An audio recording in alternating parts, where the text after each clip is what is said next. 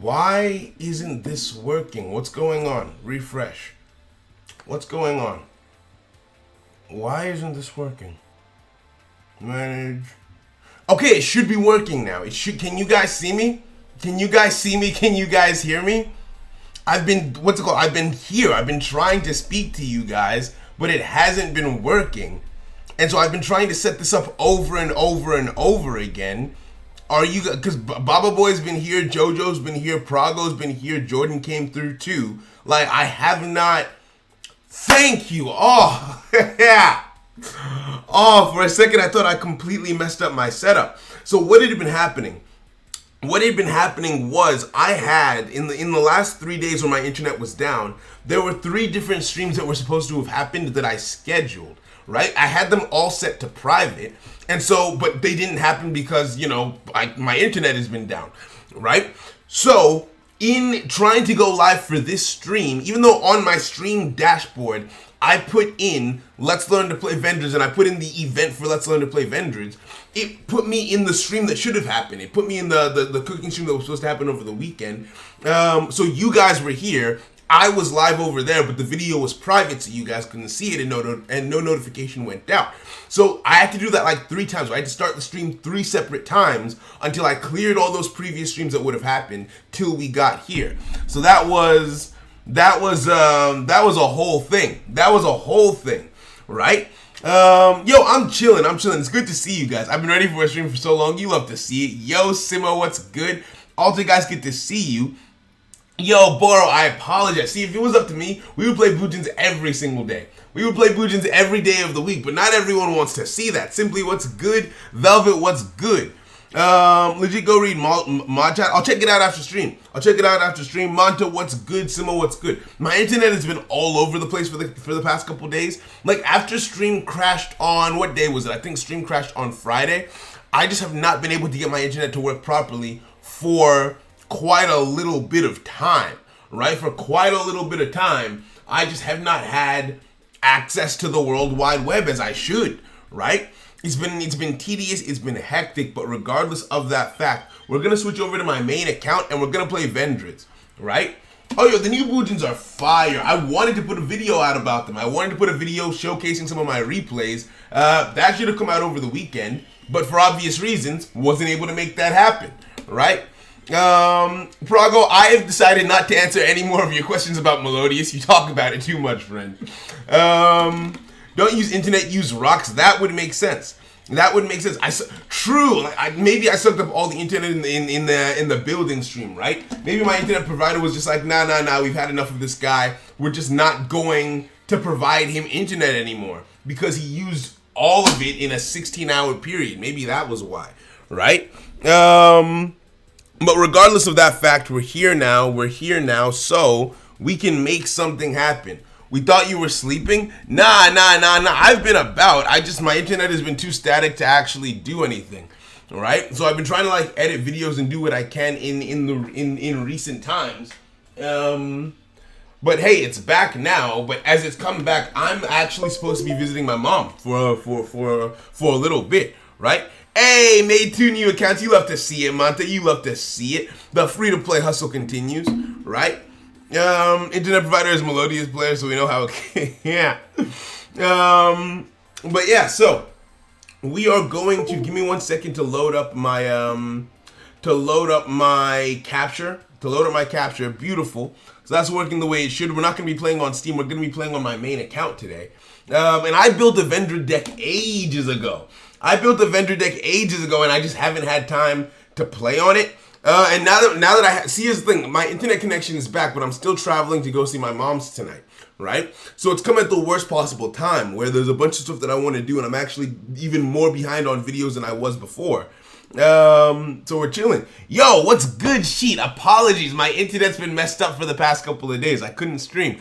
I haven't been able to upload new videos, so if you notice, ever since the stream crashed, the only videos that went live were stream highlights from previous streams because I already uploaded those to be released. So it didn't take much legwork to get those out. But in terms of new videos, I haven't been able to upload anything new in a little bit, right? My internet is probably a Mayakashi fan, probably. Right? The double search. Oh, the double search with Hiroko is absolutely insane. See, here's the thing. There's a lot of different ways that you can use it. But if I had to think of one word to describe Hiroko and Bujins as a whole, I would say options. Right?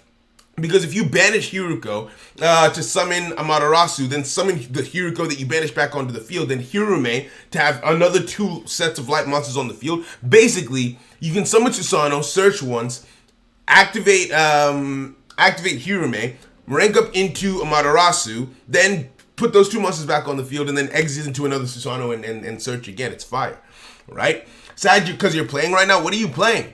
What are you playing, friend? You're trying to see if you can build a deck in a week, but you don't know what to make. It depends on what it depends on what you're feeling. I'll keep it a buck with you, right? You can make anything. You can do anything and make it work. I ranked down. You were about to hit and then you faced a hacker. You hate to see it. You hate to see it. Vendreads are best with Shiranui. I don't actually know. I've seen pure Vendreads play in tournaments, and they really did a good job. What I'm expecting Vendreads to be like today is to be tough when it comes to consistency. I feel like they might have a hard time when it comes to consistency, but I think their overall performance is going to be okay. Read your last. Yeah. You face a hacker, right. I read through that. But yeah. Dueling's grinding them to complete resonators. You love to see it. Bootstrap Nui. Oh, by the way, so if there's ever a time when I miss a message, rather than asking me to scroll back up and read it again just because there's a lot happening, I won't consider it spam if you just repost the message after a little bit, in case I missed it, right? Because it just makes it easier. Saul doesn't have Diva. I only had 1 copy of it. I only had 1 copy of it when we learned to play Melodious, but I have more now, right? Prediction Princess. I actually have prediction. So I'll show you what we've got, right? Let me show you what we're working with. That was just me doing some auto duels, right? Harpies are everywhere. I've played a little bit of Harpies myself. I got to do level max on my main account with a mix of Bujins and Gaia. I can't say that either one of them carried because I would switch between the 2 of them at various points in the run. But yeah, I've actually got Prediction Princess. If I scroll to Alexis, yeah, I've got a Prediction Princess deck here and ready to go. I just wasn't sure if anyone would be interested in seeing me like learn to play it, as it were. But yeah, this is a Prediction Princess build that could work. It could be interesting to play around with. So like this is there, right? Bujin in 1 day possible? Absolutely not. Absolutely not. How long am I streaming today? How about this for today's stream? So my train is at 10:50 p.m. in the evening. I'm already packed. So long story short, because I told this story during the stream that you guys didn't see because it was privated. So long story short, I was supposed to go visit my mom's. I thought my train was yesterday. Turns out it was today. So my bags are already packed. Everything's already packed. And I just have to go to the station today at 10 p.m. My camera and everything was already packed up. So if you saw the private stream, I had to like reattach my camera and do all this stuff real quick. So my setup is a bit more shoddy than usual, right? But yeah. So to answer the question, we'll learn to play Vendreads. If we get 69 likes, we'll do a point battle room and we'll go from there. Right? I mean, do level 19, can't get to max because you're always losing the heartbeats you hate to see. Run some hard counters. How hard do you think Dueling's players look for other cards? It depends on who you ask, Grim. It depends on who you ask, right? Because I tend to try and I look for what my deck needs and then I just search in that realm. Some people kick it with staples and that's absolutely fine. But yeah, sometimes like cards get popularized when popular players start to use them and then people realize, oh snap, that's crazy. Or when a deck comes up that makes good use of the card. For instance, Star Blast that you just saw in that deck list that I showed you. So yeah. Right? Najam, what's good, friend? My internet hasn't been working properly. I apologize. I haven't been able to. Did I see Guns Blazing is back? Yes, I have, and I enjoy his videos quite a bit. The memes are insane. Have you tried PP Cyber Angel? No, I haven't. I see Prediction Princess, I surrender. Yeah. So it's all done on the street. Yeah, basically, it's privated. So when I was trying to go live for this stream, I think I was 15 minutes late. But I hit go live at 4 p.m. And because my internet was down, but I had streams scheduled for the last like 3 days, it kept on putting me into those privated streams rather than into this one where you guys were waiting, you know? Thundra, I can only respect your decision. I can only respect. Yo, Mike, what's good? Right? We're gonna tell Saul to get out when the time comes, specifically because we share time. No, don't worry about it. We'll be off well before then. We might only be live for like 2 or 3 hours here, and we'll see how it goes. Right? So, Vendreads. Oh, and also music. I haven't started playing any music. Things are a bit hectic. Today has been a lot, so I kind of want to take it easy. Play around. We might play on ladder, then make a room, then hang out in the room. I'm gonna play on ladder first for sure. I want to go with the chill vibes playlist rather than the intense aggro playlist, and we begin, right? So that's the plan. Oh wait, hold on, pause. I have to set the volume right. I always forget to set the volume right, but I always remember just in time to save you guys' eardrums. I always remember to do that. Why don't I have an option for it? There we go. Alright, so we chilling now. We've got the chill lo-fi playlist on. I want to lower my blood pressure and then we learn to play, right? 2-account nickname Mega Man XZ, you love to see it. The copy of Secret Rare Small World is now worth upwards of $70. Yo, Nick, if you have that, you love to see it. Sell it or don't actually. I don't actually know. So you shouldn't play the level 7. I'll explain what I've got in the deck and why everything is there, and then we can go through it. You have 5 days of holiday. Oh my days. Oh, and the gem, I'm so sorry, friend. Hop in the Discord, right? In the Discord, you'll get a notification when I'm going live. That way you don't have to just wait for it on YouTube, right? Because the Discord will let you know, and sometimes I post it in advance. But generally speaking, I try and post my streams 12 hours in advance. So the stream that we're all in right now, I posted, I set it to live 12 hours ago, right? I have all of my streams scheduled. I just set them to live about 12 hours before they're supposed to go, 12 or more hours. So if you don't see one, then I won't just like pop up and like do a surprise type beat. I like to plan these things out to give you guys time. But yeah, so let us read through. Let's read. So I already kind of know what this card does. Vendreads Slayer. You can ritual summon this card with any Vendread ritual spell once per battle. If this card battles an opponent's monster, I can, as a quick effect, banish one zombie monster from my graveyard. It gains 300 attack. If this ritual summon card is sent to the graveyard, add one ritual spell from your deck to your hand. So I can search out my spells. You love to see it. Okay. And if you do, send one Vendread monster from your deck to the graveyard. You can only use this effect once per turn. Okay, so basically I can set myself up for another ritual summon, because what I know is Vendreads use their graveyard quite fluidly, right? Where they'll summon things from the graveyard by banishing from the graveyard sometimes. Like, they have a lot of plays in that regard. What do you say? This is the one that makes things untargetable, right? This is the one that creates a targeted lock. Ritual summon with any Vendread ritual spell.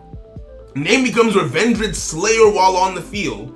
While this ritual summon card is on the field, you cannot target cards I control with card effects except this card. So there are two ways of doing this, right? If I summon 2 copies of this card, my entire field becomes untargetable, because both cards will say you can only target me. So it's like pulling the crosshair in 2 different directions, but never being able to reach either, right? Since both of them say that they can only be targeted, that only they can be targeted, neither of them can be targeted because each one protects the targeting of the other, right? So you can create I think people call it an executor lock, but like I said, don't know too much about the archetype. Now the other way to do this is to use it. Oh, hold on, that's my girlfriend. I need to put my phone on do not disturb, right? So when it comes to this card,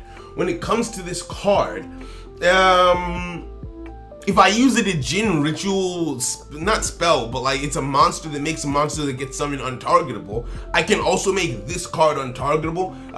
So it says nothing else can be targeted, and now it can't be targeted, so my entire field is untargetable, right? Now, what else do you do?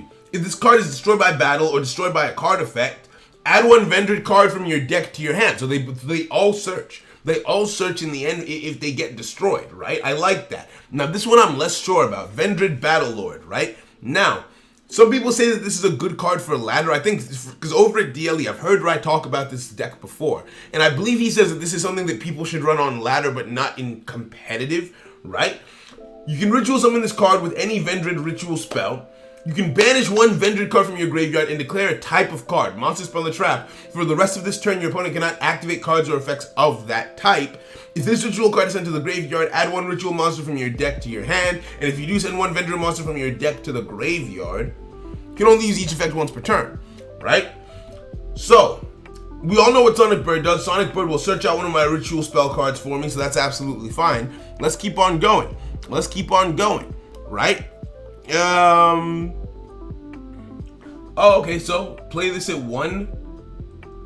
So you're saying play this at 1, play this at 3. All right, if you say so, right? Add 1 to 2 of the field spell and take out one of the level 7. The field spell, you say. So I'm still in the process of learning, but I am willing to take some notes because, like I said, I don't really know what I'm doing. Have I seen people play the field spell before? I might have. I think in the build that we did for the Can I Build challenge, we used the field spell, right? So that's fine. It looks bricky. It might be. Ilya, what's good? Welcome, friend. Welcome. Add the Jin. Okay.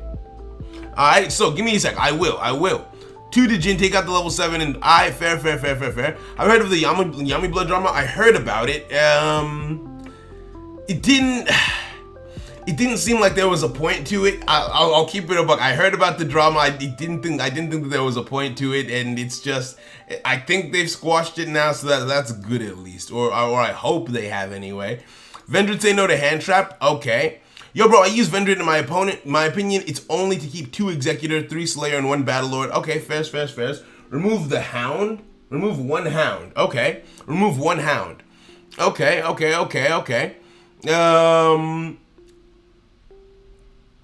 But yeah. Let's see. Let's talk about him. He might go mad. See, here's the thing. I don't like the idea, because at what point are you saying no one, how do I put it?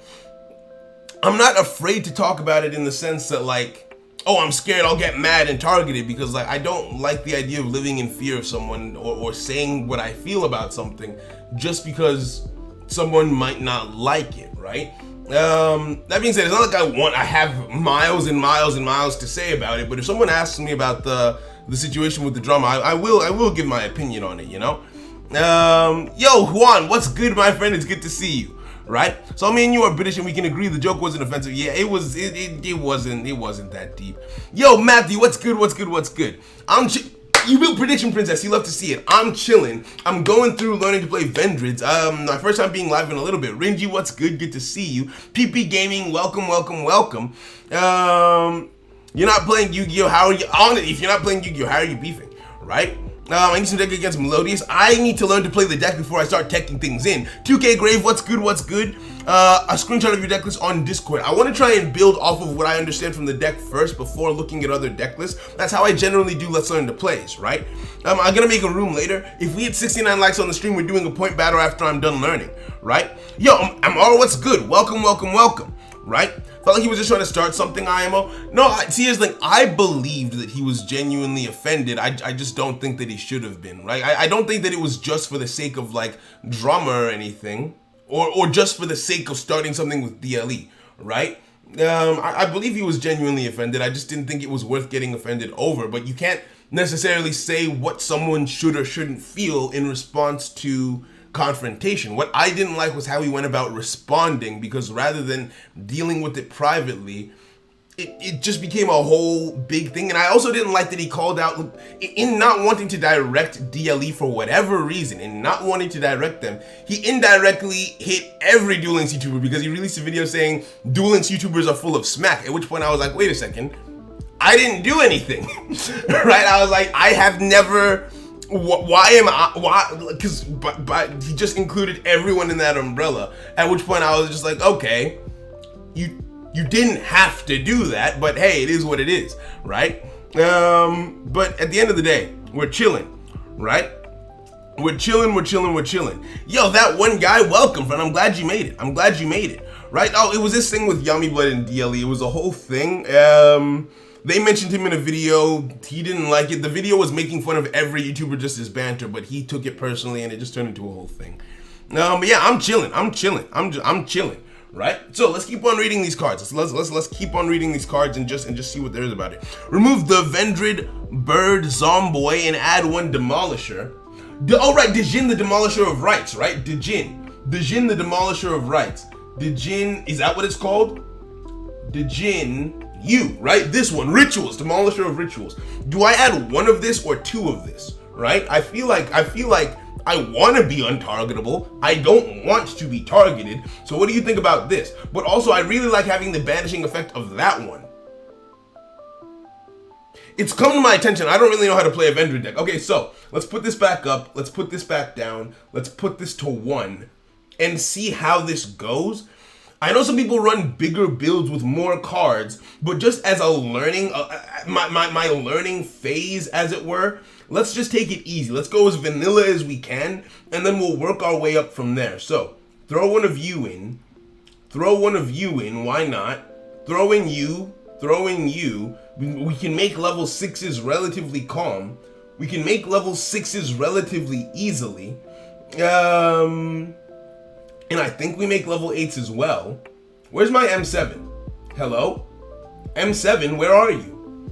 M7, search. And why not Rhino? If we can make rank 6s, why not Rhino, you know? Why not the Exhibito Rhino combo, you feel me? Right? So that can be our extra deck. I don't think we're gonna be using our extra deck very much, but it's here anyway. Don't change my active character. And we'll go from there. Remove the bird zombie. It's useless. I want to try it out first. You guys. Let me get it wrong. And then you can help me get it right. You know? Oh, I get what you mean, Sergio. I get what you mean. I think we should stop talking about this drama. It's been resolved. They talk it out. Let's forget about it. I mean, I feel like, how do I put it? I'm glad that to be honest, I think that they've resolved it because DLE put out their final video about it, Yami put out his final video about it, but I think it's still okay to have an opinion on the matter, right? Like, I mean, my opinion shouldn't matter to either party involved, but like, I'm here to have one, right? But yeah, remove the crow. Is 3 Executor needed? I don't know, but we're gonna find out. So Galaxy, get out! Galaxy saying we should add invoked. Get out! I will get the field spell for set up your grave and search. Okay. Shadow, don't worry. Hold on to the deck list. We'll give it later. We'll get to looking at other deck lists later. For now, I kind of just wanna try the deck, like put my hands on it first, and then see. Because if I look at your deck list and I just copy it, it's not going to sink in. I need to understand what the cards do. That way I can understand why my deck list as is needs to be changed. Do you get what I mean? Like, if I just look at a deck list and I'm like, oh, okay, cool. I don't know how to pilot that deck list. I don't know why things were included at the numbers and ratios that they were. I kind of just go with the flow of the deck list, you know? But yeah, so we're gonna try this out. I want to go straight into a ranked game and see how it goes. My win streak, but I've been winning, and that's about to change. But we'll see how it goes, right? Master of Rights 1. Am I not using Master of Rights 1? I thought I was. Yo, DDD Empire, welcome, friend. I thought I would add Lava Golem. Get out! You're just like Galaxy. No Necros in the deck. Necros is ass. Why you hate Invoke so much? I don't, to be honest. It's just funny. Messing with Galaxy, right? Oh, I am using Master of Rights 2. That is, oh wait, hold on. Oh no, Master of Rights 2 is the one that I wanted with Ritual Cage, right? To make it so that my monsters can't be targeted or destroyed by monster effects. This is the build that, well, so my only experience with Vendreads is watching people play it in tournaments. And so I had to kind of extrapolate what they were doing and why they were doing it on the spot. It's not like I spoke to the person who was playing, but from the look of it, the point that they were going for was to try and create an Executor lock. My understanding of this deck, from my first impressions of the deck, what I think I'm trying to do here is to create a situation within which my board can't be targeted at all. My board is completely locked down. My board is completely secure. And my opponent can't target, basically. Now, I don't know what we're going to do in terms of removal, but we'll find out, right? You've been having fun with my Akashi. You love to see it. You love to see it. You might not hate Invoke, but I'll let you guess who does. I have no idea. Add Tretch and Canadio with Book. That is a lot. That is a lot of tech to throw in there. Yo, Jester, what's good? If you had the field spell, that would get you a ritual monster. All right, let's learn. Let's learn. Draw. Oh yeah, this entire deck is featured in the half-price gem sale now. Okay, so what does this say? I didn't actually read the ritual cards. I probably should have. I'm going to normal summon this. I'm going to normal summon you, activate your effect, and search out this. This, I believe, is the good ritual spell card, right? This is the one that I want to use in most situations, I think, right? Ritual summon this.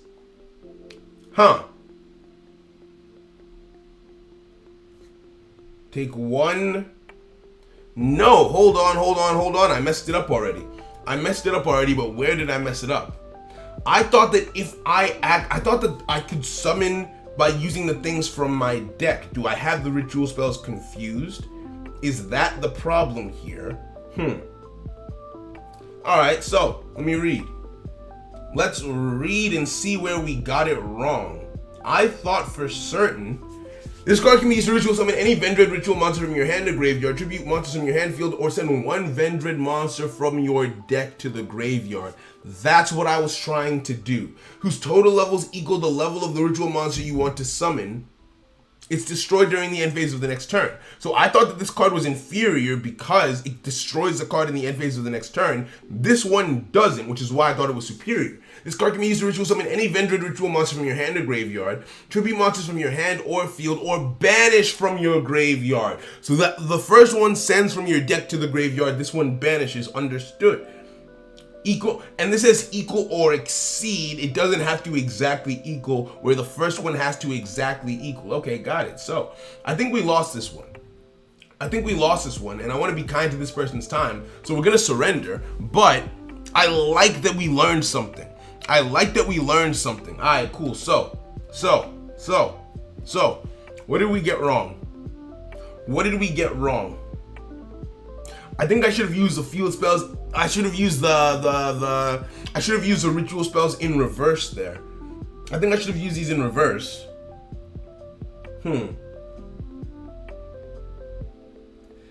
If a monster you control would be destroyed by battle or card effect, you can banish this from the graveyard instead. So that's my protection as well.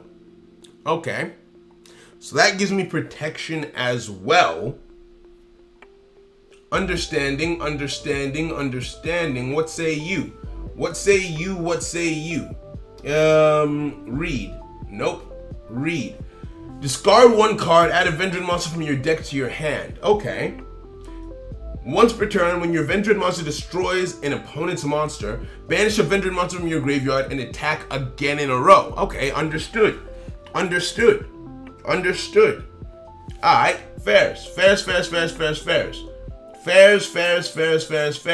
Let's go back and try again. Now, I don't know that I needed to surrender there. Yeah, okay, Alter Guy said it as well. I should have used the other one first. That makes sense, right? We use Revolution on Slayer to set up for the next turn because when it destroys, add one ritual spell, send the other to the graveyard. Okay, they're both good. I hate M7. M7 is fun. Evolution, then Origin. Understood. So that's the lesson that I learned from the last game. Evolution, then Origin, and we go from there. Typical plays Evolution, slated for Slayer, the Origin. I don't know what that means necessarily. So I'll just watch Dueling's meta video on Vendread, but if I just have them explain it to me, I won't actually learn it. That's the whole point of Let's Learn the Plays. I could just sit down and read all of the cards, but that's not how I learn. I'm the type of person who learns by doing. So even you guys' advice, well appreciated, until I've actually done it, nothing that you say is going to stick in my head. I have to actually do it to make it stick. I'm a very hands-on kind of learner. So I have to make the mistake first or I don't learn. Like, for instance, now I know the difference between Origin and Evolution, right? Because of the mistake that I made in the last game. I have to learn through making mistakes, you feel me, right? Abyss Dweller. Okay. Now, what do I draw into? Top deck, Sonic Bird. Sonic Bird. Okay, so here's what I want to do this time. Here's what I want to do different this time. Normal summon this. Now, because of the field spell, I am untargetable by monster effects, right? Or at least my ritual monsters are, because of the continuous spell, untargetable by monster effects, still targetable by back row. Let's see what happens. Earl, thank you for the sub and welcome to the knock, my friend. So, let's search this out. Let's search this out. Search this out, then activate Evolution. Evolution will send a card. I can send one copy of Executor to the graveyard to summon the Executor in my hand, right? Send you to the graveyard, face up attack position. Now, after I've done that, he's not responding, I can activate this. I activate this card to summon the Executor that's in the graveyard currently, right? Waiting for response. Why? No. Don't quit. Don't quit. I'm learning. Please just be lag. Just be lag. Please. Just be lag, right? Now I summon the monster in my graveyard and I contribute in my hand. No, don't lag, please. I'm actually begging you right now. I'm actually begging you to let me do this, please, whoever you are. Hell Soldier, please, let me learn, please. Please, don't disconnect. God damn it, oh my days. I think I was onto something. I was gonna try and do an Executor lock, right? I was gonna try and do an Executor lock where I summon the other Executor. Now neither of them can be targeted, and then we just go through the rest of the game. That was my plan, but apparently I just don't get to be happy. So, I think I was onto something there. What do you think? I think I was onto something there. I feel like I was onto something there. You think I should have set Revenants and used it as a material? I mean, what would have happened? So if I had set Revenants and used it as a material, I would have been able to summon my monster. I don't know. Isn't Dark Lord Zord connected to Invoked? I don't know much about the lore behind all of the cards. I only know the lore for some of them because there's a lot, right? But yeah, I have all the other Buddhist cards, just don't have a Yamato. Oh, and Yamato is very important for the deck. It is. Free win? I mean, the free win is cool and everything, but I don't want the free win. What I want is to learn to play the deck. I don't learn if you just surrender. That's one thing that I don't like about playing on ladder, and that's why when we do Let's Learn to Play streams, a lot of the time I play against you guys, because you let me go through the combo, which allows me to gain, to ingrain the understanding in my head, and because you try and counterplay me, it makes it easier. Secret Room connection in any deck, failed connection, real talk. You should have set Revenant and used Demolisher. You become undestructible and banish any special summon monster.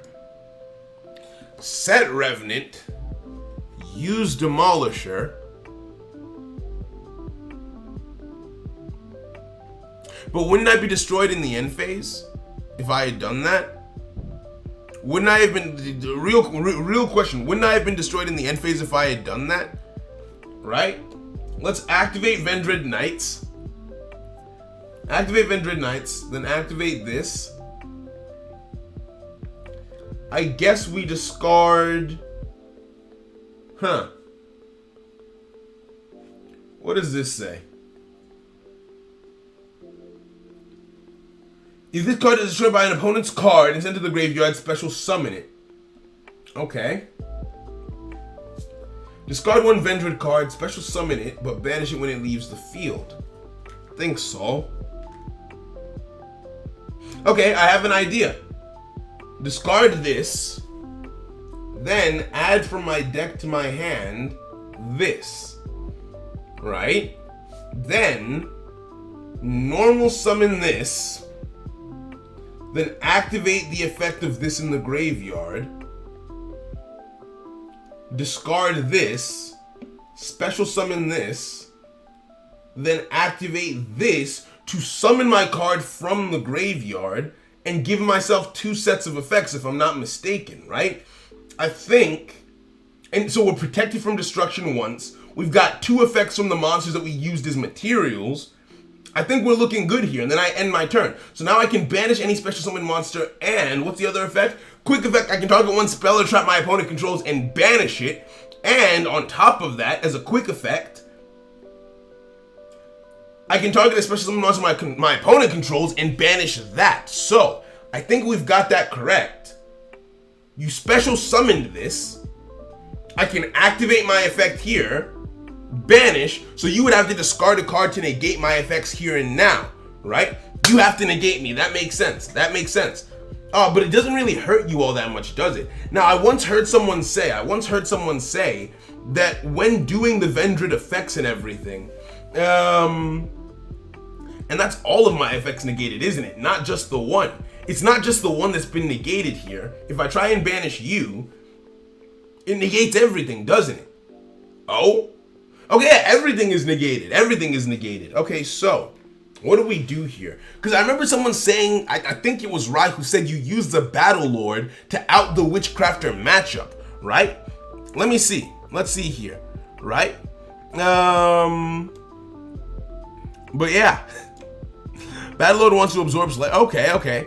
Oh, I was right. I did it right. Beautiful. Is the Master of Right search skill more useful in a ritual deck? Also combined with LP minus cards. Why I like this card, why I like this skill, is just because of the utility that it gives me in terms of not being targeted. Because this deck does do a lot in terms of not letting itself be targeted, right?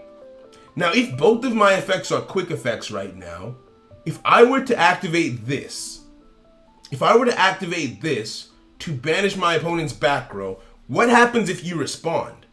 You respond, and then I activate my effect again as a quick effect to banish you. So yes, I mean, I don't get to activate the first effect, but because both are quick effects, I got to use both. What are you doing? Stop. What are you doing? Cease and desist. Cease and desist. I'm learning. Oh, actually, to be honest, you doing what you're doing is helping me to learn. This is probably the best learning I've been able to do since we started.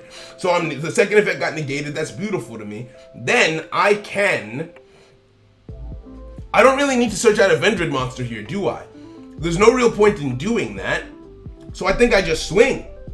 Because if I search out, I guess thinning the deck is always a nice thing. I suppose it's always a good idea to thin out your deck. So we can discard this from our hand. And I guess add you. Why not? Add you to hand. And we swing in. Right? So this is going pretty damn well, if I do say so myself.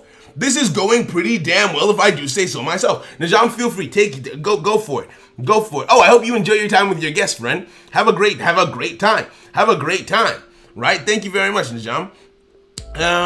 Okay, so you summon that, but I know you can jump off the field as a quick effect, so there's no point in trying to do anything. Also, you weren't special summoned. That was a normal summon, so that wouldn't have worked. Now, don't activate my effect here. Don't activate my effect end phase. If I force you to discard, is it meaningful? I might as well try and force you to discard. I don't know everything about how Witchcrafters work, but I feel like you don't want me to be making you discard your spells. I know that you can add some of them to your hand in the end phase, but I might as well do something, right? Okay, no, never mind. You got it right back. That was a complete waste of time. That was a complete and total waste of time. I shouldn't have done it. Anyway, how do I deal with you now? You don't have any back row, so that... Oh my god! Bro! Relax! Okay, so, you don't have any back row. Vendreads Slayer. You don't have back row here. I feel like there's not really much I can do. Yeah, it doesn't feel like there's a lot I can do in this specific situation. Think, Saul. What are the options that this deck gives me? Deck info. I can keep on thinning my deck. Okay, I'll keep on thinning my deck. Activate this. Discard you, I guess. Discard you.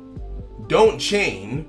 Add from my deck to my hand, I guess you. Why not? Doesn't really matter at this point.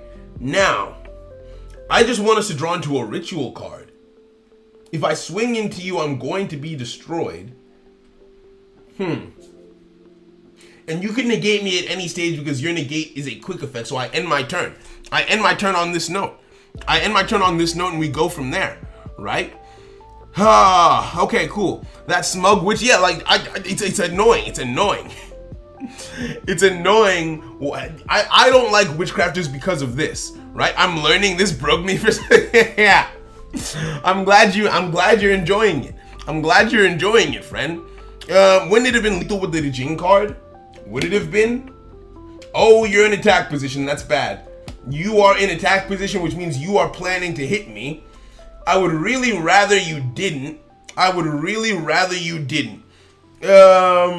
So I don't want to. So I don't want to start up the queue just yet, because when we at the point at which we start battling people in the stream, I only want the people who are there to be on the queue, you know? So if I start it now, and people join, and then by the time I actually start doing the battles, they're not here yet, it can cause confusion.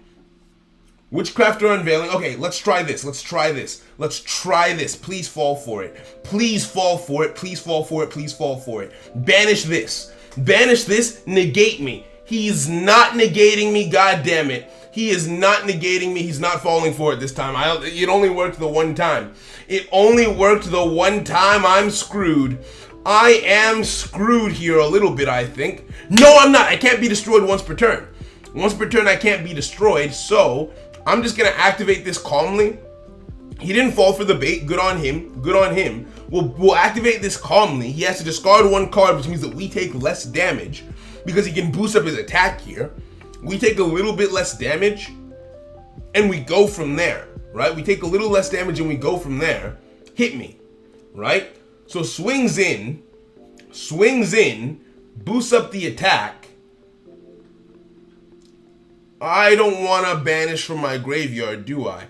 No, I don't think I do, right?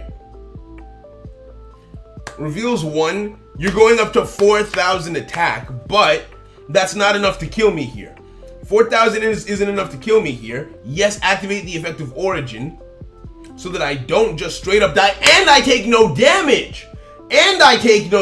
Bro. Okay, hold on. Yeah, I like this spell. I like the Ritual Cage. Now, we're keeping Ritual Cage. Oh, crap. Think so. What are you doing? What am I doing? This, I guess. Damn it. I think I messed up. What am I doing? Now I'm low on time. Focus. What am I doing? You cannot boost up the attack of Buddy over here. Okay, alright, chilling. We're chilling. I want another ritual. Draw. Beautiful. Is this once per turn? I have to hope that this isn't once per turn. Huh. And what does the last card in my deck do? This one. No, I don't need that right now. Okay, activate this. Special summon from my graveyard. Oh crap, I'm too low on time to think. Oh no. Take you and take you. Yeah, we lost. There's no way. What would I have done here? What would have been the right thing to do? In this situation? I think my only out there would have been an Xyz play. I feel like in that situation, I feel like I would have gone for an Xyz play and tried to make the level 8 Xyz monster in my deck, but that would have been negated. So I would have needed a bait and then a follow-up effect. Do I have the means for that?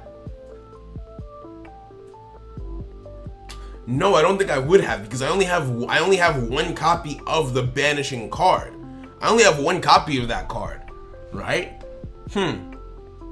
Yeah, I need in that situation. I feel like Battle Lord would have been a good shout. In that situation, you know. After chat told Saul to get rid of Battle Lord. Yeah, exactly. This is what I'm saying. I feel like I should put Battle Lord back in the deck, because in a situation like that, Battle Lord would have been very useful. You know. Just made a new account and you got Sonic Bird out of the first box. Hey, vibing. I would say, yeah, go for a ritual deck in that case. That sounds like a great account for that. But yeah. So we go from there. We go from there. What if we did a member only queue? Members will get bumped to the top of the queue regardless when we start, so I don't think we need to, you know? I need to make a bouncer somehow. Ooh, bouncer would have been a good idea in that situation. When they activate the effect to negate, I could have negated that. But see, here's the problem. I would have to use 2 level 6s to make bouncer, and that means I would have had to use both of my ritual spells, right? Make 2 level 6s. After I negate the effect to negate my effects, then they're just gonna boost up their attack to a ridiculous value and I die that way, because bouncer only negates 1 effect per turn, right? So we need to figure out what we need. I feel like Battle Lord in that situation would have been better. Let's take a look at the deck list again. And see if there's any changes that we can make based on what we've learned about how it plays so far, right? Because at the end of the day, it's all about trying to reach that right conclusion of a vendor deck that works for us. So what did I like? What did I not like? I didn't like you because I felt that in that final draw that I could have done, I didn't feel like I could rely on that as a card effect to draw into. Meanwhile, I would have loved to have another copy of Revenants, and I also wouldn't have minded another copy of Strings, to be honest with you guys. But yeah, this makes a little bit more sense to me, because using the field spell, I could have added a copy of Vendread Revenants to my hand, normal summon Revenants, then activated my ritual spell, summoned a level 6 onto the field using Revenants as a material, then tried to activate the banish to banish Madame Vere. Madame Vere would have negated. Then I activate the ritual spell again, go into an M7, bounce Madame Vere to hand because she can only negate the effects of the cards on the field, then swing over the Raiden and be in a better position for the rest of the game. So I feel like I want a second Revenant, you know? Overkill, the Discord link is in the description of the stream, friend. But yeah, XZs don't seem worth it in this deck. I feel like XZs are just extra options, right? Like you have the extra deck spaces, so you might as well fill them out. Battle Lord does seem like something that I want. It does seem like I want Battle Lord, because in that situation, banish a Vendread card from your graveyard, declare type, monster, spell, or trap. This turn, your opponent cannot activate cards or effects of that type. But how would Battle Lord have worked in that situation? I guess if Battle Lord is on the field, Battle Lord negates their effects. Ooh. I see. Yep, Battle Lord would have been good there. Battle Lord would have been really, really good there. Battle Lord would have been really, really good there, I think. I want to keep this build at 20 cards, though. I do want to keep this at a 20 card build, so what do we do instead?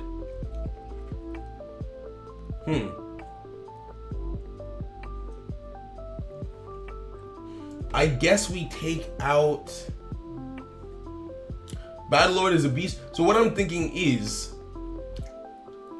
I feel like we do it like this. I feel like we go back to something similar to what we originally had and try the deck like this, right? This feels like it makes sense to me.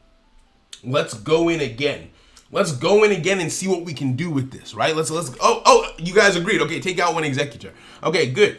2 Executor, 1 Battle Lord. So you guys agreed. So fair enough then. Fair enough. So we go in again. I'm feeling this. I'm feeling this quite a bit. Now, the other Master of Right skill could be interesting. It definitely could be. Because we're searching the deck, but we're not using anything like Cosmic or reducing our own LP with our card effects, which means we're relying entirely on our opponent to trigger the skill. So if we're in a dominant position, then we might as well just not have a skill, right? So I like that we're being made non-targeted. Tried to DM on Discord. So Juan, I have my DMs closed on Discord. Unless there's something in particular that needs to be discussed, you can message a mod and then I can then send a friend request, deal with whatever needs to be done, and then take off the friend request, just because I get too many DMs in general. So I didn't block you, I just have my DMs closed. What do I want to do here? Activate this. Activate this.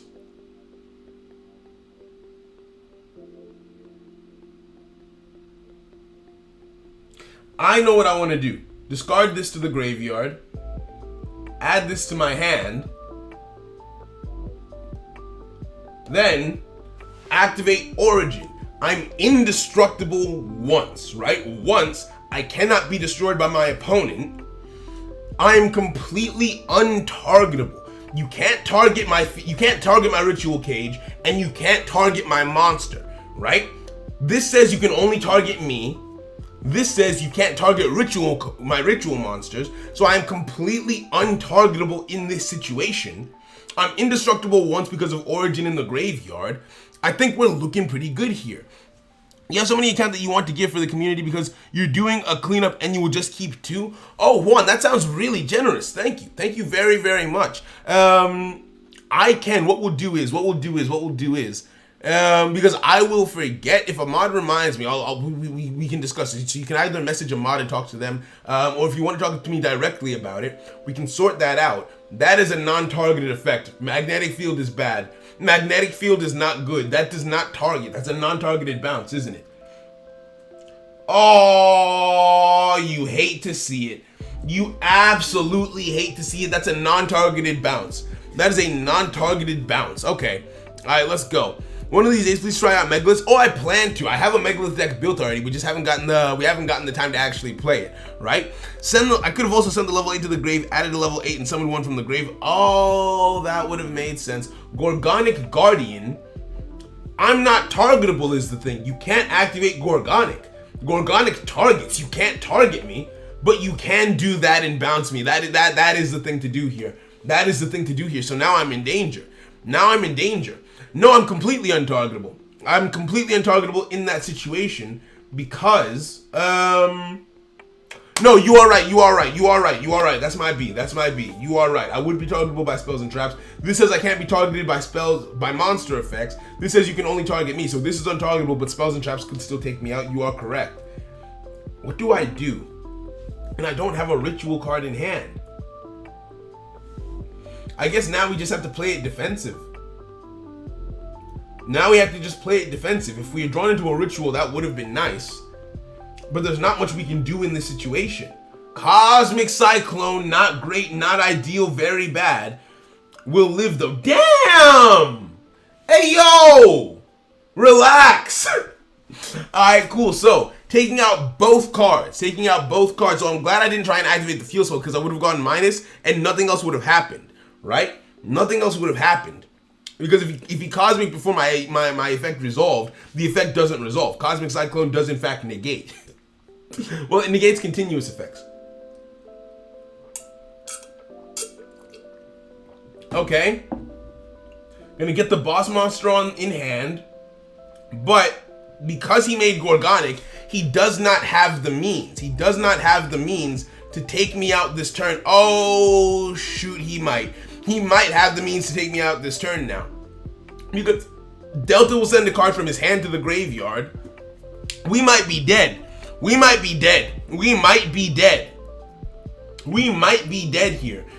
If the card in hand, if it's, we're dead.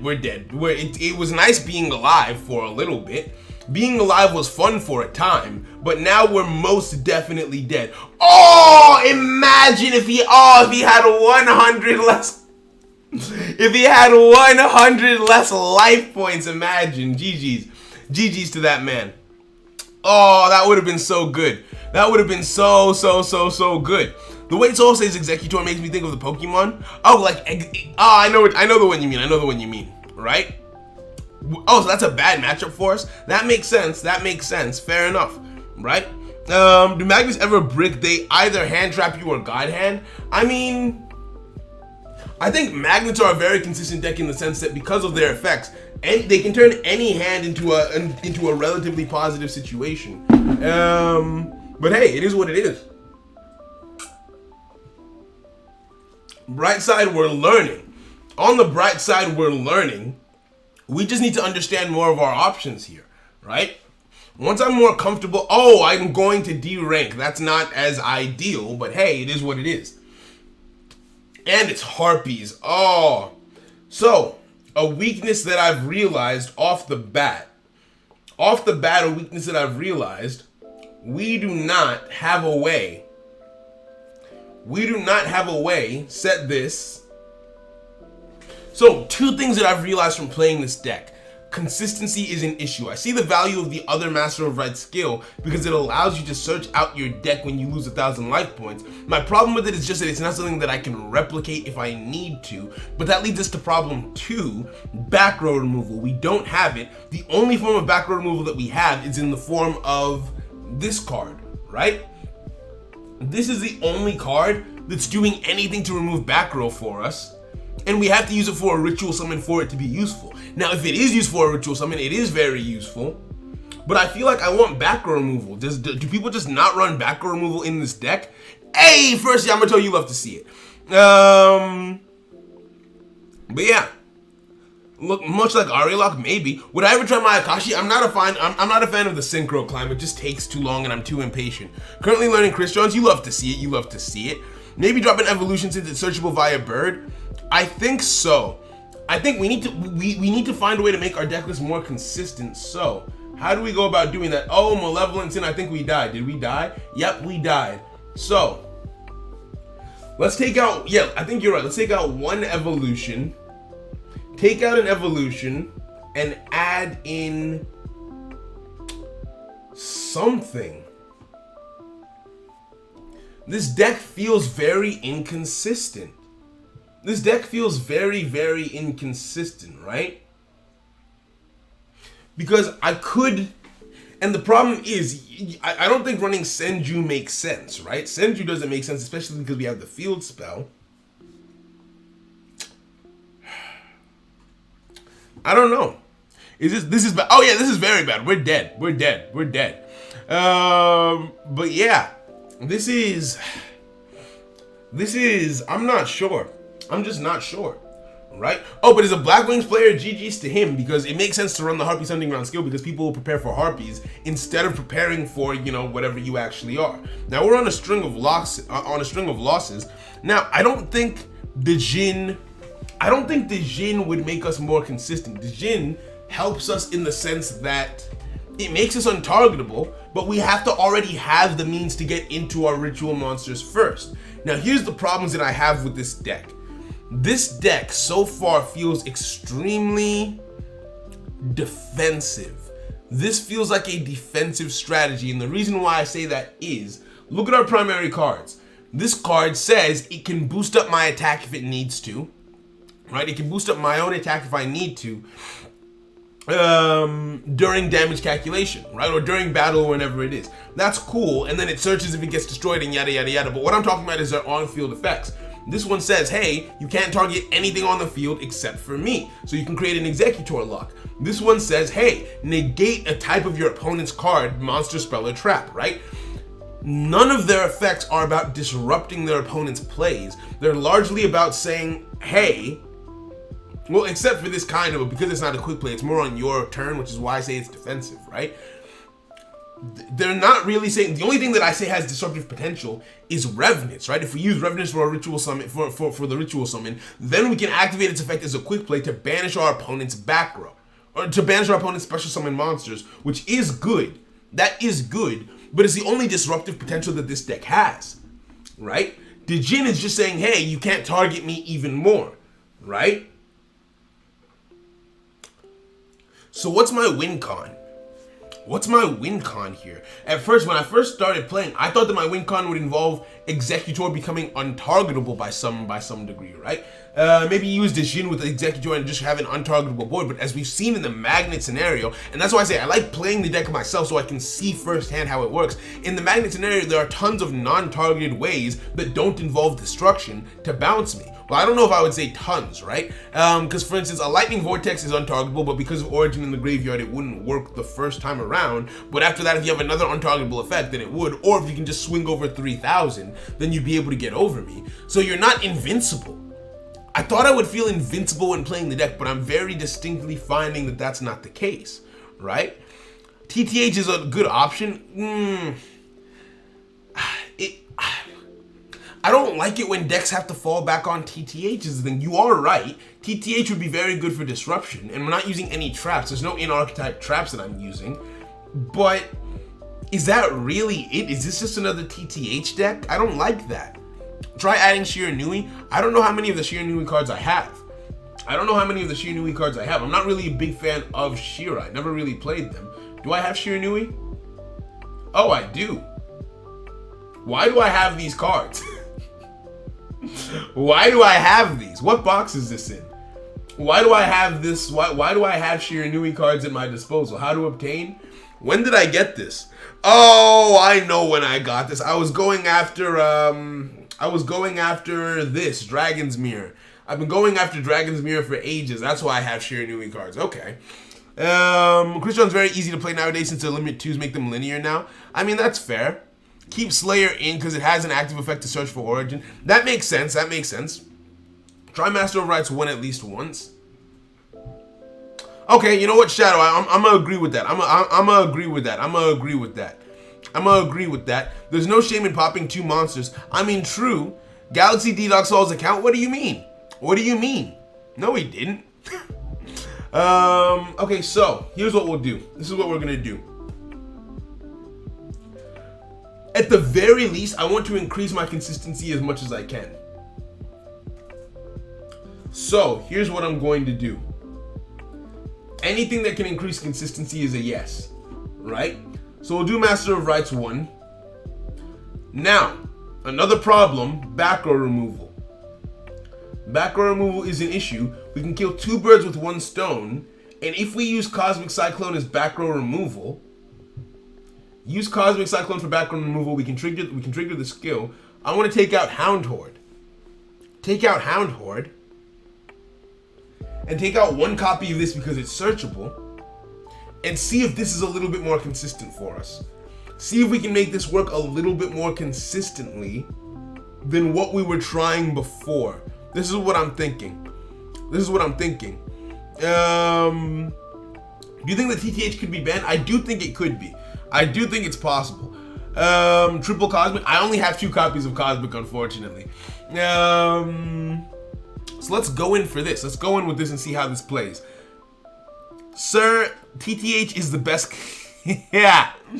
TTH is a good. It's an amazing card, right? It's an amazing card, and I do use it. I have nothing against TTH, but when I'm learning to play a deck, I want to understand the deck for what it is, and I feel like TTH has a big potential to carry the deck for me, so that I'm not really, if I'm not in situations where my back is up against the wall and TTH just saves me, well, I won't learn as well. I have to let the deck try and stand on its own, and after I've learned the deck for what it is, then I can try things like TTH, right? But yeah, right? MST, oh, I do have Eccentric. Eccentric. The reason why I didn't put that in is because it doesn't really synergize with what I'm trying to do, you know? Clear field, hold on, why would you do that? Why did you do that? Hey, hold on, isn't this an easy dub now? Activate this. Don't chain. Why would I chain? Special summon this. Send this to the graveyard. I thought I was gonna have to take something out of my hand. So send that to the graveyard. Summon this in face-up attack position. This is lethal unless he has hand traps, right? And I've never known Blue Eyes to play hand trap, so I'm assuming the Blue Eyes player just bricked. I'm assuming this is a brick for Blue Eyes, but we absolutely take those. GG's. Okay, cool. So we're not complete failures. Good DTH closes the mind. I feel you. What's it called? Other traps exist, but are those other traps as good is the question. It's not that other traps don't exist. If TTH were to get banned, other people would have to play other stuff. The reason why TTH is so popular is because of how good it is. It is a no cost, pure -1 for your opponent. Your opponent loses 2 cards, you lose basically nothing because all you lost was TTH. It's just that good, right? If you add the name Vendread before the letters TTH, it becomes a Vendread card. Chain Cosmic Cyclone. I don't think it was necessary. I didn't think it was necessary. Has anyone tried playing the Trap Tricks Girls recently? No, I haven't. Are they lollies? You can use ones in the deck as material. True. Sometimes they play Kite Roid. Nah, we chillin', right? So, we go again, and I'm liking this. This is more consistent. I'm liking it. Alright, so here's what we're gonna do. If this gets destroyed in the end phase, it searches out in origin. This in the end phase, if it is destroyed, searches out. Aha! If this is destroyed by my opponent's card. Let's play conservative. Activate this to special summon this from my hand. Send this. Face up attack position, but I do feel somewhat vulnerable. I'm gonna keep it a $150 with you. This does feel like a risky board state to just leave it on. I don't feel like I have that protection that I would want in this situation, right? All right, from that duel, we know win con of this deck is when your opponent brings, basically. Yes, activate your effect. Hey, yo, Duel Link CJW, thank you for the sub and welcome to the Naka, my friend. Now, I guess we get Origin. Think so. Get Origin. Send to the graveyard. You. So now we can summon both. In this situation. Cosmic Cyclone, awesome. We'll set this. Activate this.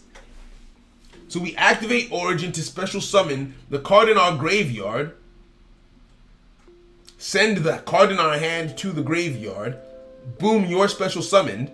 Only you can be targeted. Then we activate this to special summon one of these in the graveyard by banishing the other copy of it that's also in the graveyard. Face up attack position, and barring any hand traps, this is lethal. Now, I know for a fact there has to be hand traps. There's no way that there isn't hand traps. It's Yami Yuki. If I had to guess, this is probably Lunalights, right? The toggle is on. He has a hand trap. He can live this if he wants to, right? He lives this if he wants to. Karibo. So we gave him Destiny Draw. I'm okay with that. Right? And then we end our turn.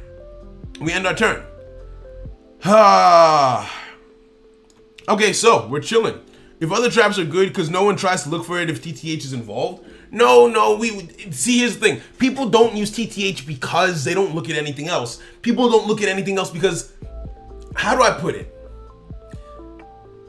If you've played Duel Links for any length of time and looked into any degree of the cards in the game, chances are you've seen a lot of what the game has to offer, right? I'm just gonna swing. So my opponent must have, they must have more hand traps because of how they're playing. If I had to guess, I would say that this is Lunalight, and because I'm not summoning from the extra deck, they can't activate Lunalight Fusion. Is the problem if I had to guess, I would say that they're having. Wait, he didn't activate Destiny Draw. But he is using Kiteroid, so we have to just play through it. We kind of just have to keep on playing through it, and see what we can do. We're not really playing through anything. We're just attacking into all of their back row. They've got more hand traps, right? They've got more. Hound is a great material for executor. How many hand traps do you have? Is your hand all hand traps? Is your hand literally all hand traps? There's no way your hand is all hand traps. This is another Kiteroid if I had to guess. I would say another Kiteroid. Okay, no, Arcana Force, that's fine if you say so. There's no way you only drew into hand traps. What is your deck? My G? What is this? What are you trying to play? Another Arcana Force Temperance. Alright, cool. End turn. Let's go. Right? With Vendreads, Master of Rights 2 is a better skill for the deck for EX. What do you mean by EX? What's EX? Master of Rights? What are you playing? Imagine this is Necros. BLS? Okay, there's no extra deck. Damn. TTH is like the fittest girl at school. Everyone's... Why isn't he de-drawing? I guess he was chilling. BLS. I'm actually sad. I'm saddened by the fact that was BLS in disguise the entire time. because the fact that BLS had to play like that is just disappointing. That is just disappointing to say the very least. Like, bro, you're Blackluster Soldier. Why are you going out so shamefully? Look at that. Like, Konami did BLS dirty in this game. They did BLS so dirty in this game. Yes, activate Origin. Activate Origin so we don't die, which means that you don't get the effect where... Would you even have gotten any effects? No, you just made yourself untargetable. Jesus Christ. I'm not trying to be mean. I don't want to be toxic, but that guy's deck was not built well, I don't think. I don't think that that guy's deck was built well. Let's take a look at what he actually put in it, because I can understand feeling the need to use all of those hand traps because BLS is so fickle. It's so finicky, right? But like, no, this is not it. Look, see, here's the thing. This is a consistent strategy. No, it's not. No, it's not. This is a build where this person's aim is to dance around their life points so that they can activate Master of Rites. They've only got one ritual monster, so they're guaranteed to get the monster. This could use a lot of work. This could use a lot of work because looking at this, I guess this is being used alongside Dijin Demolisher of Rituals to create an untargetable BLS, which makes sense to an extent.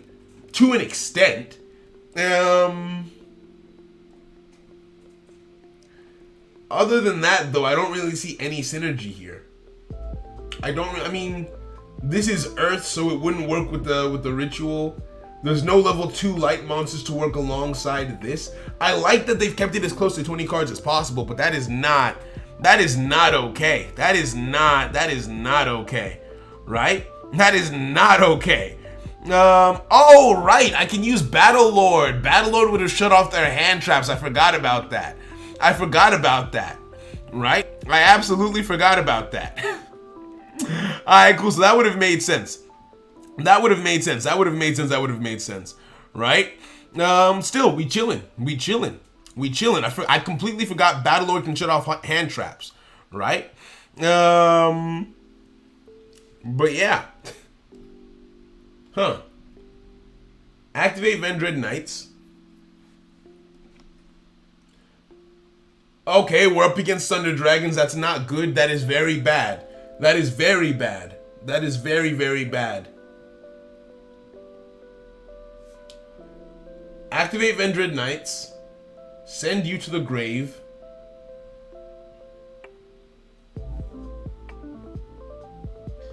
I feel like we add this to our hand. No. Yes.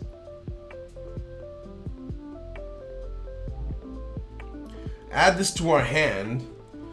See, here's the thing. I don't feel confident. I don't feel confident in my plays. I'm gonna keep it a buck. I don't. I just straight up do not feel confident in the plays that I'm trying to make. Let's summon you. Tribute you to the graveyard. So yeah, now we're indestructible. We're indestructible, but we're very much targetable. So what do we do? What do we do? Right? I'm not sure. Hey, thank you, Dueling CJW. Much appreciated. Oh, they passed it back. Okay, Origin this time again. Huh. And I've only got 2 copies of Vendread Slayer. So there's no point. Oh, this is... I guess we send this to the graveyard, add this to hand, that way we can summon it using evolution, and now twice over we're indestructible, right? This is the only thing that kind of makes sense in my head anyway. So send that to the graveyard face-up attack position. This deck is making sense. It's just, this isn't clicking the way that I thought it would. This really isn't clicking the way that I was expecting it to. Now, you definitely have hand traps here. Right? You definitely do. But, like, I just don't know. I just don't really know. Right? End turn. But yeah, I'm just not sure about this. You know? Summon both of them. And he scooped. Okay, so we're not learning. How do you keep your Bujin deck so compact? Like, how do you resist the urge to add the effects of... See, that's the dangerous thing with Bujin. That's why I like them so much, because there's so many options of what you can put in. It really makes you want to put in everything, and that's why so many people can build their decks so differently. But when it comes to me, I feel like because I've been playing Bujins for so long, I trust the effects enough, and I know that I can get them back consistently enough that I don't need to put too many in the deck. I used to run a 30 card Bujin deck when we had Grass Looks Greener, and if they add the Bujente Kagetsuchi, I will run 30 cards again. But for now, I don't need to. Should have picked Slayer so you can have both him and Battlelord to go for lethal. Should have added Slayer first. Okay. Should have added Slayer first. Okay, so always go Slayer first. Always go Slayer first. Evolution makes it die on second turn in the end phase. Okay. Where are your special summon and back row removal? Revenant and Hound Horde. So I have Vendread Revenants. I took out Hound Horde in favor of Cosmic Cyclone just because it's faster back row removal, and because I'm using Master of Rites 1 instead of Master of Rites 2, so this could help me trigger Master of Rites 2. But as we've been seeing, we haven't really had a need to activate it. Okay. This is not a bad situation per se. We can normal summon this, activate your effect, add this to my hand. Then everyone has said that we should summon Slayer first. Everyone's saying that we should summon Slayer first. So we summon Slayer, send a Slayer to the graveyard. We've got you in face-up attack position. This is not lethal per se. I could activate this again to special summon. I can get both on the field, but I feel like that's overextending. I feel like it would be overextending to do more on this turn. Let's just swing with what we've got. Let's swing with what we've got, because we don't know what that back row is. If it's Drowning Mirror Force, okay, Kiteroid, fair enough. If it's a Drowning Mirror Force, I would be in trouble if I overextended, you know? But yeah. Yo, Jacob, what's good, friend? It's good to see you. You have the Vendread deck, but you don't know how to play them? I've had this deck in my pocket for ages. I'm just learning how to play it now, you know? It's a fun deck, though. You gotta get back to work. Yo, peace out. CJW, Dueling CJW, peace out. Have a great day, friend. Evolution is so good. I mean, summon Slayer, then Origin so you can search your ritual spell. See, here's the thing, right? And we can get another copy of this if we want it. I just don't really know. I just don't really know. I'm gonna be honest, I don't really know with this deck, right? Okay, that's cool. That is cool. That is cool. I do like that. Alright, let's do this. Activate this. I messed it up. I messed it up. I messed it up. Okay, so with the first one, let's summon this. And we'll banish this as the material. Right? I messed it up already somehow. I don't know how. I don't know how I managed to mess it up already, but I did. I did, and it feels bad. It feels bad and it feels wrong. Let's...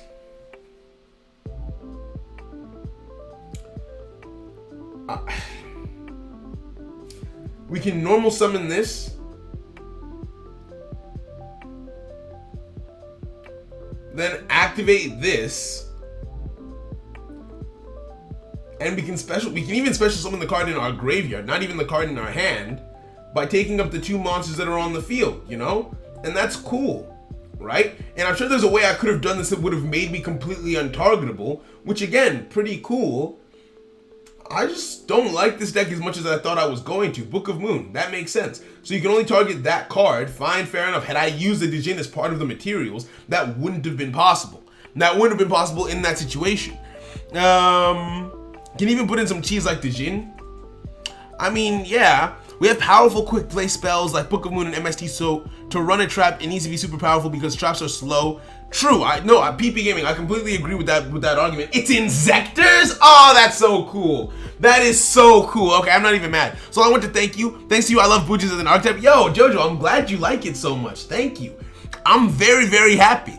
What is your MVP? Mine is Carrot Weight Champion. My MVP is probably the Bujingi Fox. I feel like Exodia has more consistency than Vendread. I mean, I feel like if they had more power, I wouldn't mind the consistency, but I'm not feeling that level of power that I want, you know? I'm not feeling that level of power that I really want with this deck.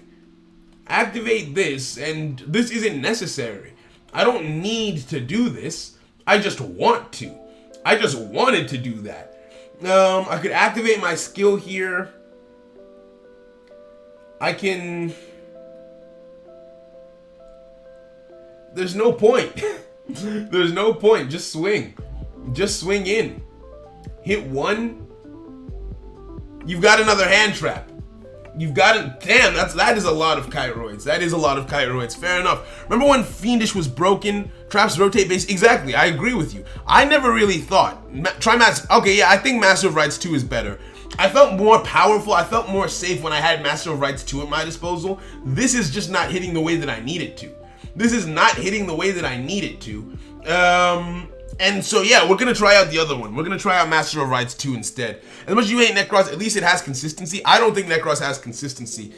Or rather, it doesn't have consistency with its good abilities. It's consistently bad, but that's not really saying much. That's not really praising the deck, as it were. Activate Executor in the graveyard.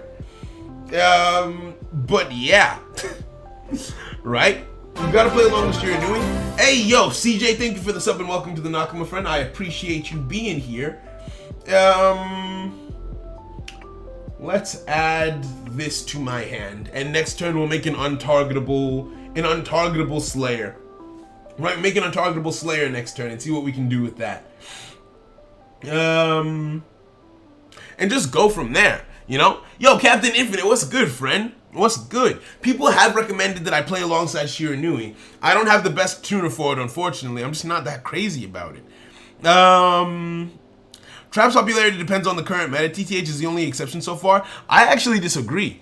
I do not think that TTH is always popular. When I started playing the game again, right? When I got back into Duel Links around November last year, the Dark Magician's meta was just about ending, and then the Noble Knight meta started. Noble Knights preferred Karma Cut. Noble Knights preferred... What are you doing? Huh? What is this? Stop. Why are you doing this? I don't understand. I don't understand what's happening. Why are you doing what you're doing? He must have a big brain strategy here, because I'm confused as hell. What's happening? No, okay, for a second I was like, is this a final play of our friend? But yeah, Core Badge only works if I'm in defense position and I'm in attack. Oh, that's the final play. Okay, so with something like this, right? With something like this, I can search with Sonic Bird. Sure, why not? Search with Sonic Bird, activate your effect, and add this last card from my deck to my hand. Cool, right? Then activate Origin, special summon, I guess the guy in my grave. Tribute 1, Tribute 2. Now I have a completely untargetable field, right? That is cool. That is a cool thing. I'm not knocking that. It's just like, what else is the thing? What else do you do? Do you pay my taxes? Do you pay my bills? I don't think so. Right? Like, I'm just not about this right now. When's the next box dropping? We don't really know. We don't really know. If it was Master of Rights 2, he couldn't activate his Book of Moon. Wait, I thought Master of Rights 2 only made it so that I can't be targeted by monster effects. I can still be targeted by spells and traps, right? Wouldn't I still be targetable by spells and traps? Yeah, I would. I would still be targetable by spells and traps. So, I'm not sure. Karma Cut was because Despo was running around like crazy. Exactly, right? Karma Cut was more popular at the time, you know? So even TTH isn't always popular when you, and especially with Noble. What I was thinking more was with Noble Knights. In the Desperado Noble Knight meta, if you destroyed a monster, you're screwed. If you destroy King Custonin, it floats. If you destroyed Artorigus, it floats. If you destroy a Dark Monster, Desperado hits the field. So TTH was not the card you wanted to use. Karma Cut was better because it was non-destruction removal. So because of that meta, people barely played TTH, right? Then those things fell out of the meta, and then TTH came back in. It all depends on the meta. It all depends on the meta, you know? But yeah. So let's keep on going. Let's keep on going. Right back then, it was like your deck wasn't good if you couldn't use Karma Cut to gain advantage. True say. They complained about True Nade. Konami banned it and Tretch back. See, we'll see. Karma Cut was popular to Desperado, I think. Also, TTH and Noble Knights is useless because they want the trap in the grave. Exactly. Well, I mean, but they can banish the trap in the grave as well. They can ban. TTH works in Noble Knights because the trap can banish itself from the graveyard, which makes TTH live, even if they use their own trap. Yo, Suave, I'm chilling, right? True Nade wasn't fair. I disagree. I personally don't think True Nade was that bad. Like, people say it's not interactive enough.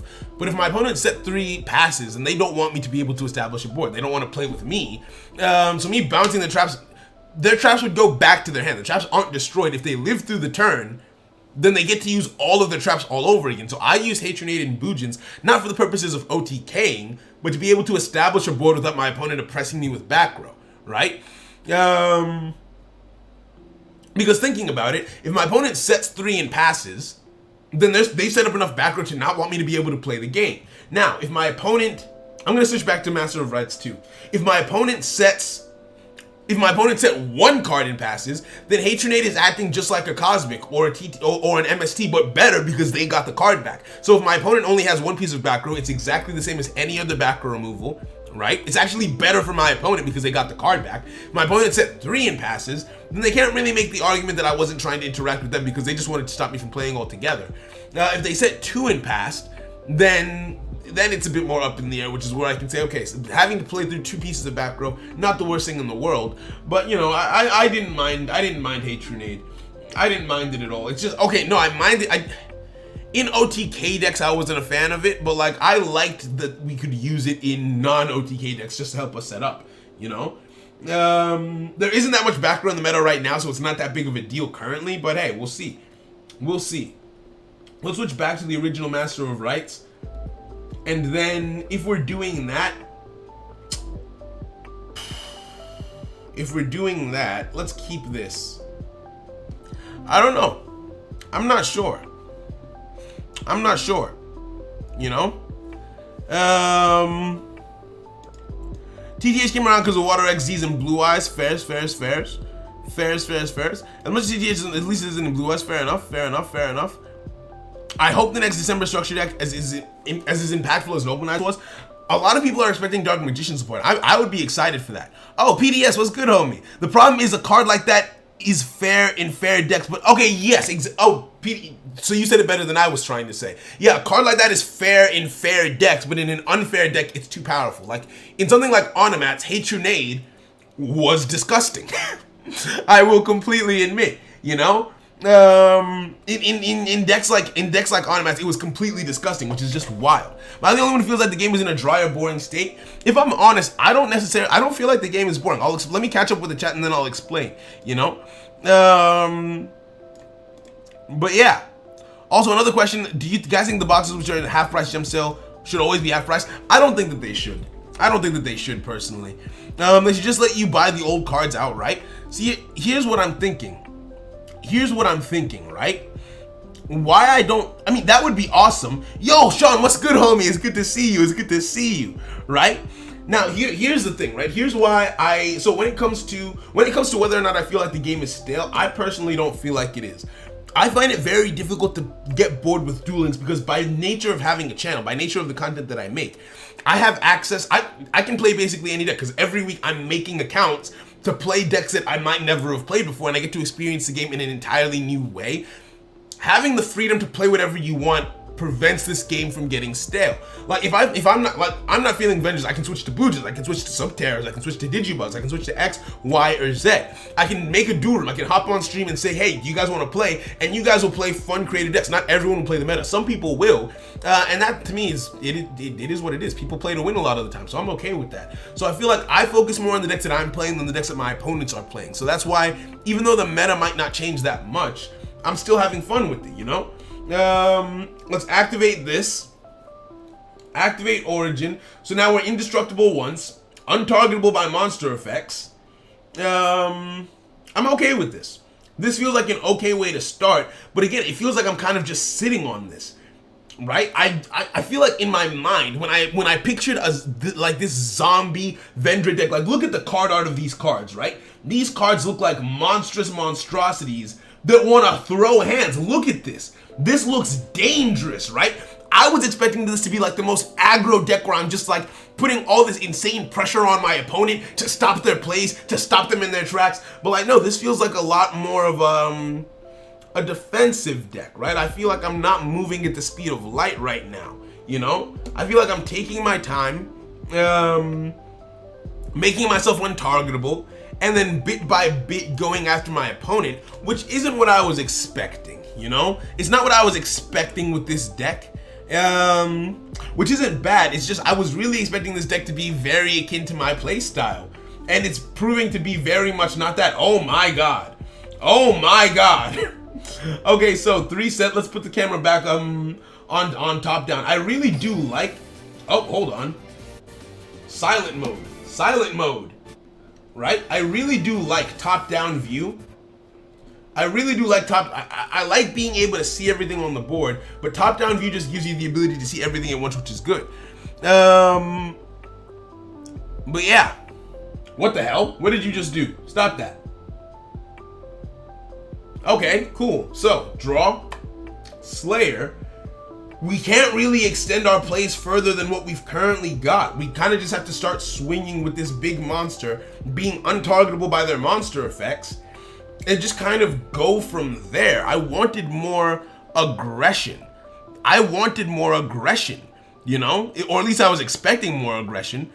But yeah. Move some old cards like Blue Eyes Ultimate Dragon to Card Trader. Trash cards shouldn't be in boxes. How do I put it? I disagree. Vendreads are inspired by the Resident Evil series. That's actually kind of fire. Aren't Vendreads like zombie heroes in their lore? I think so, but I don't know. Pure Vendreads is more of a control deck. I think that's probably why I'm having problems with it, right?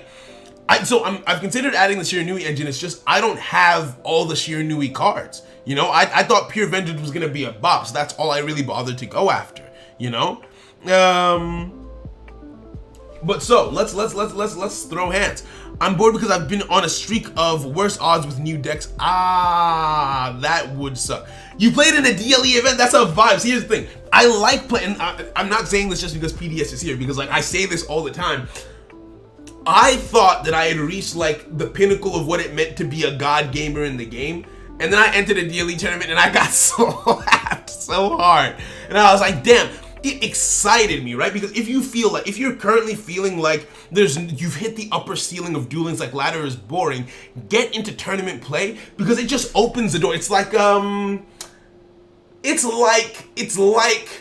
you know in Hunter x Hunter, where they had the Hunter exam, and then you're like, okay, cool, they've passed the Hunter exam. That's like hitting COG. They passed the Hunter exam. They've started. They've gotten ready, and it's like, nope, you have to learn about Nen now, and a whole new world gets opened up. That's what it was like going into a DLE event for the first time, where people aren't playing into your D draw. People are playing around your TTH. People are doing all that kind of stuff.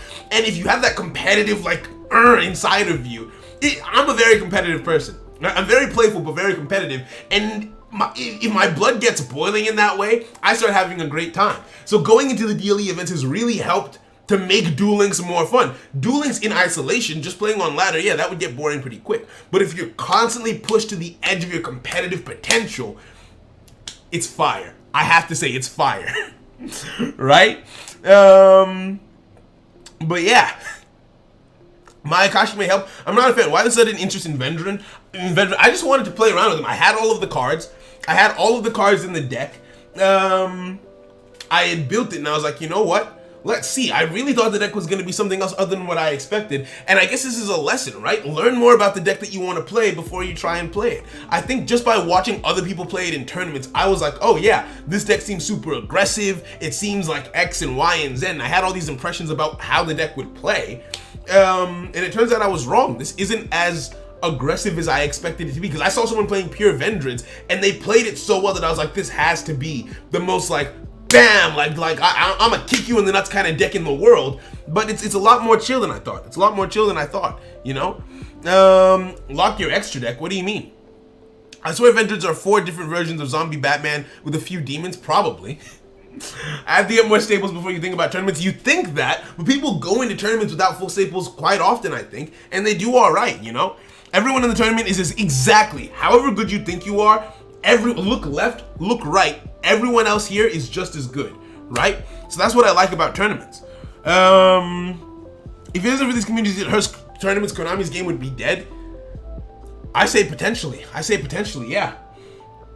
What is this man doing? Okay, we've been talking and having a good time. I think this man just screwed me. Hold on. He's locked down my graveyard, so Origin in the graveyard won't be activatable. I'm low on life points. This is a non-targeted destruction effect. Now, Origin still activates if you're facing Gaia. Will Origin still activate here? Please? Please? Let's go! Let's go! Wait, I'm confused. Oh my goodness, I was right. So this is why matchup knowledge is very, very important. The only reason I knew that would work. Time limit, oh no! Oh, our opponent really went in. Our opponent really, really went in. Now, why did that happen the way that it did? I need to understand. I need to understand a little bit more, right? So he tributed. Huh. Opponent cannot accept this card. If this reduces summon card is destroyed by battle or is destroyed by opponent's monster effect. The ritual cage protected me. The ritual cage protected me, so I wasn't destroyed by the effect. Even though it wasn't targeted, I couldn't be destroyed by the effect. That was cool. He swung into me because my graveyard was locked down, but Origin doesn't need to activate. Why I know that is because I was playing with Gaia, and I was playing against a Vendread player, and I was like, okay, cool, you can't activate your effects in the battle phase. I swung into him, Origin still happened, it didn't die, which is why I knew that gameplay interaction was a thing, right? So even though he had locked down my graveyard for whatever reason, let's read Origin. Let's read Origin and see why that is the case, right? If Vendread Slayers you control would be destroyed by Battle Lord card effect, banish this card from the graveyard instead. It doesn't say activate. It doesn't say it needs to be activated. It just says if you would be destroyed, banish me. That's just how it is. It doesn't need anything extra to be able to do that, right? That is pretty damn cool. That is pretty damn cool. Everyone knows Nen and has their own abilities and techniques. True say, right? Honestly, I was so bored with DL until I came across your channel. Hey, you went from playing DL a couple of minutes per month to now playing it for multiple hours. Yo, I'm glad seriously, getting that spirit in the community going. That's what we're all about. It's more fun the more people who are playing. Okay, so BDS has said it in the more intelligent way. It doesn't set a chain link or activate, so that it's not affected by things that would stop my graveyard or stop me from being able to play. That was pretty cool. That was pretty cool. Oh, Perlix? I can't read, I'm sorry. Perry. Before I started playing in tournaments, the game felt very boring because there's no challenge in playing. Exactly, playing on the ladder can be like that, you know? Because once you get good enough, even with a semi-competent deck, you can cog, right? So it stops really being, if anything, you kind of have to put more restraints on yourself to make it harder. Like, I got to a point where I was challenging myself, like, okay, I have to hit cog without playing, this particular card, without playing these types of cards, like, oh, maybe no spells or traps or something like that. I cheated with Bujin's, spoilers. But yeah, just adding extra challenges to make it more fun, whereas you can just hop on into a tournament and have fun with it, you know? You started watching One Piece? Hey! You got to like episode 90 and chilled out. See, here's the thing. One Piece is too long. I will fight anyone on that Oh, they let Oda write too much. I get that he wants to build this massive world and story, but like, no, he's taking too long. He's taking too long and it's ridiculous. Instead effects don't start a chain or activate. Okay, thank you. Phrasing it like that will help me to remember. What deck do I hate facing the most? Maybe magnets? Either magnets or anything that involves either magnets or Thun. It depends on what I'm playing. If I'm playing Bujins, I hate the Tri-Mid matchup. And I don't mind the Thunder Dragon matchup as much. But reverse that, if I'm playing, it really depends. It really depends, right? So, I would join tournaments, but they just be taking all day. They do take a little bit. They do take quite a bit. Like in my videos, I try and keep them down to 1 hour. But in waiting, because there's a lot of people playing, and some people are not playing decks that are very fast. You will have people playing Fire Kings, Witchcrafters, Oro Mages. Decks that take a long time to get through the games, and we all have to move through the pools together. So that's what makes it take a little bit longer, I think. I'm here to fight you. You know, we have been playing a lot. We have been playing a lot of hold on, let me pull up my dashboard real quick. We have been playing a lot. We have been playing a lot on the ladder, and I feel like I've gotten a hang of the Vendread deck. It just doesn't feel that nutty to me, right? I was expecting it to hit different, and it's hitting different than I expected it to hit, you know? My hero is ending sooner rather than later. That might be for the best. That might actually be for the best. The manga apparently has been hitting, but the anime has not been doing it for a little while for a lot of people. But yeah, this deck. Let's look at DLM, right? I've played the deck a little bit myself. I've gotten my own opinions about it. I have an understanding of what I'm doing. I want us to take a look at some other people's decks, right? Let's just look on DLM real quick and just see what they're doing and see if just see if there's something more beneath the surface that maybe we're just not seeing, you know? Let's just take a look. Let's just take a quick look.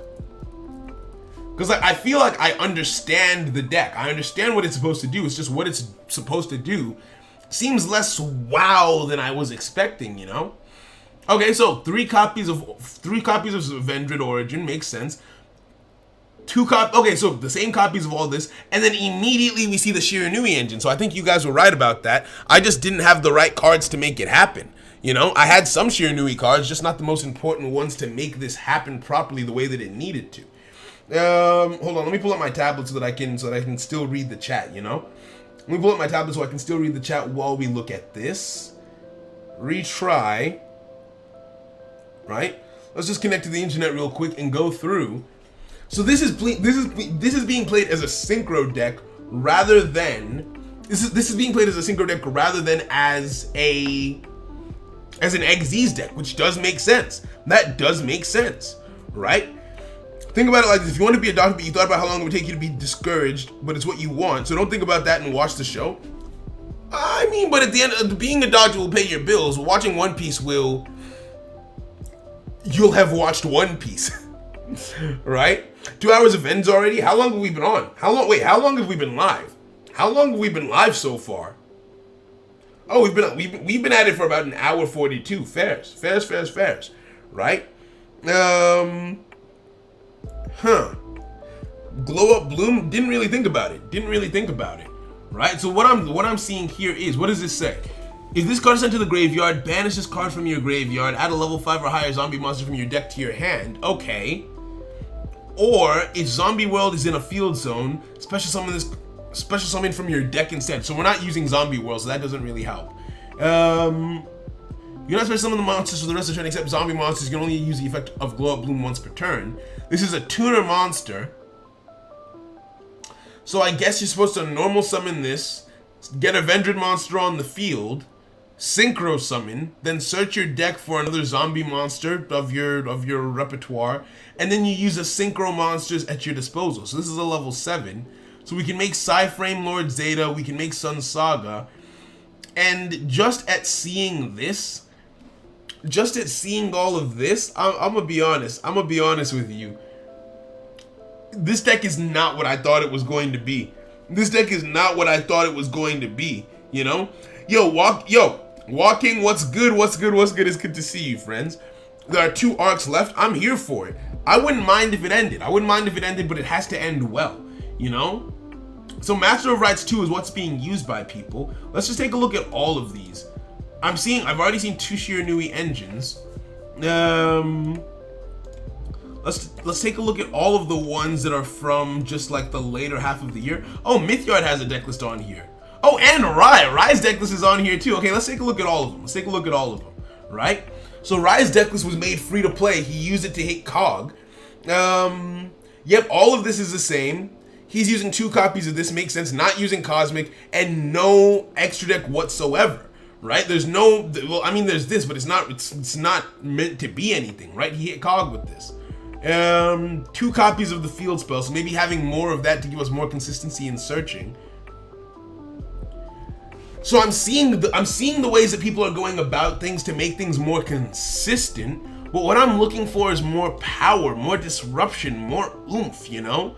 The power seems to be coming from the Shiranui engine, right? Spectral Sword being used in this way, right? Shira, I don't have Spectral Sword, do I? No, I don't. I don't have any it's a rare card, but somehow I just managed to never get any copies of it. I never managed to get any copies of Spectral Sword. And I guess the power comes from the Synchro Toolkit. I never really viewed Vendreads as a Synchro deck before. I guess that makes sense. I guess that makes sense. Fair enough. Right? But yeah.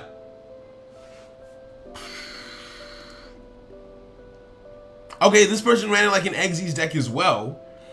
More consistency, as we're seeing. More Djinns to lock to make it so that they're untargetable. And I think I'm liking, they took out all copies of Battle-O, 2 copies of Bird. Like, they did it like this. But see, here's the thing, if you're running less copies of Revenants, then that means you have even less power. You have more consistency, which is good, right? Because you're running 2 copies of the field spell, but that means you have even less power than, or less disruption than before, right? Is that really all you need? Is that really all you need to live the life that you want to? Like, I'm just not 100 about this. And then the Exy's toolkit, right? This was on Spicy Win Streaks. Alright, so another King of Games deck involving the Shiranui engine. Still can't do it, but this looks like it's a more powerful version now, right? Because the Synchro Munchers, the problem with Exy summoning is when you Exy summon a monster, the materials stay attached to the monster that got Exy summoned onto the field, whereas when you Synchro summon, all the materials go to the graveyard, which means you can extend your plays further after you Synchro summon. So in the case of Vendreads, where they're a deck where they want to use the cards in their graveyard, I do think that the Synchro engine is better than the Exy's engine, right? I feel like you're better off Synchro summoning than Exy summoning, and I don't think that it's the cards. I literally, yeah, it's just not as powerful as I initially thought that it was. TTH, this is the first person we've seen using TTH, and they're only using 1 copy. I respect it. And they're not using Djinn. Everyone is using Master of Rites 2, so I think we were right to stick to Master of Rites 2. And some of these extra decks look very similar to mine. In fact, this deck looks basically identical. It's just a matter of, I don't know. So this just might not be it. Vendreads are weak, no disrespect to Vendread players. I feel like, yeah, I feel like I was just expecting more. Do I have Glow Up Bloom? I mean, I do. I think. Do I? Actually, I might not. Hold on. Glow? No, I think I have Glow Up Bulb, not Bloom. I have Glow Up Bulb. I don't have Glow Up Bloom, right? So yeah, that's just it, you know? Synchro summoning with level 6s with triggers. Oh, and if you synchro summon with this, don't tell me. Once per battle, if this summon is sent to the graveyard, so if you synchro summon, you could still search. So assuming you synchro summon with Glow Up Bloom, and Glow Up Bloom searches your deck, you can search your deck again using that. That is actually very cool. So I think that's the power that we're missing. I feel like that's what I would have wanted out of it. So I don't think that this deck enters my top 10 of the favorites that we've learned to play. I don't feel like this falls within the top 10 favorites that we've learned to play on the channel, right? You could use the Beetle and Rhino combo if you want to XZs. I mean, you could. Let's see what else we can do. What happened to the Bujin stream? It lagged and then you left. Yeah, my internet died. My internet died during the Bujin stream, so we weren't able to do the Bujin stream. We weren't able to do the Blackluster Soldier stream. We weren't able to do the cooking stream because my internet has just not been working properly. So we'll try Bujins again on stream at some point. Unless you guys are feeling to play Bujins now, right? Actually, what time is it? It's 6 p.m. Is DLE hosting a tournament tonight? And if so, what time does it start? If it doesn't start too late, it might actually be a shout to hop in, right? It might actually be a shout to hop in if DLE is hosting a tournament tonight and try Bujins in there. Catching up. Some rituals we're getting discorded about. Okay, nope, that's not it. Okay, no, I don't think there's a DLE tournament today. Unfortunately. You hate to see it. Alright, cool. So, let's try this, you know? Hastor moment? Maybe. If you don't have Shiranui, you play Resonator Soul. Fairs. Play Bujins. Yeah. Prediction Princess. Okay, y'all feeling Bujins. Some people asking for Prediction Princess. What we can do is we can have a dedicated Prediction Princess stream. And for now, for this current stream, we can just play Bujins for the rest of it. And kick it in that regard. How many likes do we have on the stream? We haven't hit 69 yet. We haven't hit enough for a point in battle room, but I can open a duel room and just kind of hang out and kick it and chill. So I would normal summon this. I can normal summon this. And then, and only then, activate this. Special summon the card in my hand. Nope, I'm dumb. That's not how I should have done it. I messed up. I should have I've already forgotten. Activate Evolution first, not this one. Activate Evolution first. Because now Evolution is basically a dead card in my hand, so I mess that up spectacularly. But hey, it is what it is. We could have created a Slayer lock in that situation, actually. We could have created a Slayer lock there. Fair enough. Can we do Megalith? Megaliths are going to have their own dedicated stream. You run MST and Bujins? No, I do not. Right, today is Tuesday. They don't do tournaments on Tuesdays. Makes sense. Alright, cool. So after this we make a room then. After this battle we make a room and I'll play some Bujins. With that being the case, now is the time to open up the queue. So how do I open up the queue? Shoot. Right, stream elements. Yeah. Have you guys heard about what Streamlabs have been doing apparently? Well, I guess if you're not a streamer, it wouldn't really matter to you, but apparently it's been a whole thing. Okay, cool. The queue is open now. Will I make an Invoke Neo stream? No, because I don't like Invoked. But yeah, no. So the queue is open now. You can do command join to join the queue. Channel members go first, regardless of where they place on the queue. So just keep that in mind as we go. But yeah. So what we're gonna do? Damn, y'all is quick as hell. Jesus Christ. There's already 80 y'all on this. Jesus. If you want to put in a note for your in-game name, you do command join and then you put in whatever you want to say, like your note, like this is my in-game name, just to make it easier for me to find you in case the name is different. End turn. Right? Damn, y'all is fast. Jesus, y'all is fast. Yeah. If Streamlabs says your name in a message and lets you know that you've been entered in, then no need to worry, you're all good and you're in there, right? Yeah. Beautiful. Alright, cool. So we chilling. So after this we'll go in. We've got the list. But it'll go channel members first, and then we go through the standard, just through everyone else in the queue, just as a way of showing love to like the biggest supporters of the channel.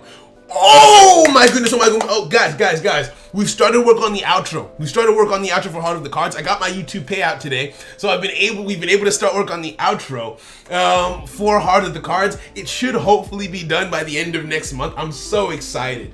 So yeah, not doing that in proper order really kind of screwed me up here. I really kind of screwed myself on that note. I really kind of did, because now we're in a situation whereby we have to kind of just top deck. We have to just top deck, you know? I want to see DK win a tournament. He's washed. Oh, hey, Nick. Hey. I don't know. Oh, okay, never mind. He surrendered. That's fair enough. Now, the thing about DK is, I know that he has a lot of in-game knowledge and experience, and I've learned a lot from him. From genuine, like not even in a complimenting kind of way. Learning to read the timer. That was something I didn't even know was a thing until I decided to watch a couple of his videos or streams. So he seems very knowledgeable, but yeah, I haven't seen him play in a tournament in a long, actually I've never seen him play in a tournament. So I don't know, but like I would assume he'd still do pretty well. So what we need to do here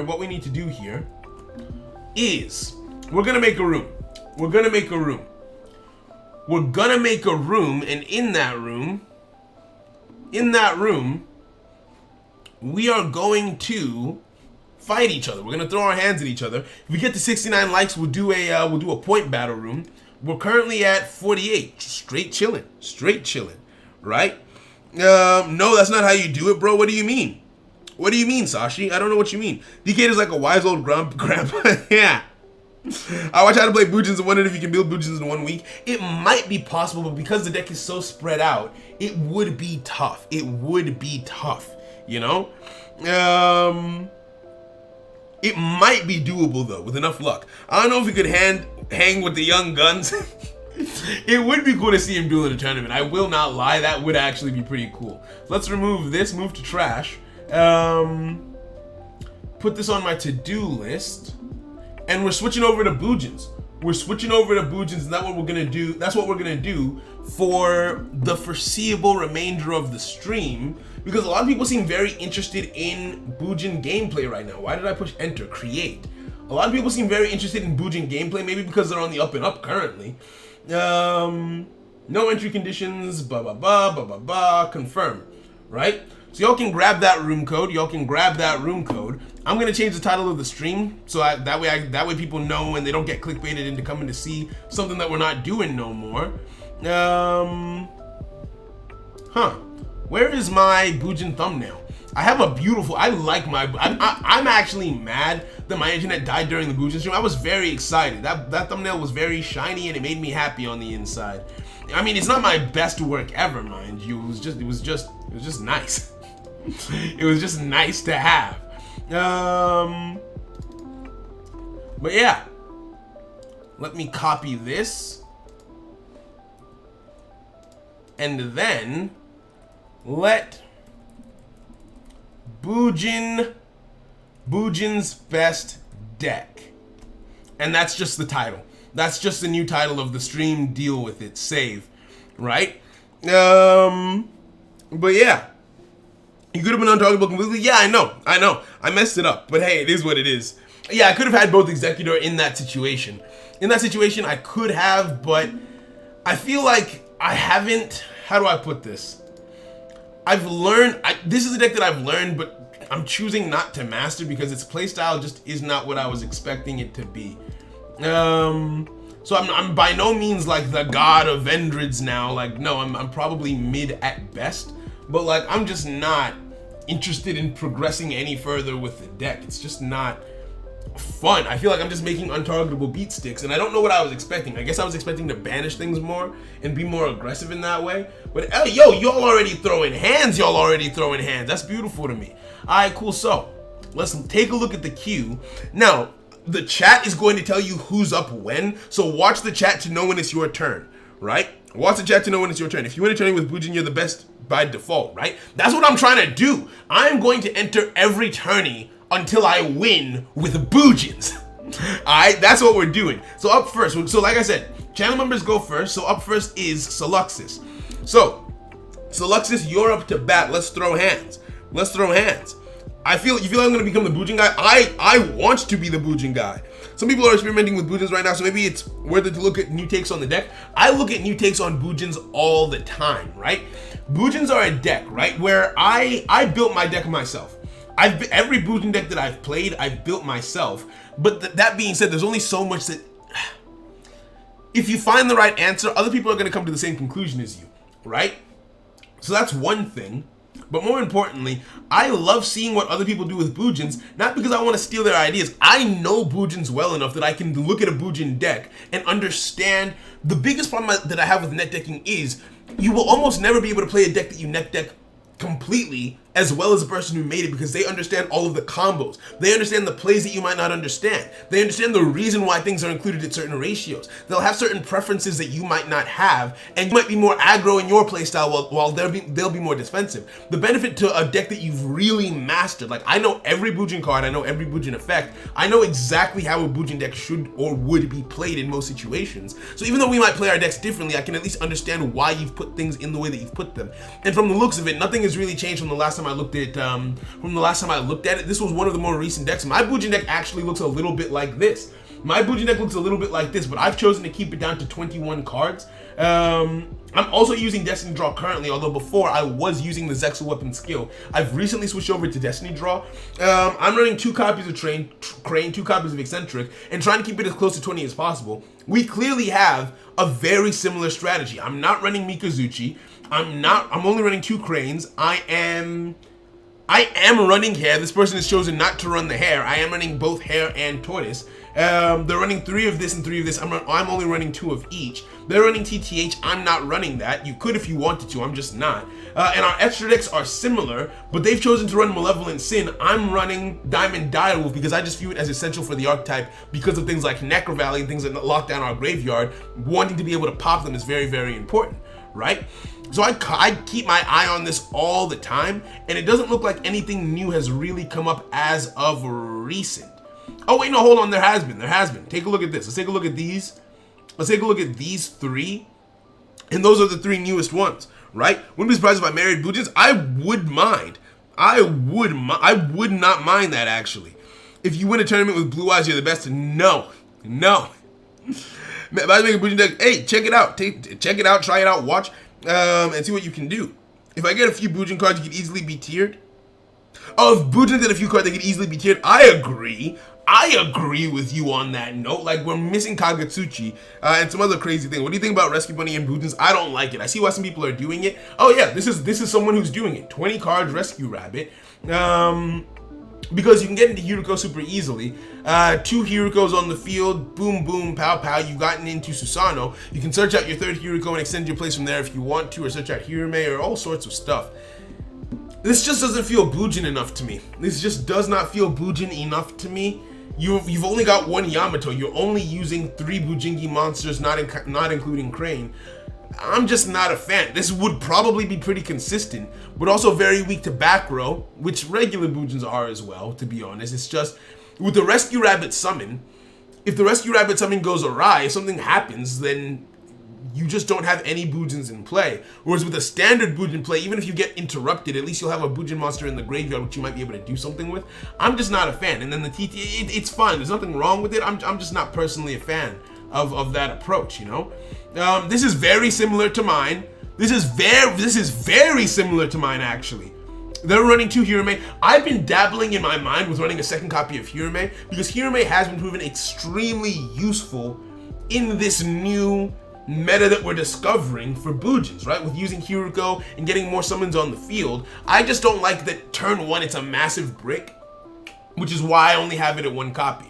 Right? And this person using MST instead of Eccentric. I'm using Eccentric because I like pendulum summoning it with Boojins, you know?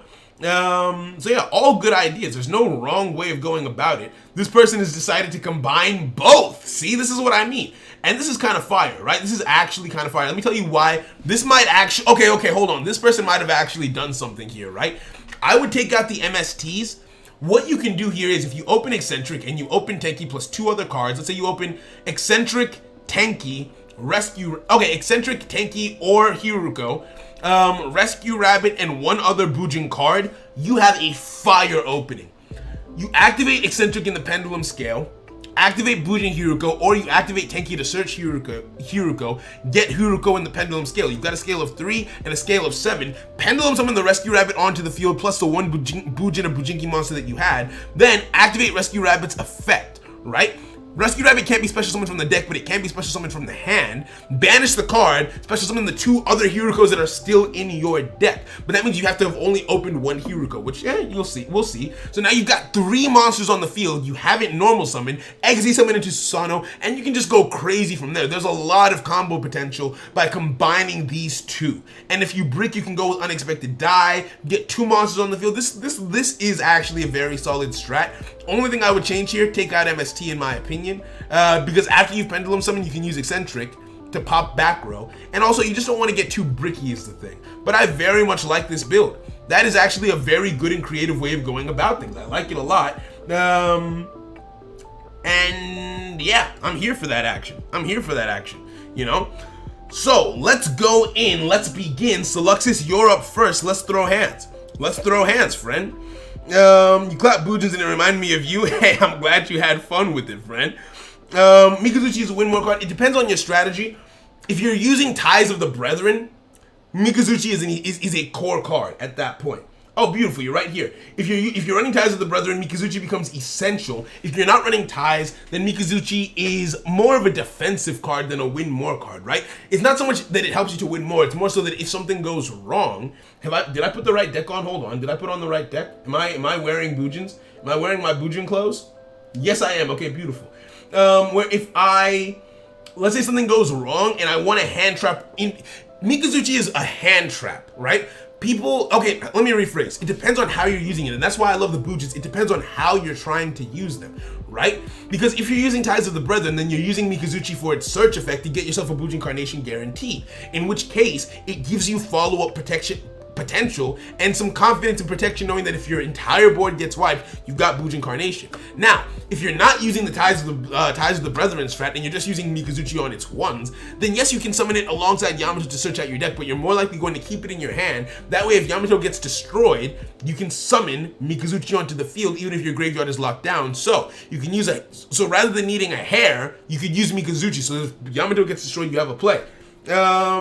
We bricked a little bit. That's okay though.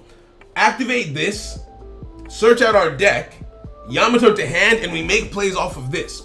We make plays off of Yamato in hand, and we just go from here, right? I'm going to end my turn on this note, search out my deck. Now, because the plays that you make as a Bujin player will always be dependent on the hands that you open. Now, a lot of you have seen me go for the Fox in the Graveyard turn 1, but Fox in Graveyard turn 1 is only if you're unsure of what's going to happen. In my hand right now, I have my combative options to swing, right? I don't think that you should just mindlessly go Turtle turn 1 in the Graveyard each turn, because sure, you can't be targeted, but you'll just get swung over and taken out, right? I only go Turtle in the Graveyard turn 1 if I know that I have something doing in my hand that lets me make that lets me make things work, you know? But yeah. Bro, I hate that I need Eccentric to play Pen Bujins. I mean, you hate to see it, but it is. Homeboy, you're like 40 to 5 in the KC Cup with Yosenju. Yo, music 4-star, that's freaking awesome. Well played, right? But yeah. Unexpected Die is good. I like Die. I've been enjoying Die quite a bit. We're playing against... Oh, Bujin Light Sworn. You said you wanted to do this. Okay, let's see what you got. I like this, right? 2 Tenki, fair. 3rd was off screen. Oh, apologies. Have to do your homework, but you don't want to leave. Hey, Najam, homework is important. I don't want you getting into any trouble. If you get in trouble for not doing the homework, then even though you get to watch this stream, you might be precluded from watching another one, you know? But yeah. Let's go. Yo, Gaming Tube, what's good, friend? It's good to see you. The old structure decks are ass. We don't talk about those. You know? They were bugging when they added only 1 Bujin Pendulum card. I understand it now more than I used to. Wait, what? How did you do that? Wait. Oh, I see. Okay, that makes sense. That makes sense. Fair enough. Fair enough. Draw. Now, Levy and Bujins does feel weird. I will be honest with you. I will keep it a $1.50 with you. Levy and Bujins does feel weird, but let's keep on going regardless. Now, I don't want to give you D-draw. And I can avoid giving you D-draw with this. Swing in. Don't activate this because I don't need it yet. End my turn. Activate Yamato. So, now that we've got our hand sorted, our hand is sorted, I'm going to get a Fox, right? We've got targeting sorted, we've got everything that we need to be dealt with. I'm going to get a Fox, send it to the graveyard, right? Fox to grave, and we go from there. Hi, let's get it. Unban Keeper of Dragon Magic. I don't even know what that card does anymore. I've completely forgotten. So I'll feel the powers of memeing. I'm here for it. PP, I've seen you in tourneys. Hey, vibing. 500 gems of the normal cards in the structure deck are worse. Fairs. All Bujins are light, so you can use Levy's revival effect. I mean, that does make sense to a degree.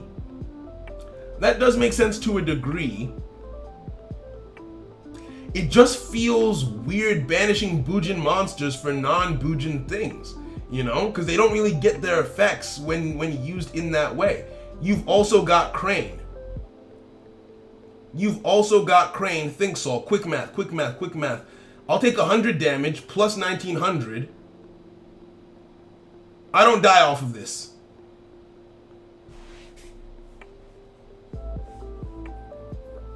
So we take that hit.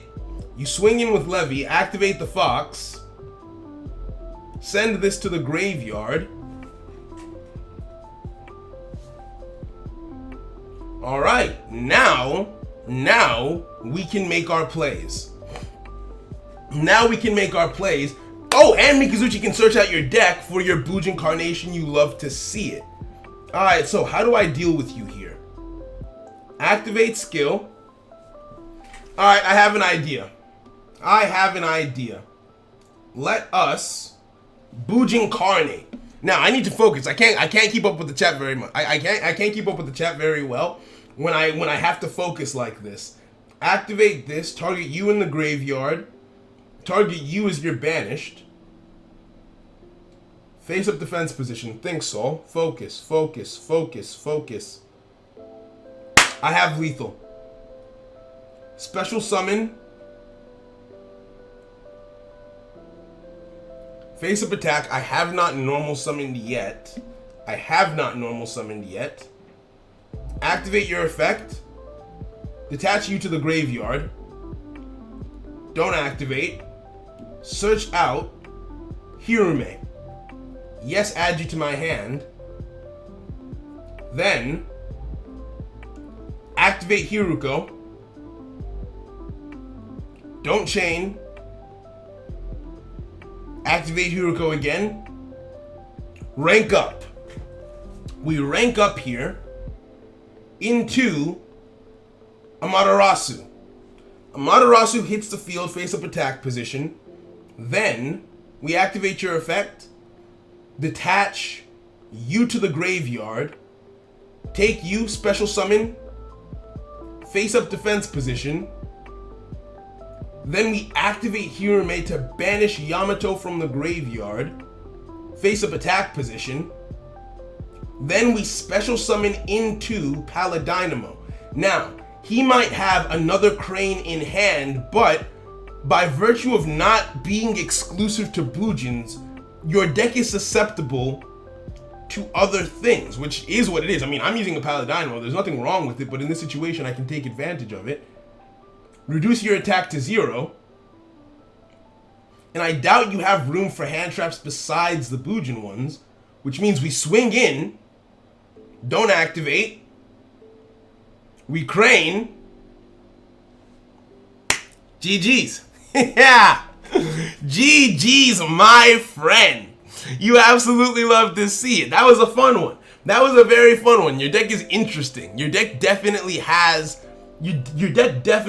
some spice to it. Your deck definitely has something to it. I think there are some kinks that you might want to iron out and everything. And also be careful when hitting in, because you gave me the D draw, right? You could have played around the D-draw a little bit better there, but altogether, well played, and I'm glad you're having fun with the Boojins, right? GG's, GG's, GG's, GG's. Okay, so up next is Velvet Calcium. So let's run up against Velvet and see how that goes. GG's. Did I give up on Vendreads? Yes, I did. I was not having... They're not bad, they're just not for me. I wasn't really having fun with them, you know? I don't like them that much. How's your Sylvan Let's Build Sylvan video? That was supposed to be out already, but again, my internet has been just acting up for the last couple of days, so I haven't been able to release it. Hopefully tomorrow or the day after, you know? Do you have lethal through Sphere? No, but I wasn't expecting a Sphere. What's the room code? Do command room to get the room code, and you've got that, friend. You've got that, friend. It's a huge work in progress. That was your first game? You love to see it. Well played. Well played. All right, cool. So, up next, Velvet. Oh, you're already here. Beautiful. Let's throw hands. Let's throw hands and have a good time. Now, are there any other channel members who are on the queue? Any other channel members on the queue? I don't think so. All right, cool. So after this, we go back to the default. Is Mike playing? Okay, no, Mike is playing. So Mike is up next then. Mike is up next then. Mike is joined. I didn't see Mike's name on the queue at first, right? So Mike has joined the queue. So up next is Mike, and then we'll go back to the standard run of the queue, right? Okay, so we didn't open perfectly. If we draw Eccentric here, though, we can have some fun. If we draw into Eccentric here, we get to have quite a bit of fun. You're using a meme deck? Hey, have fun with it. You love to see it. What's your deck thinking about building Boojin deck like yours? 1 sec. Ooh, we get to have some fun. Okay, so this isn't perfect. This is risky. Let's see what we can do. Let's see what we can do. Activate this. Is it when you call it like that, it's like you're a prophet, my guy. It's like you're a prophet. Add Hiruko from my deck to my hand. Let's do something spicy turn 1. Let's have some fun turn 1. Now, there's a big risk here. There's a big risk here in that this is kind of a full send. That's a lot of back row. Oh, never mind. Never mind, we don't get to be happy. So what we're going to do instead is set this face down and end our turn. Yeah. This is what pendulum summoning with Boojins. Pendulum summoning in general is easier going first when your opponent can't disrupt the pendulum summon. But had I gone first, I wouldn't have been able to draw into Eccentric. So fair enough, you know. Let's keep it moving. Let's keep it moving. All right, beautiful. Mike is here. You love to see it. So you'll be next. You got to do level 15 in about 5 days. Hey, vibing. You love to see it. We absolutely love that energy here. All right, beautiful. Now, Shoe Nice. Normal summon you. Normal summon you. What say you? What's the back row saying? Talk to me. What do you have to say? Flip summon this. Flip summon you. Now, what is Velvet playing here? Does Velvet this could be Fortune ladies. Okay. Egg-Z summon into Susano. Face up attack position, and we vibe from there. MST, and he doesn't use it on the tanky. Well, I mean, yeah. It depends. It ended up working out for him, to be honest. If he had used it on Tenki before the activation went through... Actually, hold on. Never mind. Detach you to the graveyard. So now we're protected. Now we're protected. We can make the rest of our plays without being afraid. Let's get ourselves a Hirume. Search out Hirume, add you to my hand. Then, let us... Actually, I didn't have to. I could have used Tenki to search out Hirume. Never mind. I could have used Tenki to search the Hirume, but hey, it is what it is. Now we can use it for something else. We can use it for something else now. Activate this. Now, we do not know how much back row we have to contend with here. We do not know everything that we're up against well, we know how much back row we have to contend with. We don't know what back row cards we have to contend with here. Amaterasu hits the field. Now, the reason why I like this Egg-Z's climb that we can do here is because I don't want to banish that tortoise for the sake of getting out my Hirume. I want my tortoise in the graveyard, so I activate Amaterasu first, detach Susano to the graveyard, special summon the banished card, right? We special summon the card that we banished, and now we can banish our Susano in order to make our plays happen, right? So special summon you, banish this, face up attack position for you, right? Now we have even more options here. I've already normal summoned. I've already normal summoned.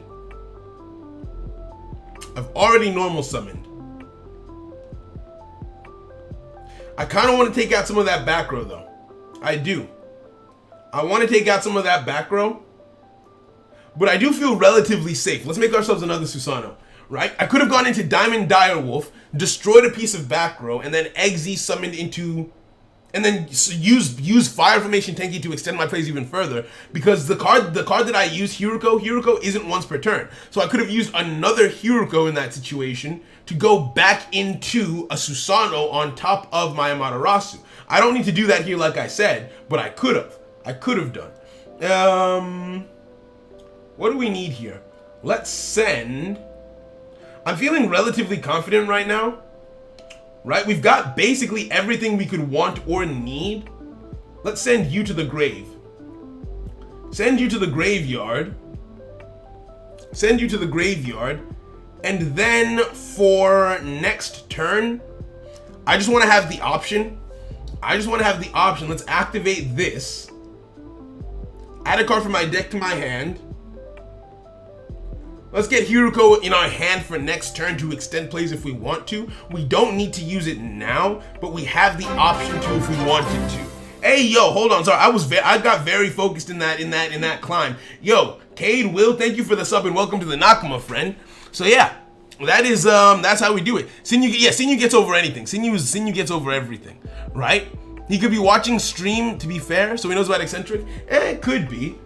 Now, we could negate this. We could negate this act of targeting that you've done here, but I don't really mind that. I don't really mind that all that much. So we're going to let that targeting go through and swing in with this instead, right? So we're still fine here.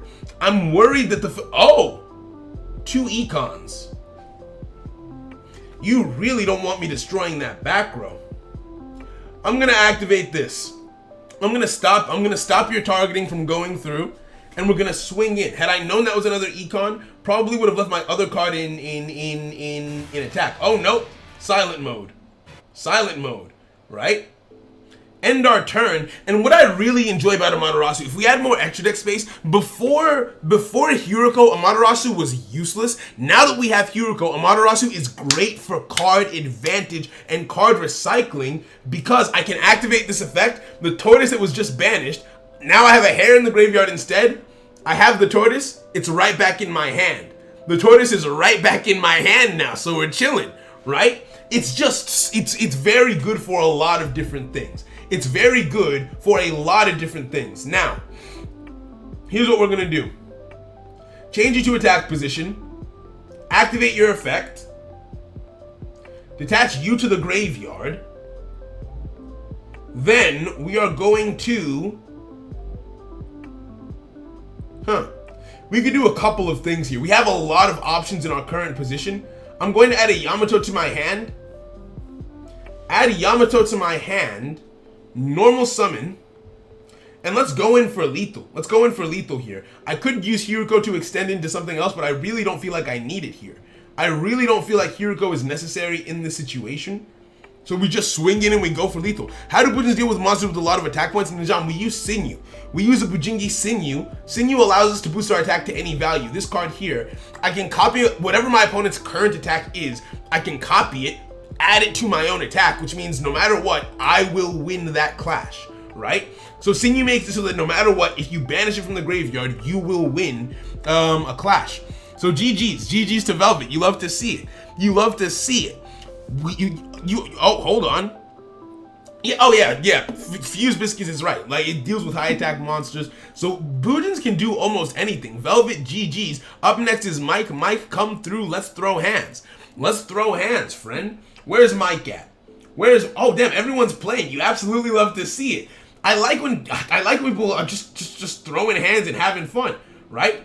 I like when people are just throwing hands and having a good time. Let's jump in with Mike and throw hands at him. So after Mike, we're going to go to the standard queue. So it's going to go Grim, then Thundra, then Altergeist, then Fear the Spear, then PP Gaming, and then so on and so forth, right? So we've got the standard queue all set up. That's beautiful to me. Now, but yeah. Okay. Catching up, catching up, catching up, catching up, catching up, catching up, catching up. You're using a meme deck? You love to see it. Oh wait, did I ever show my deck list? Someone had asked me to.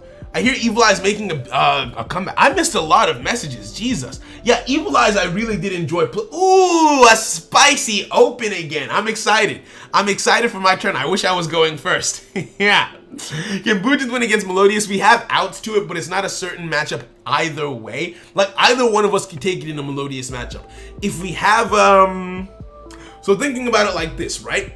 We can make Palladynamo negate their score, and we go in from there, right? But likewise, they can make Shuberta banish cards from our graveyard, kind of mess up our plays. We can use Ophidian to jump over their monsters and make it so that, and never have to battle their monsters at all. We just jump over them. This is in a tournament setting. I always have Ophidian in my side deck when I play Boojins. It's just so good.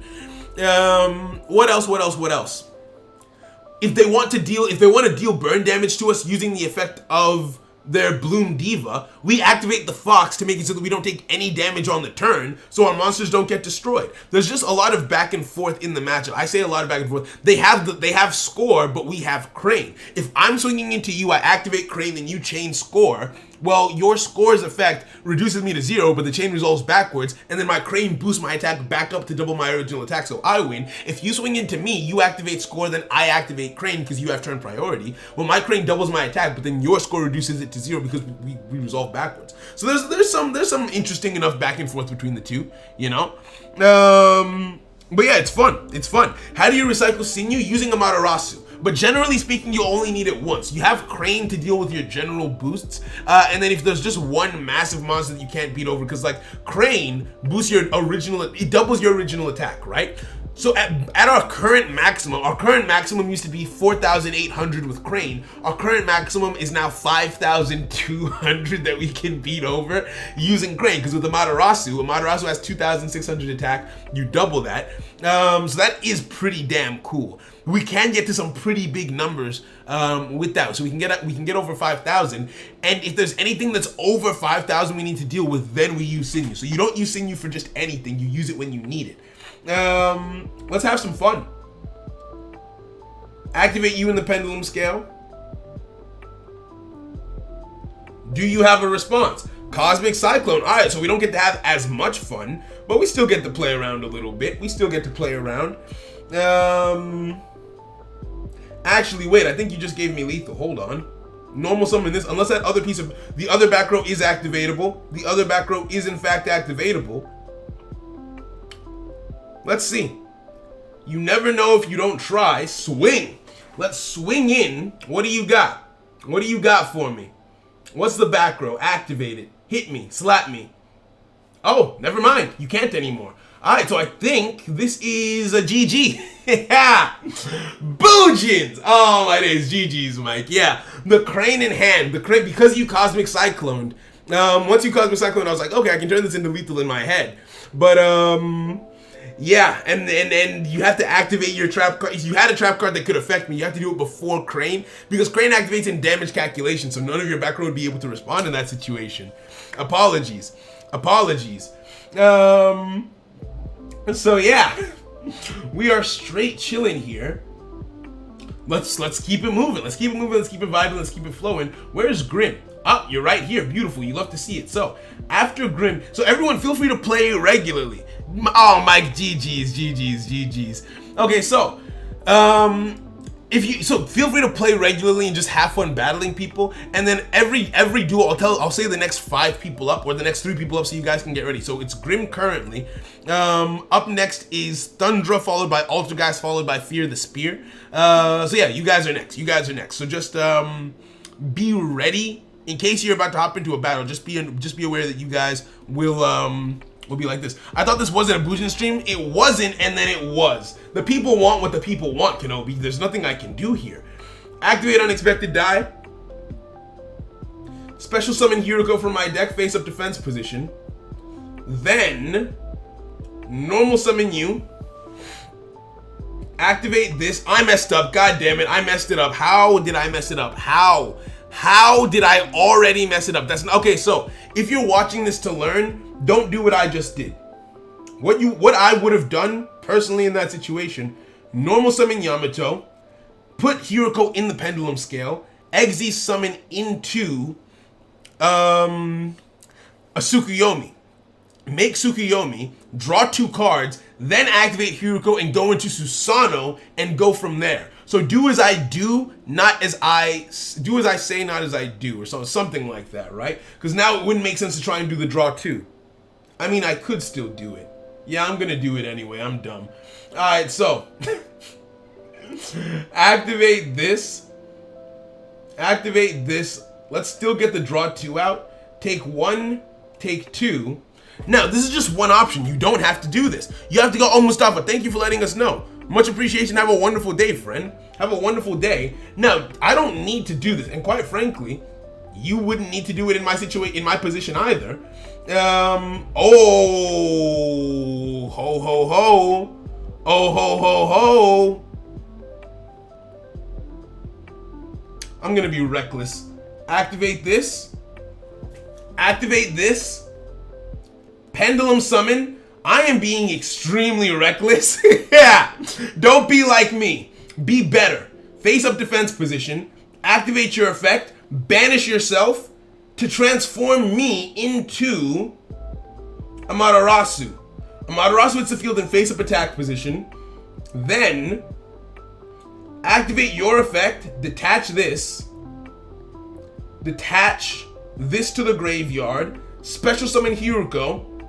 Face up defense position, then make Susanoo, right? Like there's a lot here that I didn't have to do or that I could have done differently. Don't judge me. Let me live my best Bujin life, right? So now I activate this, send you to the graveyard, and I've got so many things in my grave right now. I can send a tortoise, don't add it to my hand. All right, so in my graveyard right now, turn 1, I've got a Sinew, I've got a Quillin, and I've got a Turtle. Boom! That's a fun turn 1.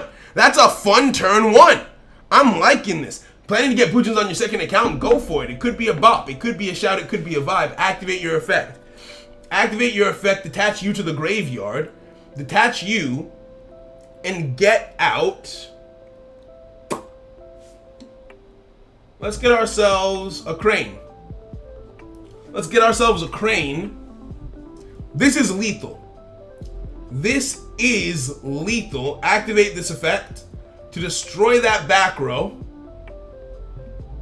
I don't know what that would have been or what that would have done, but GG's Grim. Bujin's best deck. Oh, hand traps. I forgot. Hand traps are a thing. Okay, it's not lethal. It's not lethal. It's not lethal. It's not lethal. Never mind. Never mind. Never mind. I spoke too soon. I spoke too soon. Apologies for my arrogance. Apologies for my utter arrogance. Swing in with this as well. Kite Roid, fair enough. And then we swing in with the last monster. Let's go. Bait out. A. It is what it is. End turn. Yes. Activate. Search out. You. Send you to the graveyard. So we are looking very confident. We're very comfortable in this situation. We're very comfortable in this situation, right? Oh, it just stops an attack. Fair, fair, fair. He would have lived even more had we not destroyed it. We didn't need it per se, but hey, it is what it is. Yo, Nadim, we're chilling. We're having a good time. We're having a good time. We're vibing. We're vibing. Okay, you've summoned something. Huh. Let's turn our toggle off for a little bit. Can I still join the room? Not me. Yes, you can. Feel free. Feel free. You playing ranked? No, I'm playing with people just in here. We're just playing with people on stream. Yo, Perry, what's good, homie? Good to see you, friend. Yo, Nadim. Oh, I actually just saw your message saying, hey, I was very focused on the last duel. Apologies. Apologies. What else could be done? What else could be done here? What else could be done here? You can put Turtle and Sinew in the graveyard. Yeah, I very highly extended there. Like, I extended like crazy in that situation. And it paid off. It paid out, you know? You came back from uni to see you. Hey, Nadim, I hope you had a good day at uni, friend. I hope you had fun. I hope you're getting in there, getting in the books and excelling at everything you do, friend. I wish you all the best with uni, right? Yo, Annie, what's good, my G? It's good to see you. How's the wife? How's the kids? How's the familia? We're vibing. Oh, Grim made a mistake. You hate to see. What was the mistake? Was the mistake challenging me? Was that the mistake? I feel like that might have been the mistake here. I feel like that might have been the mistake that you made, my friend. Let's go. Let's go. What else? What do you have? What do you have? You had to play and you went, oop, bring it, bring it. Show me what you got. Show me what you got. Show me what you got. What say you, good sir? What say you, kind sir? Gentle sir. Actually, I should read this card. What do you say? One tuner, one or more non-tuners. This card is actually the best position monster and feels piercing. Cool. Use the effect once per turn. Oh, end phase. Never mind. I guess I don't need to read you anymore. Huh. Okay. So, we are going to... Oh, you can special summon this card. Huh. So if I destroy you, you can special summon it back out. Which, I mean, might be annoying, but, like, I'm okay with that. Wait, why can't I activate my effect? Hello? List. Wait, why is it my effect isn't showing me the ability to activate? What's going on? And the time is still running down. Why isn't it? It's not letting me activate. Wait. What's going on? What's going on? Why can't I activate? It's green. Huh?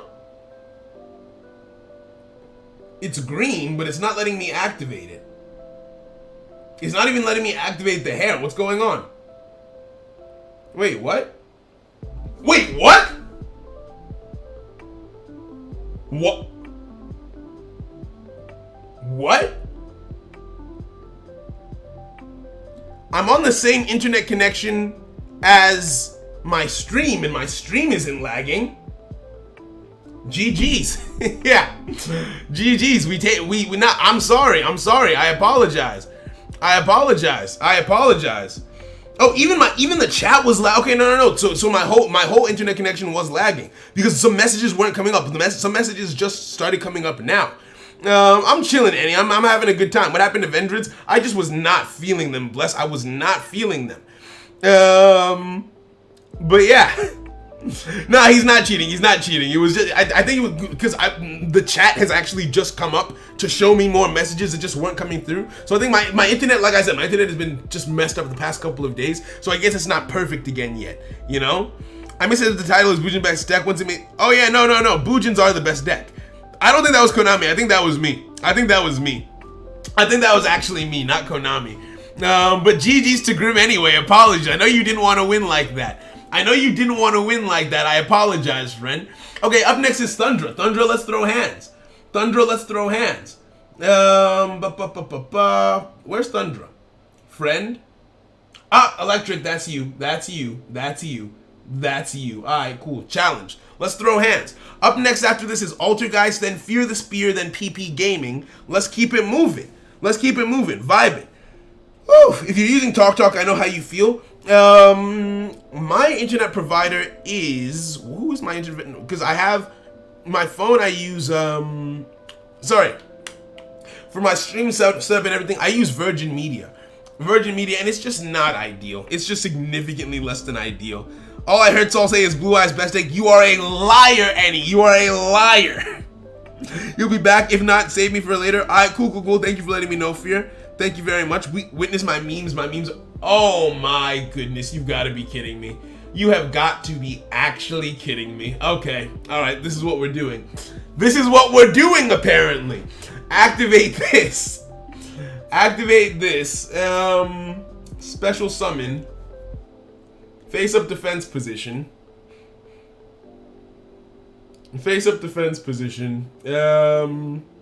How even do I want to do this? I can make a... Alright, this is what we're gonna do. Normal summon this, activate your effect. Make Susano face up attack position. Then, and only then, we activate Susano's effect, discard you to the graveyard, and we search out a tortoise. We add the tortoise to our hand, then we activate this, We activate this. Don't chain. Search out the second Hiruko in our deck.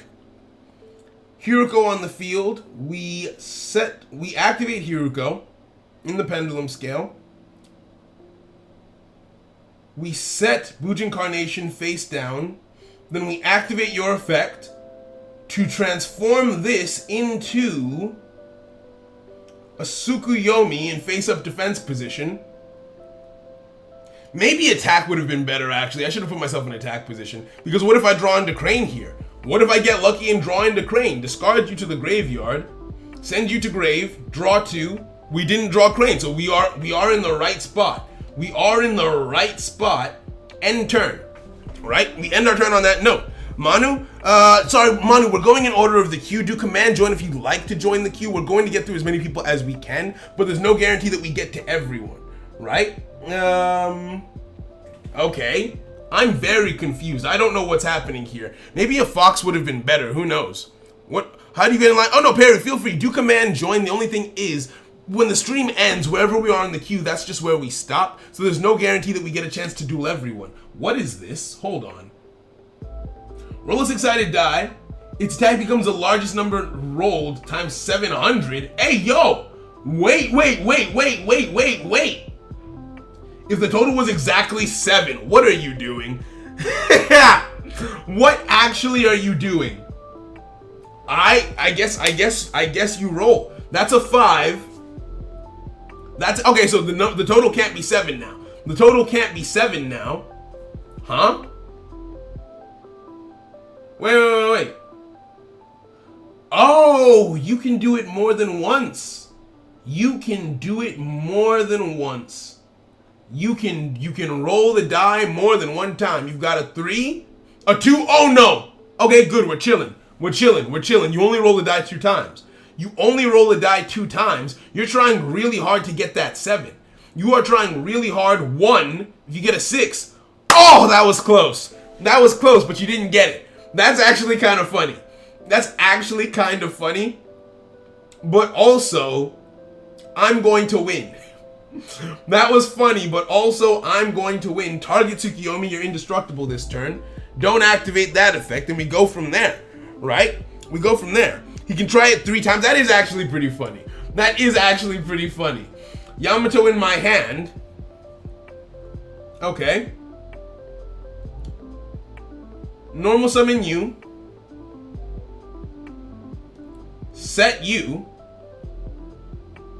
Activate your effect. Detach you to the graveyard. Discard you. Draw 2. Oof! Oh! Oh, I feel disgusting. Alright, cool. Let's get in there. Face up attack position. Activate this effect.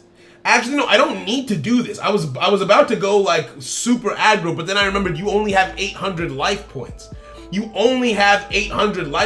don't need to do this. I was about to make a Pally Dynamo, reduce you to 0, and then go from there. But like, yeah, I just have to slap you. GG's. That was a fun meme. And it would have been fire to see how it played out. GG's to you, Thundra. GG's. Alright, cool. Let's keep it moving. Up next, Altergeist. Altergeist, hop on the table. Let's go. Oh, bad luck. You hate to see it. Oh, he had 42%? That's actually not that bad. That's not as bad as I thought it would be. Altergeist. Oh, there you are. Alright, cool. So, Fear the Spear had to go. So after Altergeist is going to be PP Gaming, then Vrains, then Suave Youngin. So you guys just get ready to throw hands and we'll go from there, right? We're vibing. That was fun. That was actually pretty fun. I didn't realize you could try it 3 times. That actually would have been pretty cool. And I don't know if Tsukuyomi's effect would have activated to protect me there. I'm finding that Tsukuyomi doesn't activate in every situation that I used to think it did. Like, Tsukuyomi won't activate against a Drowning, which I already knew. It also doesn't activate against a Myosenju Daibik, which I learned on stream. And there's just a lot of interactions that you learn as you go, you know? You play it by ear. Vendreads with Lightsworn? Lightsworn Vendreads? Is that a thing? Was that something that I could or should have tried? 1 face down card and okay, so maybe not. Draw. Give me a good card. Or a Tenki, that works. Normal summon you. I am in danger, but I'm not. So, from what do I know about Vendreads? Vendreads, you will only be able to banish my special summon monsters. You will only be able to banish my special summon monsters, which means this turn, I do not need...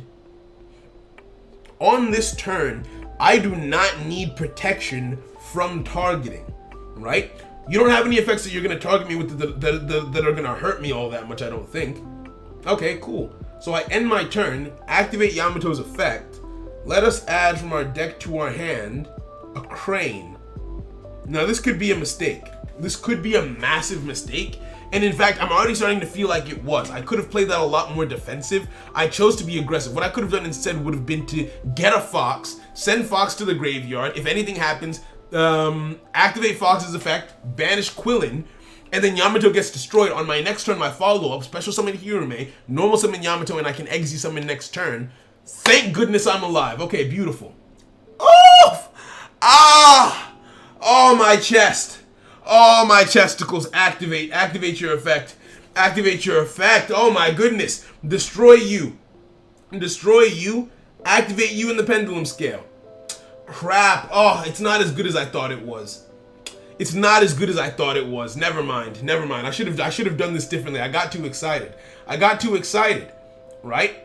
Pendulum summon you, face up attack. I also didn't need to destroy Raiden with that. I could have destroyed Raiden using Eccentric, but hey, bygones. I could have destroyed the back row using Eccentric and used my Quillin to destroy Raiden, is what I meant to say. Exi summon into you, take 1, take 2. And let's just make some plays happen.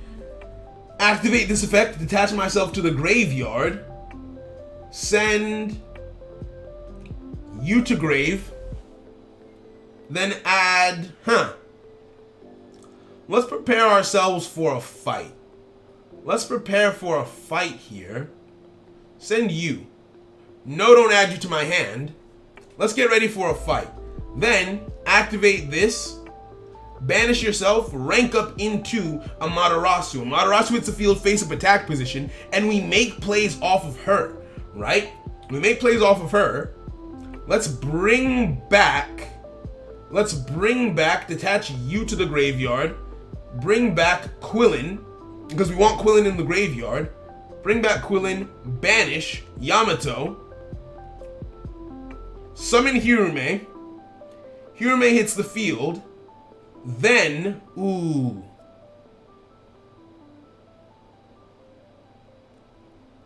what if there's hand traps? You know what? Don't think about that. Just think about the bag that you're about to secure. Put you in face-up attack position. Then activate your effect. Detach you to the graveyard. Add you to my hand. Normal summon Yamato. I don't want to get too aggressive here. Normal summon Yamato, and let's start swinging. Let's start swinging. This is lethal even without a Crane, which is why I didn't get a Crane. And there are hand traps. That's what I was worried about. Oh no, Bacon Saver. Right. So yeah, there would have been no point in investing too much in trying to save my monster there, right? I think I just gave you Master of Rights. It is what it is. Bygones. Activate Yamato's effect. Let's draw ourselves a Fox. Send it to the graveyard. And then we can get the tortoise in the graveyard if we need it. Easy. Easy, let's go. Right? Why is the lying ass title Galaxy? Get out! Yeah. No, I'm joking, broski. It's good to see you. How are you? Bujins are the best deck. Don't be mad. Don't be mad, right? Don't be mad at the Bujin dominance that you're seeing on your screen. My toggle was off. I could have activated Amaterasu, but I don't think I need it in this situation. Send you to the graveyard, and now we add Crane to our hand. Let's swing again for lethal. Let's swing again for lethal and hope that this is a GG to Altergeist. So yeah, Vendread Lightsworn. I'm not sure. I think maybe there was a brick. I think maybe there was a brick in this situation, but I'm not 100% sure about it. But GG's to Altergeist. Up next, PP Gaming. Let's throw hands, my guy. Let's throw hands, right? First, Tsukiyomi misses timing. Second, Never Rules. Never Rules mean float effect won't activate if cards are sent back to the deck. Extra deck wasn't always that way. Oh, okay. Yo, Dark Shadow, what's good, homie? Welcome. Speaking of that, I've been playing your Essentials. It seems like a lot of people can't tell when I'm fishing to activate my skill. A lot of people don't recognize it. You know? Is Hiruko not a once per turn? No, Hiruko is not once per turn. You can activate Hiruko as many times per turn as you would like to. So where's PP Gaming? PP, where are you? Where's PP? Oh, PP is in a game. All right, then Vrains. Vrains would be up next. Is Vrains currently free? Velvet, nope. We're looking for. Oh, I don't see Vrains on a table. Vrains isn't currently on a table. Huh. Oh no, Vrains is here. Beautiful. Vrains is here. So we'll throw hands with Vrains instead, right? Hey yo, oh, hold on. Marian versus Saurian Gaming. Thank you for the sub and welcome to the knock, my friend. Hope you're having a fantastic day. All right, so we're chilling. Karma Cut and Blue Eyes can beat everything. It can be painful. That was a brick and a half. Fairs. He had Ritual Cage, but I popped it. You're in a dual soul. No problem, PP. We'll just move on and come back through. How do I check my Spartan Q? I'm not sure. I actually don't know if you can with this new bot. Before it was command position, but I don't know if this new bot has that capability. Let's normal summon this. End our turn. Activate Yamato.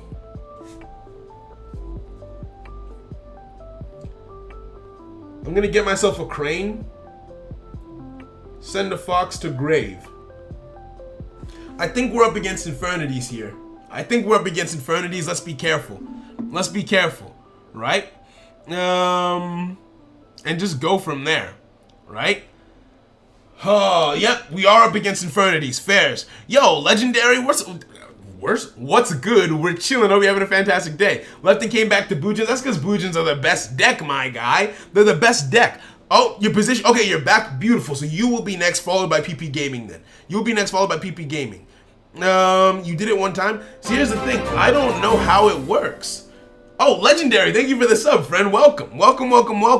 But yeah, no, I feel like we did it one time with this bot. I just don't know how to make it happen. This is a brand new bot. It's not the same one. So I think you should add Blue Eyes in your Boojin deck. I feel like it will make it a lot better. Get out! Get out. Oh, hold on. Our opponent isn't being super aggressive with us. Oh, but their hand is empty now, so they can do stuff and things. Oh no. Toggles on. That means they have something activatable. If I had to guess, probably Infernity Break. If I had to guess here, you've probably got an Infernity Break at your disposal.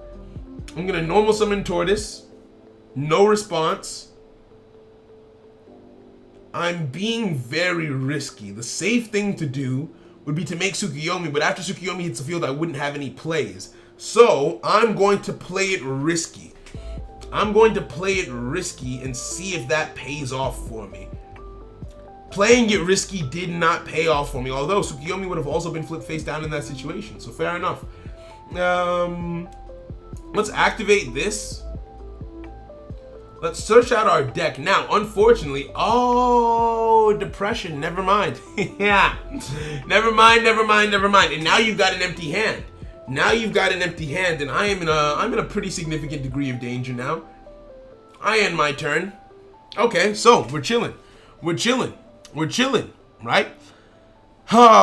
Blue Eyes is not the answer. It's clearly invoked. Y'all just want to put cancer into every single deck. Jesus, why you played Boojins with not Yuma anymore?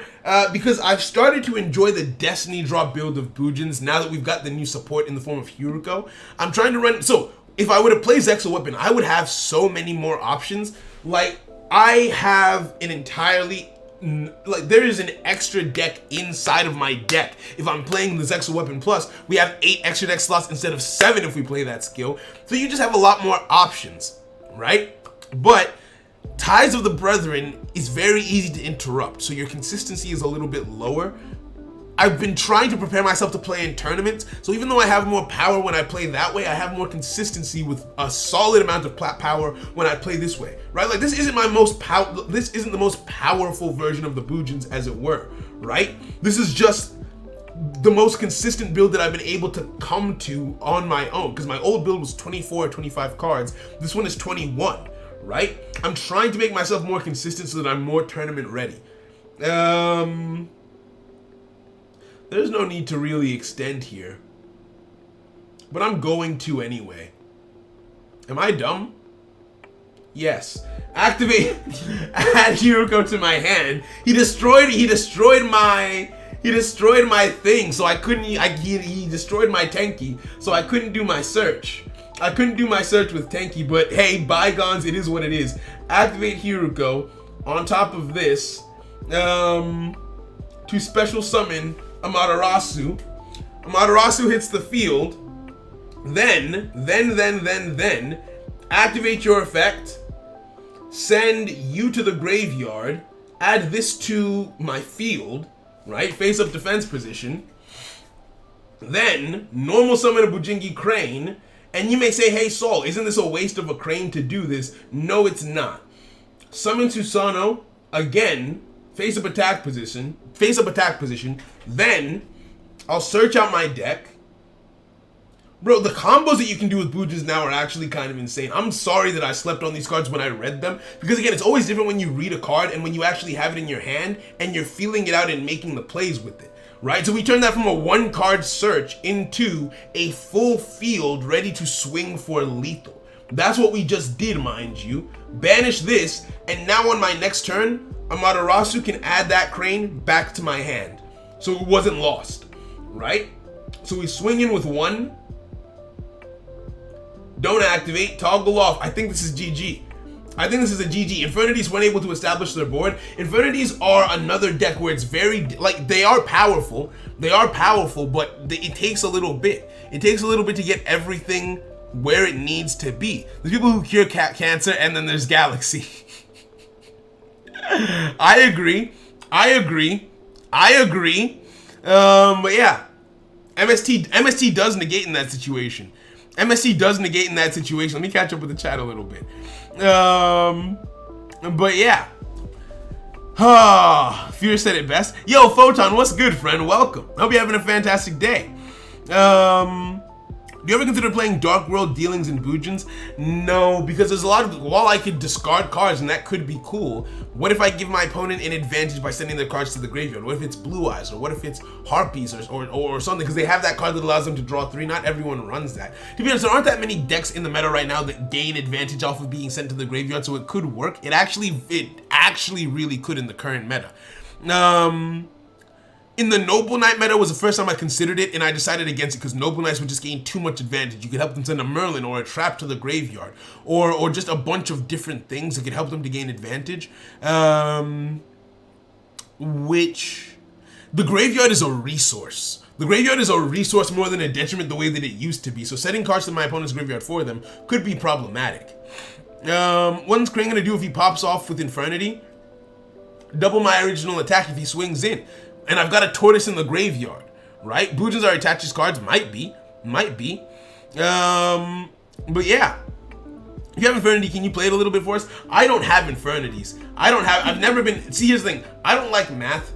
I've never been interested in anything that has to do, oh wait, PP? Okay, cool, let's throw hands, I've never been interested in anything that has to do with math to any degree or to any extent. Oh wait, no, okay, it was supposed to be fear. It's supposed to be fear, then PP, so we'll just switch it. We'll just switch it. It was gonna be fear, then PP, so up next will be fear. And then we go from there, right? Oh, how do you, oh, your position? Someone was asking about their position, hold on. I apologize. Mufasa, you're spotting the queue. Man, are you making a move? Oh. Sorry, Fear, I apologize. I completely forgot. I'm not getting all of my messages. Why? Not everything is coming through. Huh. Not everything is coming up on my tablet. Some of them are only coming through on the on the iPad, and I'm not sure why. But yes, so to check, so Mufasa asked for their position. Mufasa, you are 1, 2. Oh, you're actually after Suave. So Fear will go after this, then Suave, then you, Mufasa. Honest, you are currently 1, 2, 3, 4, 5, 6, 7th. You're 7th in the queue, friend. So after Fear, then those 3 go through, and then you, friend. Let me know if you want to play Infernity and I might be able to help. I'm not sure. I don't really like math. I don't really like math, you know? So I've never really been that into any decks that involve synchro summoning because I have to count. I don't want to do that. I want to turn my brain off and Xyz summon. Ooh. You hate to see it.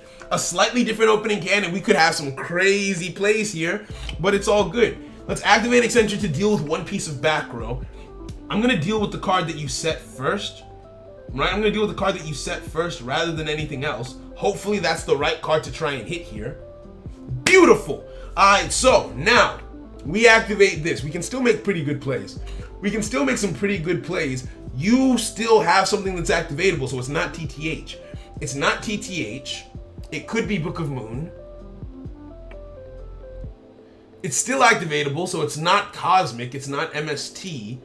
There's a couple of different things that you could have here. Normal summon this. I'm scared. I'm scared. I'm a little bit frightened, friends. I'm a little bit frightened. Think so. What do you do here? I think the card to go for in this situation. But I didn't open a Tenki. Think so. Focus. Let's take a risk. Let's make Tsukuyomi. We're gonna take a pretty big risk here, and we'll see if we get away with it. Tsukuyomi hits the field, face-up defense position. Let's see what that last card is. Let's see what that card that you said is. Do you have it? Are you activating it, or are you holding on to it? Book of Moon. God damn it. Okay, so it wouldn't really have mattered what I tried to go into there. What I tried to go into wouldn't have mattered so much in that situation. And yeah, end turn. That's all I can do. So nothing that I did really could have helped. Nothing that I did really could have helped in that situation. You do command join to get in the queue. Do you have your tablet set to live or top chat? Oh, I'm dumb. I'm dumb. It was set to top chat. Oh no. Thank you, Suave Youngin. That helped. That helped. Thank you. But yeah. So let's just see what we can do here. Another set card. Battle phase. Okay, so not enough to give us Destiny draw here. I think so. There's no point in using the Crane. There's no point. Sometimes I wish Crane did our defense as well. That would be really nice if it did. Swings in, 1800 to the face. We need a beautiful top deck here. We need a beautiful top deck. That works! That works, thank you kindly. Activate this. Activate this. We will search out our... Oh! Oh! Oh! Oh!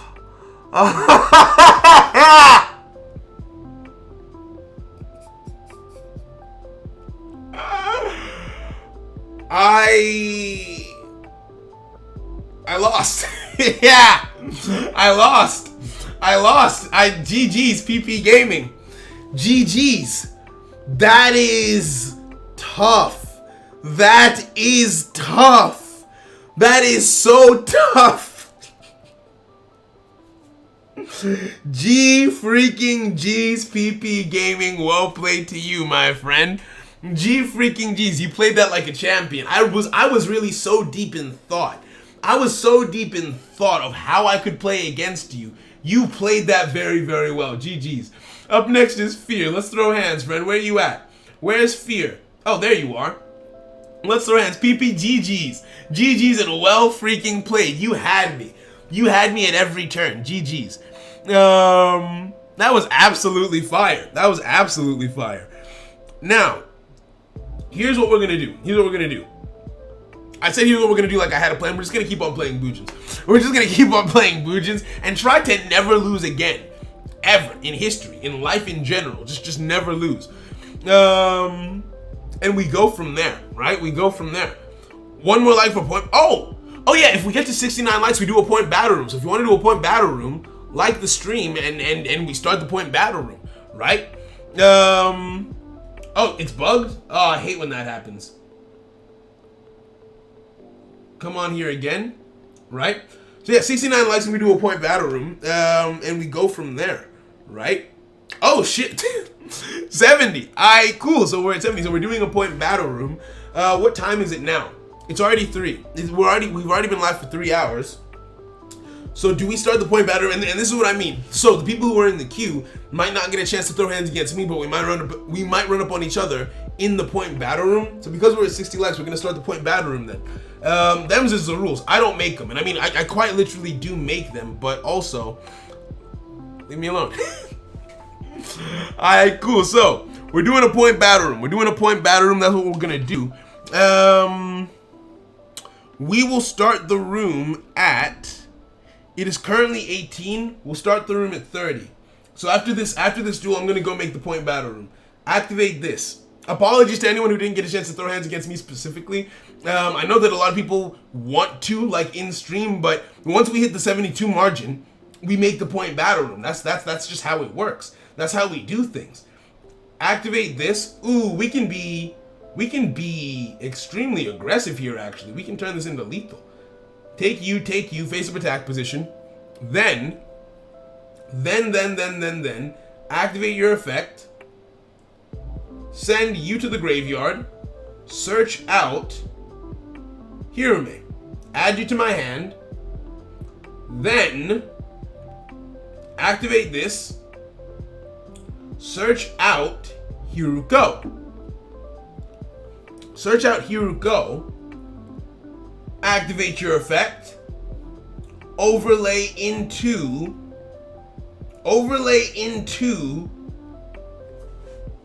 Amaterasu. Amaterasu hits a field face up attack position.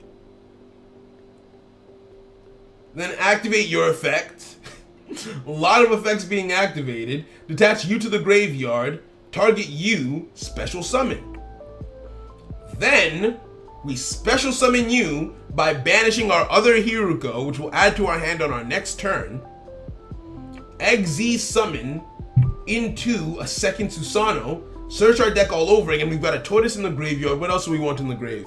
What else? Hares in our hand. Okay, so let's activate your effect and let us search out. We'll detach you to the graveyard and search out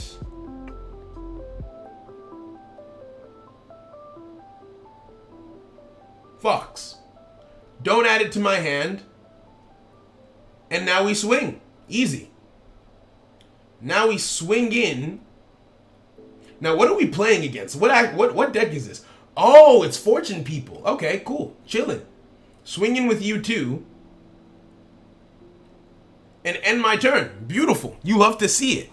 You love to see it. You love to see it. You love to see it. Right? Where is Barry? He's in his enclosure. He had a rough day yesterday because I thought we were going to see my mom's. We were on our way to the station.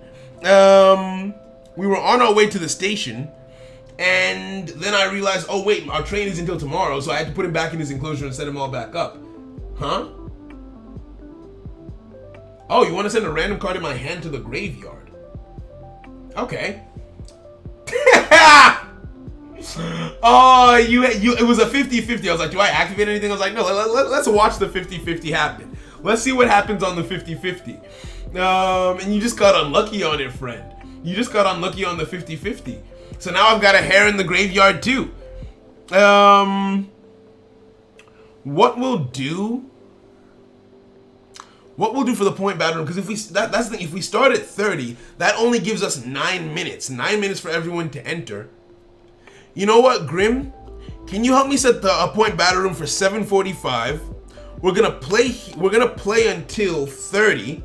Yeah, Grim, if you don't mind, help me set a room for 7:45. Help me ping the Discord to let everyone know that the room is starting at 7:45, and then we'll go from there, right? We'll go from there, right? That way we can still play a few more duels in here, and give people more than enough time to enter if they want to. What is this?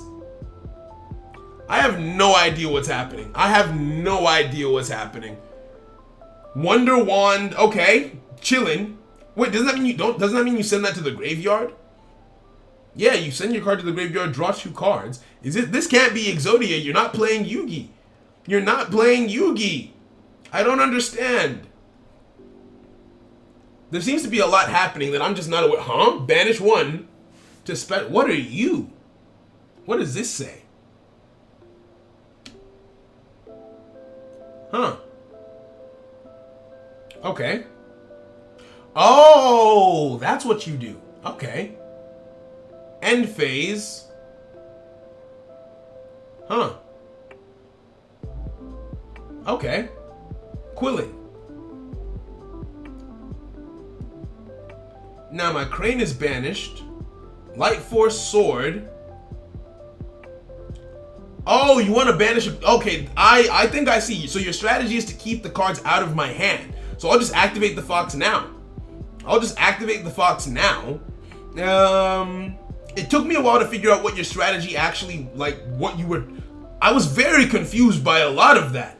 That was a scary series of events. I didn't like that. I didn't like that you made me fearful. I didn't like that I was afraid. Okay, cool. So I think we understand now, though. I think I understand what you're all about. Add Yamato to my hand. Let's normal summon and start making plays. Well, not start. We've been making plays because we're just that boy. But let's try and wrap the duel up. Swing in. Is this lethal? GG's. Let's go. Let's go. Let's go. Let's go. All right, so we keep it moving then. We keep it moving. It's fortune, people. Yeah. GG's, Fear.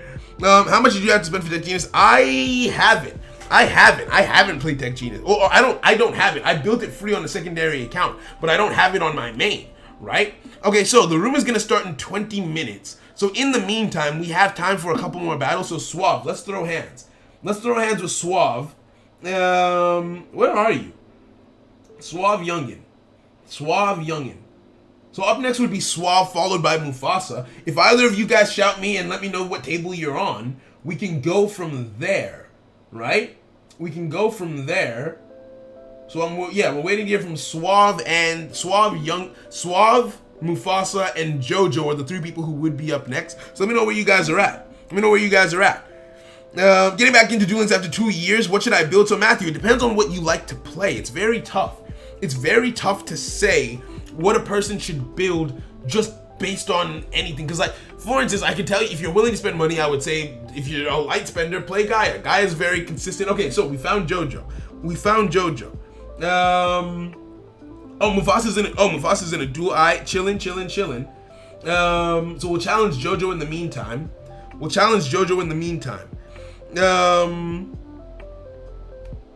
But yeah. Oh, it's Fortune Lady FTK. Oh, okay. Yo, what's good, Yukon? It's good to see you. Don't worry about it, Yukon. Welcome. You were confused. Okay, that was a brick. That makes sense. Then. Oh, Grim, thank you. I'll pin that. So if people want to start joining the Point Battle Room, the code is pinned here. And anyone who wants to join in can join in. And yeah, so we're chilling. Oh, it's my turn. Activate this. What are we up against? This is probably DDs. Let's summon Hiruko. If it's DDs, then we don't need protection from targeting. All that we need is honest to God offense here to keep it a buck with you, right? All that we need in this situation is honest to God offense. Susano might not be the right play. Because we will need some defense as well. I assume that you'll have more than one card to swing with. So I'm going to end my turn here. Activate Yamato. And set myself up. Ooh. I could be safe because I already have Bujin Carnation, or let's be aggressive. Maybe we proc a Destiny draw. Right? Send that to the graveyard. We go from there. Right? So yeah, chilling. Hey, vibing. Photon, I have to go in order of the queue. Apologies, friend. I have to go in order of the queue or else it's not fair. Yo, Nemo, what's good, homie? It's good to see you, friend. If he's running the trap, you might want Turtle just in case, but the trap won't be activatable until after this turn, right? So to survive this turn, to make it through this turn is kind of what I have to focus on. Because he might have the trap, and it might make things problematic next turn, but for now, to get through this duel, I have to be vibing, I have to vibe through here. But yeah. So let's vibe. Let's see what we've got. DD Swirl Slime activating. Swirl Slime activates, so he is fusion summoning turn 1. Okay, sends a Vice Typhoon to the graveyard. You've got that. 2 face downs. Battle. Swinging into my defense position card. That makes sense. That makes sense. That makes a lot of sense. Draw. Turtle. Beautiful. The problem being, what if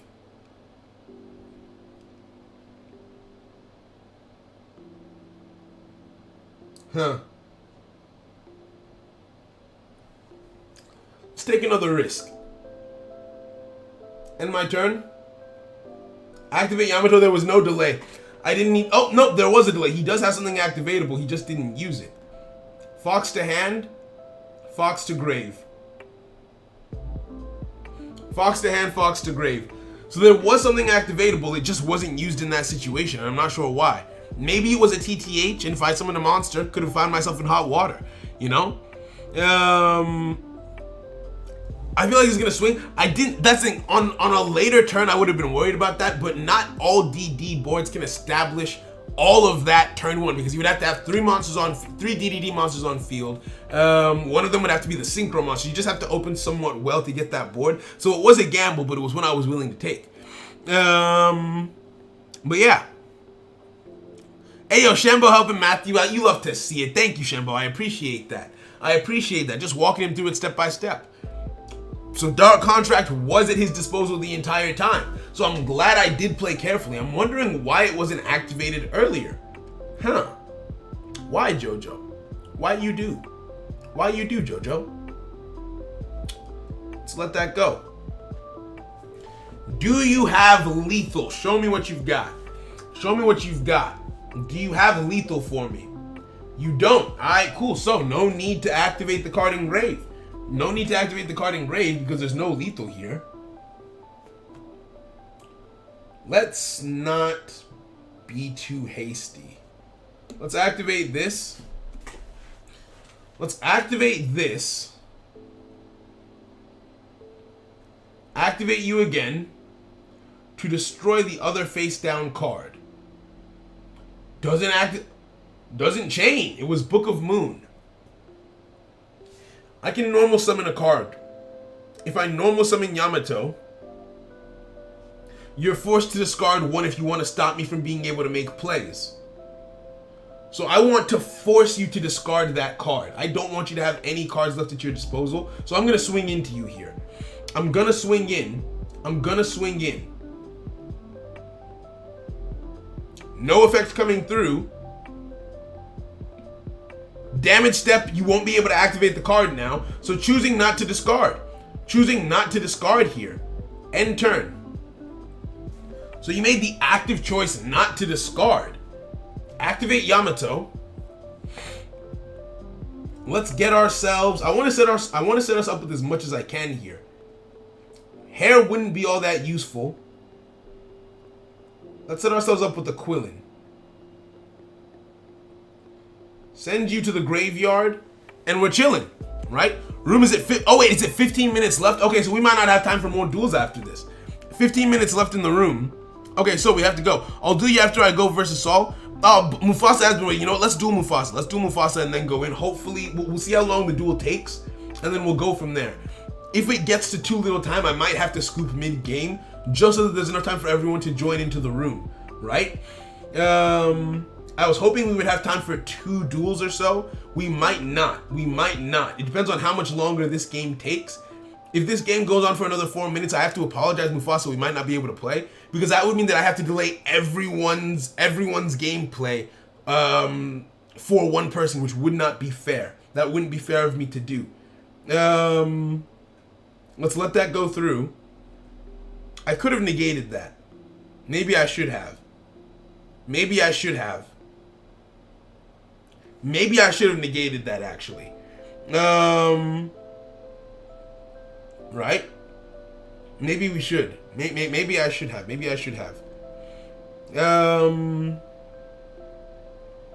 We'll see. JoJo's thinking through their plays. Thank you, my man. Yo, Mufasa, like I said, I'll try my best. It depends on how long the duel against JoJo takes. Had you been free when I came out, you didn't know, obviously. You didn't know. But it really comes down to what I'm able to do in lieu of everyone. So I might not be able to. I just want to let you know, it would be awesome to duel you, but I can't guarantee it. Because I want everyone to have enough time to get into the duel room. Contract with the gate. Wait, what? I thought you were about to go into contract with the swamp. I thought that would have been a swamp for sure. Why gate? Why gate here? Huh. Okay. I don't understand. Drawing into Pendragon? Why? I thought you would have gone swamp here and then hit me. End phase. Oh, you want your trap to still be live. You want your trap to still be live is the thing. Okay. List. I've got that.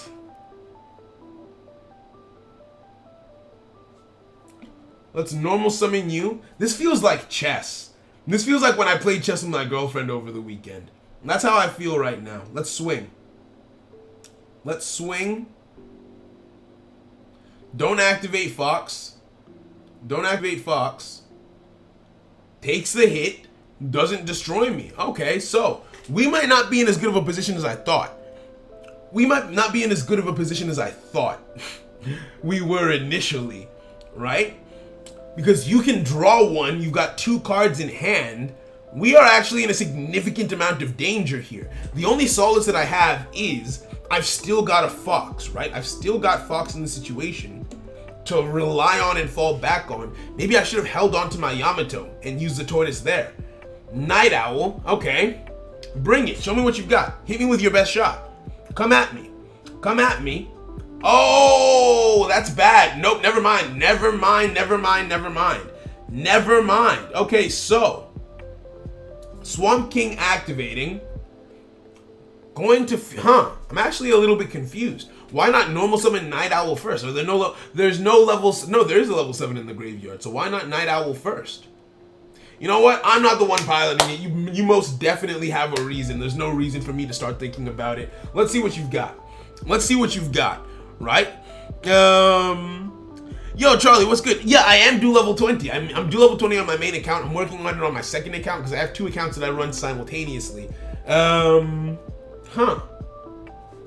Oh, you're going like full combo here. Yeah, so now you normal summon that, special summon the level 7, the Vice Typhoon, right? And now Vice Typhoon in the graveyard can then fusion summon again. I think that's what you're going for. I'm gonna turn my, you know what? I'm just gonna activate this now. Turn my toggle off. Actually, no, leave my toggle on. That way you can just go through the rest of your combo. Right? Just go through the rest of your combo and we get it from here. So I don't yet, apologies to Mufasa and everyone else. I don't think we'll have time after this duel to do any more duels because there's 9 minutes now until the room starts. And I want everyone to know to enter it. Oh, choosing to activate Genghis. Okay, makes sense. That makes sense. Swings in. Alright, cool. So now there's no cards in your hand. Beautiful. That's a good top deck. Activate this. Let's make our comeback. Summon Yamato. I want to get back Sinew. We're going to need it for this play to work. Sinew face-up attack. This face-up defense. Now, special summon Susanoo. Yes. Special summon Susanoo, face-up attack position. Then activate this, detach to the graveyard, you, add to my hand, you. Yes. Then activate this, banish myself, Exes on top of this into Amaterasu. This might be a time-consuming play here, right? Amaterasu hits the field, activate your effect, detach to the graveyard, you, special summon, you. Face up defense position, then special summon, face up attack, this. Now, if I still had a crane in hand, I could go about this a different way, but I can't. I don't have the crane. Exe summon into my second Susano, then activate this, detach you to the graveyard, add a crane to hand, yes, then activate this in my graveyard to destroy this. All right, let's turn this into something. I don't know what yet. We can wipe the field for sure. Actually, no, this is lethal. I don't need to be fancy here. This is lethal by itself, right? I don't need to do anything else. GG's, JoJo. That was a good game. GG's. That was tough. And we've got 7 minutes before the point battle room starts. Let's hop in there. GG's to JoJo. Everyone hop in the point battle room if you'd like to throw hands. It's an open room, anyone can play. It's because he didn't want to go aggressive. That makes sense. That's fair enough. Oh, my duelist pass is almost expired. You hate to see it. Now, actually, it doesn't make a difference. It just means that I can duel more things at once. Duel room, enter room. Now, the room code is 781334. So, everyone hop in if you'd like to be part of the point battle room. There's no rush. Well, actually, there is a rush. You've got 6 minutes. Right? You've got 6 minutes, which normally I like to give 15. That way everyone who wants to, like, people might be AFK right now. But hey, it is what it is. Hop in. Genghis would be first if he's going for the XZs, DDDs. Fairs. Any chance for an unlimited duel room someday? It's always based on the people who are currently present and what they would like to do. And so far, we've done a vote for it, I think, once or twice. And no one's wanted to do unlimited. I'm not against it. I'm not for it either. I don't really care either way, so I just leave it to a vote. And unlimited is never won. No one ever wants to do it. Is a duelist pass worth it? No, it's not. If they make a few changes to it, and I planned on making a video on it at some point, changes that they can make that would make it worth it. But currently it's not. Isn't it lethal without crane? No, I don't think I had lethal there without crane. Because he had 2,500 life points left, right? And the contract procrastination skill, which meant that next turn he wouldn't have taken any life point damage, so I needed crane for lethal there, I think. Yo, Azad, it's going well. Thank you for coming through, friend. Hope you're having a fantastic day. Hey, Jojo, thank you. Same to you. Are Bujins a combo deck? And now they kind of are. They have some pretty insane combos that you can do with them, and just a lot of options. Is like they just have so many options for how you can play them. It's so good. Yes, I did. I was doing a pack opening, and I wanted the 15 packs I wanted the 15 packs that you get when you got the duelist pass. So during a pack opening, I got it. Should I up the time? Nah, it's fine. You're in a KC Cup duel? Oh no. Hop in. Well, actually finish up your duel and then see if you can hop in time. You still got 4 minutes to go. There's still 4 minutes until the room starts, so anyone who wants to play can hop in. We've got 27 people currently. I think, okay, 28. So we'll see how many we've got. I just cannot get the deck to work with only one Yamato. Yeah, you need more. You gotta have more. What's the next can I build in a week video? So there's 2 that are actually done already, but I haven't been able to upload because my internet's been down. I've already done Sylvans. I've already done Blackluster Soldier. I just haven't been able to upload the videos. I might actually need to re-record the Sylvan one. But yeah, so those 2 are done. They're going to be uploaded, and then we're going to go back to a standard schedule from there, right? I just cannot. Oh, I read that already. How many do you need to win from level 19 to 20? You need to win 5 in a row to get from level 19 to 20, and then you're good. It's just like hitting King of Games, right? Yo, Freddy, I'm doing good. It's good to. How are you? Welcome, welcome. So you've really gotten good with Boojins compared to previous versions. Hey, thank you. I appreciate that. Yeah, I've worked a lot. When it comes to Boojins, are probably the deck that I improved the most with because it was the first archetype that I ever learned to play in Yu-Gi-Oh! Duel Links, right? When I first I can show you my first ever deck that I played with was a Sea Stealth Attack deck. I'm pretty sure I still have it. One of my earliest decks that I tried to cause with. Hey yo, hold up. Freddy Julian, thank you for the sub, friend. I hope you're having a great day. Thank you, I appreciate that. Okay, yeah, I was looking for, was it this? I think this was my first ever deck that I tried to cog with, and it's a mess, as you can see, right? This was one of the earliest decks that I tried to build as a newer player. Actually, no, this might not be it. Is this it? I don't remember some of these cards. It's one of the decks on Mako. That was definitely one that I tried with, but as I got better, I started condensing it more and more. Okay, so maybe not. So, yeah, I ended up going with this. Way back when this was back in 2018, probably, right? When I was still very new at the game. I tried making a deck that functioned around Citadel Whale. I was using cards like Big Wave, Small Wave to get my other monsters on the field because I was using Sea Stealth Attack. And Sea Stealth Attack worked with any level 5 monster, so I was also trying to use this version of Umi, right? To reduce my monster's levels by 1. I was really trying to make plays. I was trying to get this on the field for the price of free, but I only had 1 copy of this card way back when. So I was trying to make stuff happen. But it wasn't cohesive enough, right? And that's why I understand newer players when they want to put everything into a deck, but cohesion and consistency are very important, right? So I think I only managed to hit Legend with that deck. Then I started playing with Boojins, and oh my, what a time to be alive. What a time to be alive when I first discovered the deck. Back in the days of Grass Looks Greener, bro. Oh my days. So I remember trying to play with this. We didn't have Boojin Carnation yet, so I was using Boojin Unity. Just a bunch of different stuff, right? Just a bunch of different stuff and different ways that I would try and play the deck, right?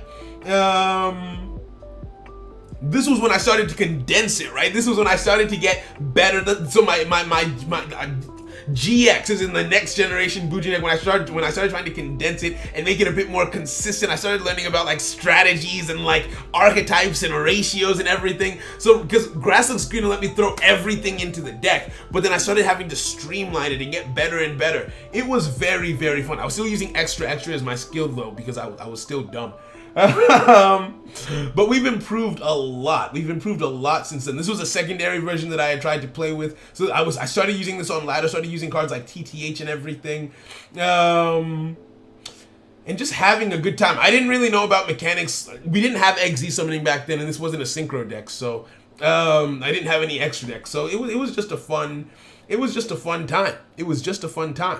Right? But yeah. How can I join the point battle room? Oh crap, it started already. Unfortunately, it's too late to join, Mono. That's why I kept on saying that everyone needed to join ASAP. The code was pinned to the top of the chat, but it's not possible anymore. I apologize, friend. I gotta do a light sword in 1 day. I don't know about that. I don't know about all that. You would have won a long time ago, but at least you kind of saw what the deck can do. Oh, you're talking to someone else. Ferris. Scareaway champion still for the streets. Oh, absolutely. We don't talk about Caraway. We don't talk about Caraway, right? Yeah, Citadel Well way back when, right?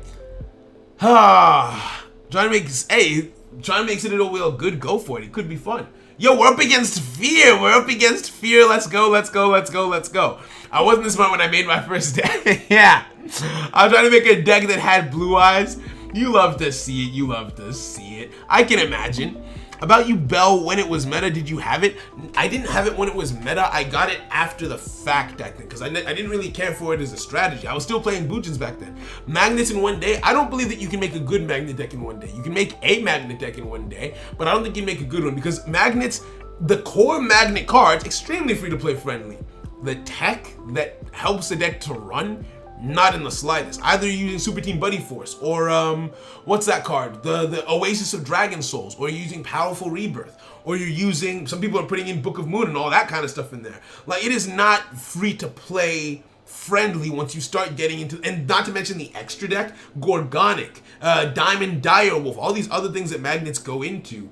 So while you can get the core cards pretty easily, I don't think that you can make a strong magnet deck in one day. Yes, but Brian, the point battle room has started. We've just begun. But yeah, I got a new deck concept, Lang Ling, but more with balance. I don't even know what that means. Oh no, Monty, you can't. I apologize, friend. But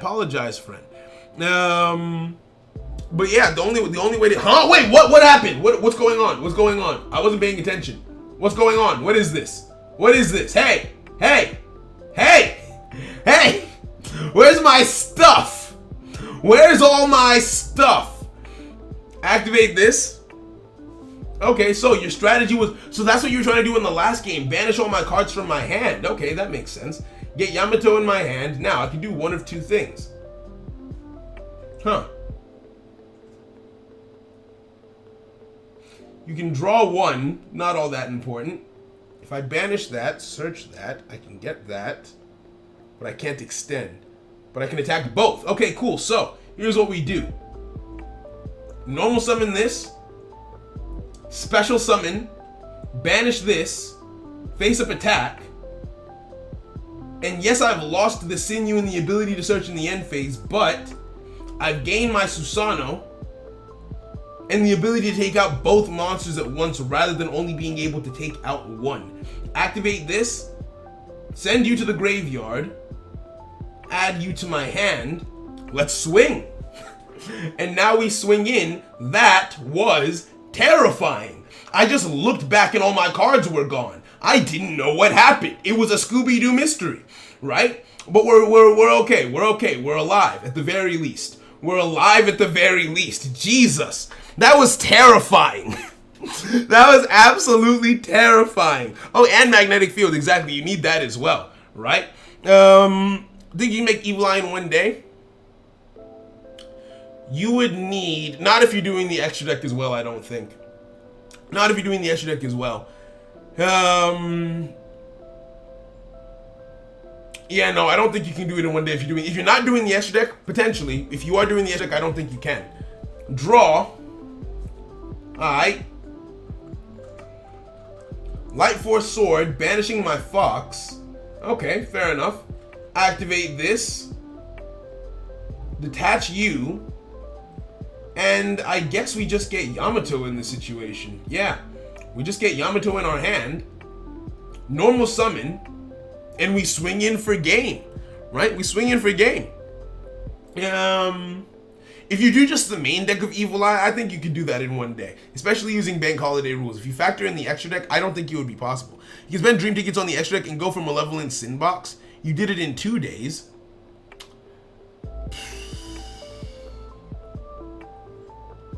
It depends on the extra deck that you're building. It depends on the deck and extra deck that you're building. Because, for instance, the build that I went with used TTH. If you take TTH and you run pure Evil Eye, then you could.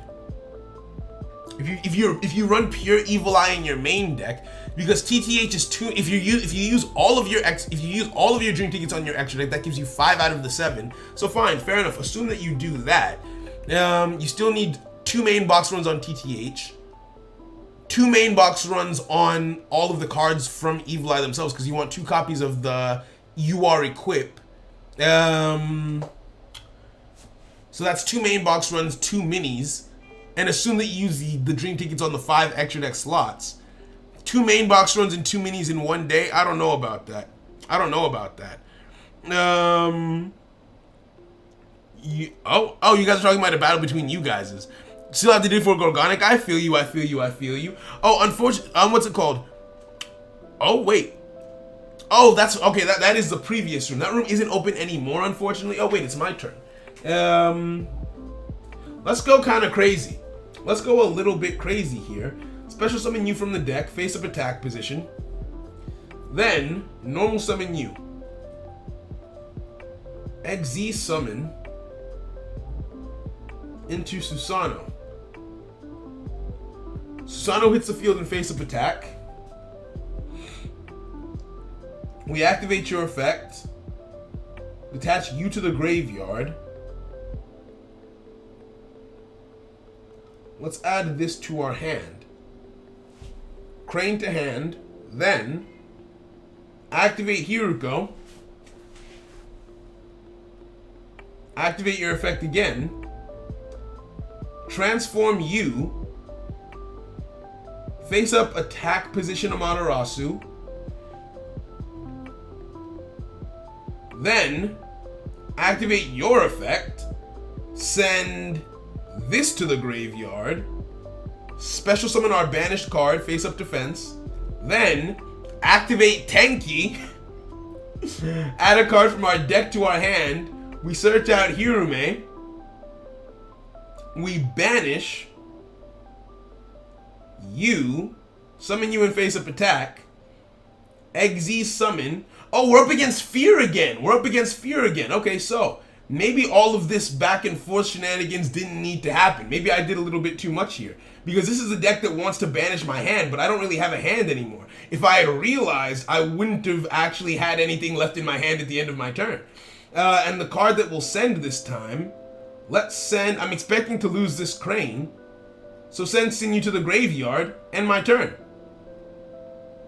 Let's go. Let's absolutely go. Vibin. Probably wait for the ban list before you dig for DTH. I agree. Plus, yeah. Wait for the ban list 1, 2. It falls into the half price gem sale. We don't know when the next one will be, but like there will be one at some point. So yeah. Yo, 2K, what's good, homie? What's good? I want to catch up with the chat. Sometimes with my dream to get, I'm going to use your 39 Utopia and Utopia rate. That makes sense. That makes sense for the URs. 6 Sam is expensive. They're expensive, but you can actually, 6 Sams I built in one day. 6 Sams you can build in one day during a half price gem sale. If it's not during a half price gem sale, it would take you the full week. So yeah. Right? So let's vibe. Stardust Charge Warrior, you're going to draw 1. What's the plan here? I mean, we've got the defenses that we need for the most part. Fortune's Future. Okay. Damn, you can gain a lot of card advantage with your deck. If things are going the way you want them to, you can gain a lot with your deck. Oh? No. You wanted to banish me, right? Hold on. Yeah, target one monster on the field, banish it, so we negate that for sure. We definitely negate that. Let's see if you're, maybe you found a way to keep on playing through, though. Maybe you know a way to, Jesus Christ! Stop! Magical Mallet. Are you gonna mallet your entire hand? Are you going to magic mallet your whole, oh, just one card? Wait, what? Oh, it's a 1x1 thing. Okay, you choose them 1 by 1. Fair enough. Let's go. Already making 2 decks. I want to make sure you can keep yourself entertained until the gem sale comes. That makes sense. You have, oh, what is this one? What does that one do? Oh, now you want to banish again. Yeah, fair enough. Damn, you're still not done? Jesus. Yo. Fortune Vision. Activating. You set a card. Fine, fair enough. Mind of the Plana. Oh, and then you make the banished cards disappear. I should have activated my effect before then. You banish a random card from my hand, face down. Well, now we're in a bit of a tricky spot. We are in a bit of a tricky spot here. Let's go into the battle phase.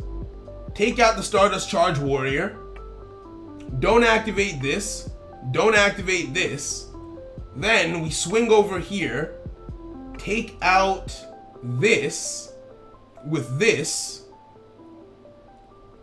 And then we end our turn on that note. Activate Yamato's effect. Don't activate yet. Add you to my hand. Then send you to the graveyard. And that's my turn. Jesus Christ, this deck is insane, Fear. When this deck opens the way that it's supposed to, it is actually terrifying. Is Mind of the Plana once per duel, by the way?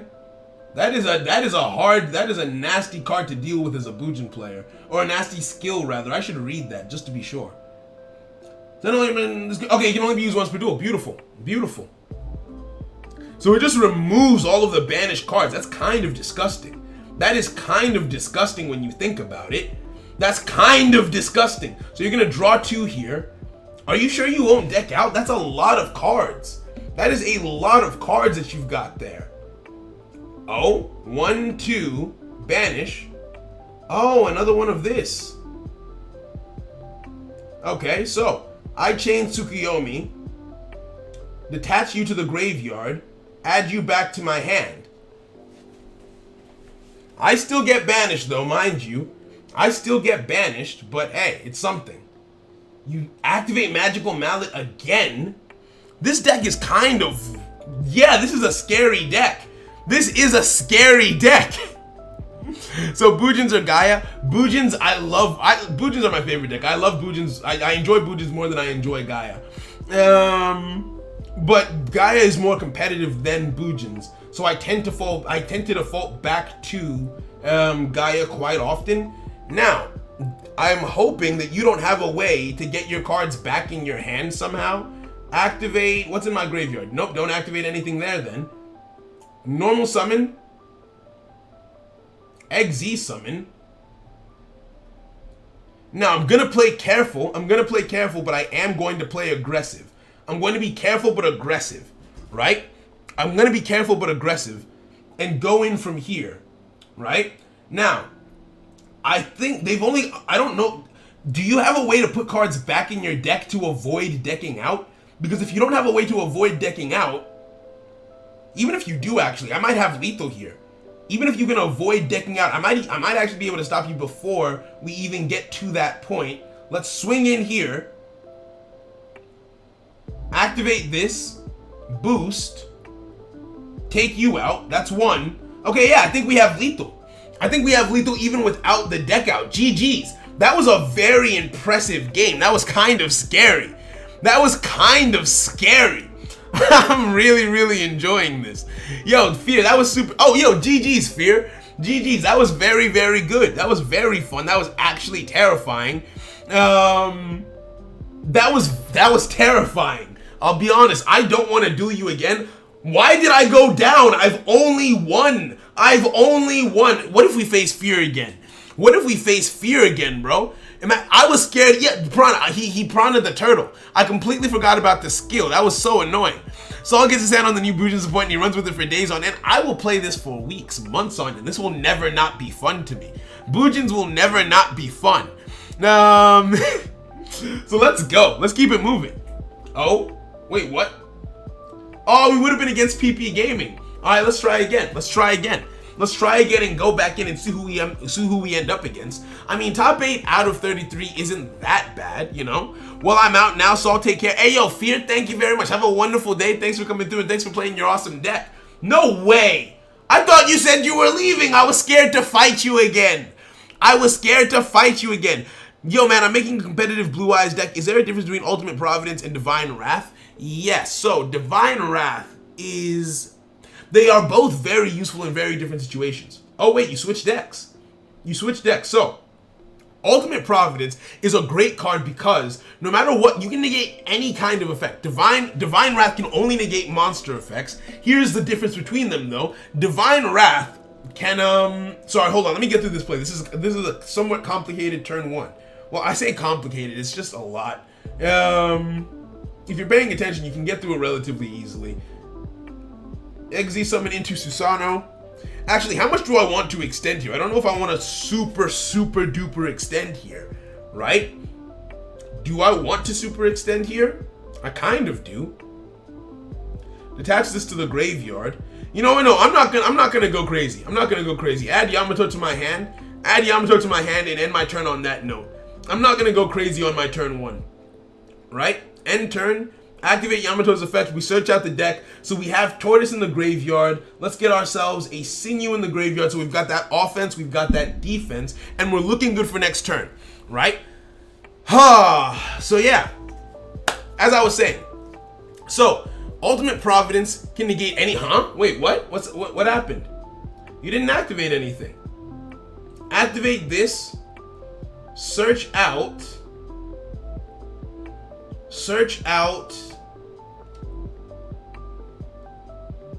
Quillin. Yes, add it to my hand.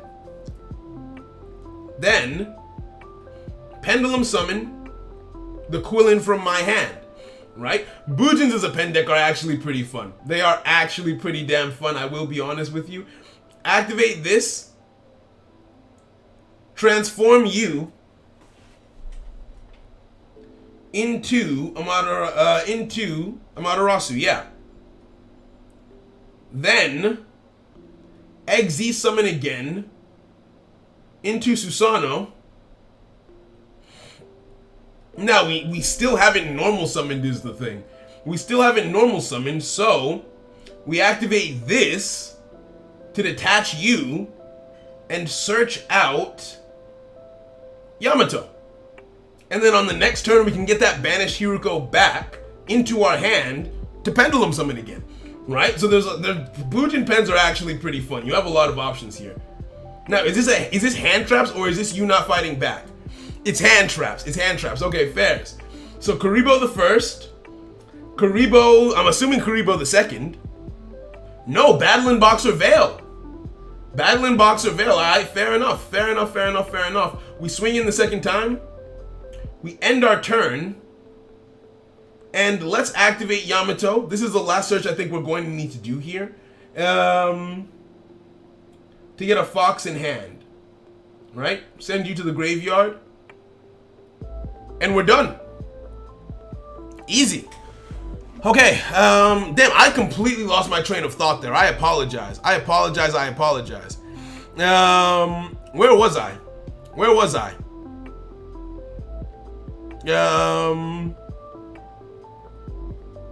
Draw. Oh, I forgot to add my card back. It doesn't really matter here. It doesn't really matter. Activate this. Send Yamato to grave. Add another Crane to hand. And we just start swinging again. And hoping for the very best. Right? Who are you? Oh, the card that excavates cards until you find a spell trap or a spell or a trap. That's actually... Okay, those are some good mills. You got some pretty damn good mills there. You absolutely love to see it. Another Battle in Boxer Veil. Oh, wait, what? Wait. What's this? What is this? I'm so very confused. Oh, and you can't be destroyed. Okay, so there's no point in doing anything else then. End my turn. Okay, we keep on going. Don't activate Yamato. Providence cheaper, and they're basically using the same. They're using the same way. I personally prefer Providence because let's say I'm holding a spell, I can negate a spell or a trap card. But if I want to negate a monster effect, I have to be holding a monster card, which is the only downside in my opinion. Draw. Bujin Carnation, chillin'. Let's start swinging through. What I love about Susano is it's not part of its effects. Like, it just naturally swings into every monster my opponent controls once each. Damn, another one of this? Jesus Christ. Okay, sends a bug, sends another block dragon, sends a Kuribo. That's not great. Who is that? Tackle Crusader, another Kuribo. Jesus Christ. Hey, yo, where are the spells? Where are the spells? No, his whole deck. That's a Kiteroid though. That is a Kiteroid for him. Bro, was MST the only spell card in your deck? Jesus! What the hell? What the actual hell did we just watch? What the actual hell did we just watch? Swing in, destroy, you take some damage and we go from there. Don't activate. Jesus Christ. Jesus, that was wild. That was wild a little bit, right? Let's keep it moving. Okay, catching up. Pendulum summon, yep. What's in between stage 1 and stage 2? Stage 1 is kind of like a free-for-all. Stage 2 is you have points that you have to try hard to not lose to actually rank up, right? Prov negating and trap is super good. Agreed.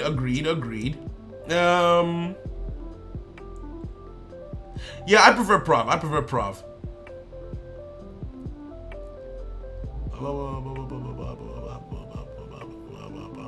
Catching up. Okay, cool. It was buzz on equals draw sense for insects. Fair enough. This is a lot. Saw Samming Amaterasu and oh my goodness. Okay, so think quick. Activate this. The only card worth keeping here. I can make another Susano. I'm enjoying swinging into multiple monsters. I can Pendulum Summon. Oh, I can't. He destroyed my thing. He's gonna destroy my scale. I can't Pendulum Summon. Alright, cool. We're chilling. Let's make it happen. You may be too protected for him to win. I feel like I might be. If I want to play competitively and use Providence, will it make a difference? Again, hard to say. Definitely hard to say, friend. Definitely hard to say because in certain situations, certain cards will work out better for you than others. You know? Fury deck was pretty good when Graspus Greener was around. I mean, it looks like he still has place. He's not done yet. Target face up monster changes to face down defense. Let's say no to that. I don't know why I didn't. Was my toggle off when he activated it that first time? I feel like my toggle might have been off when he activated that the first time around. Right? Huh.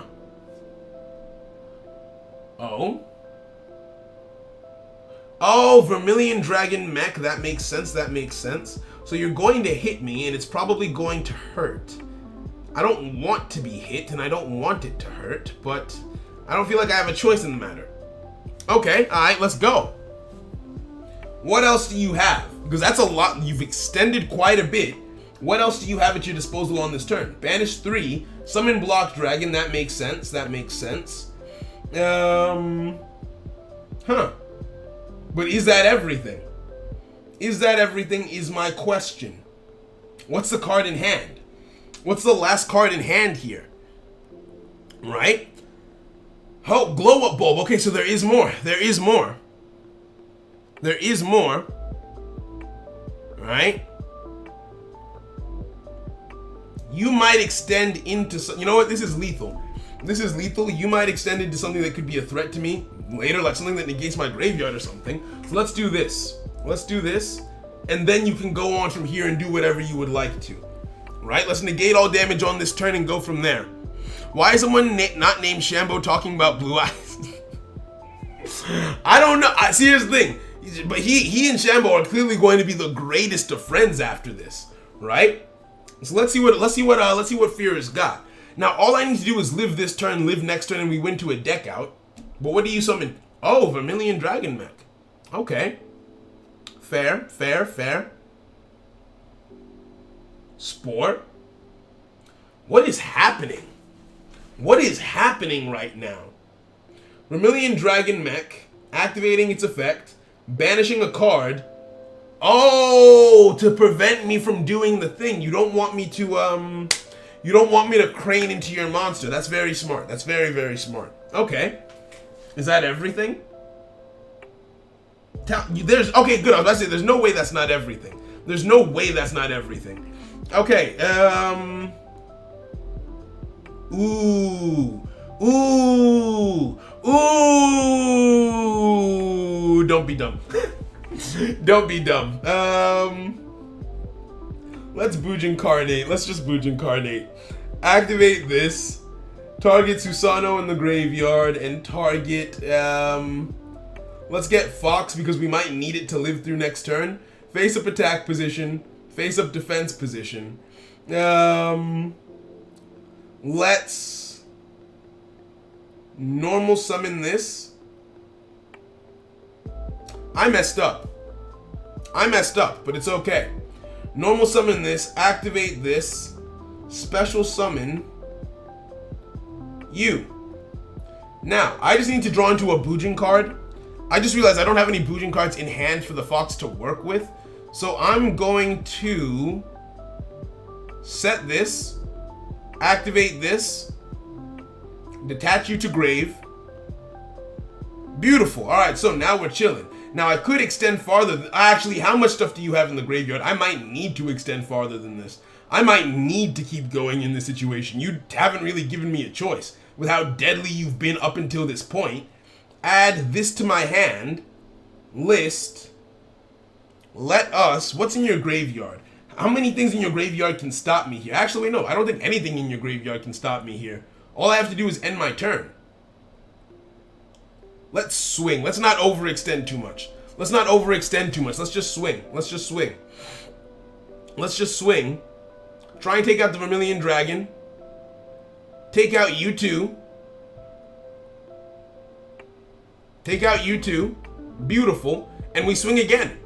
So yeah, Bujins do have quite a bit of potential to recover from things like this. Right, the Kiteroid. I should have summoned the other monster. I should have summoned the other one, but I'm dumb, so I didn't. Alright, cool. We're chilling. We chilling. We chilling. Right?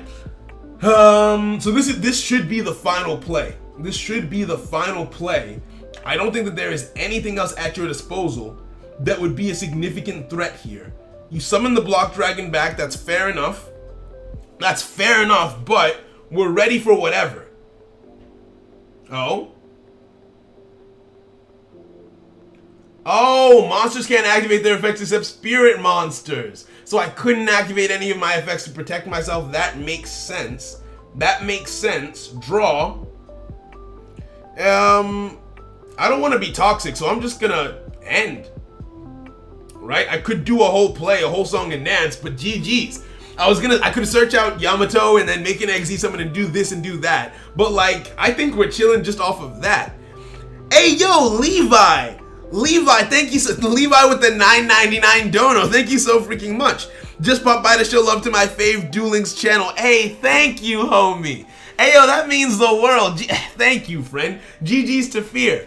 GG's to Fear. Thank you so much for the support. I very much appreciate. Why aren't my alerts going off? Hello? Hello? Why aren't my alert? Why isn't the alert going off for it? Okay, leaving for real now. Take care. Hey, Fear, take care, friend. Thank you for the awesome duels. Thank you for the awesome duels. Right? That was very, very fun. That was very fun.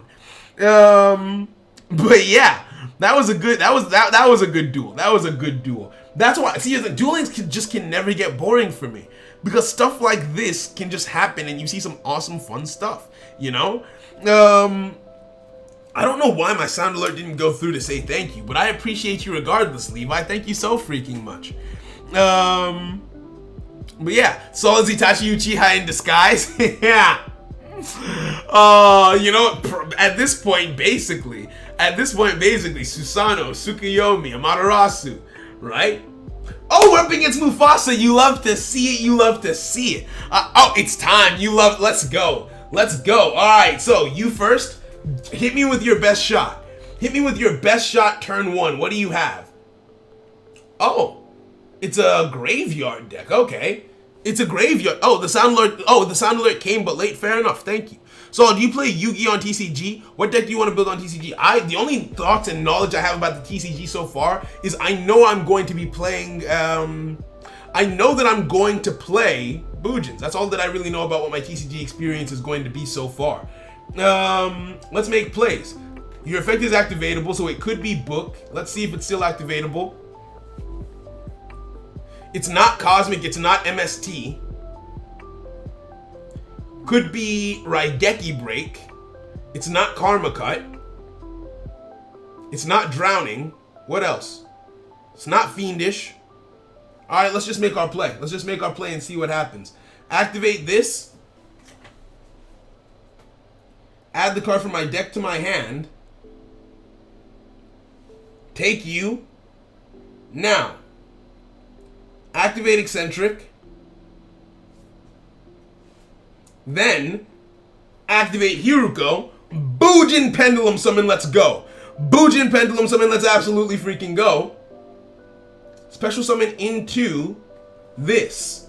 Now, face-up attack position. There's still a delay. Your effect is still activatable. Before anything else can happen, activate Eccentric's effect, destroy the back row. Right? So now you have to make a move. Book of Moon comes through. So it was Book of Moon. It was Book of Moon the entire time. I'm okay with that. I'm okay with that.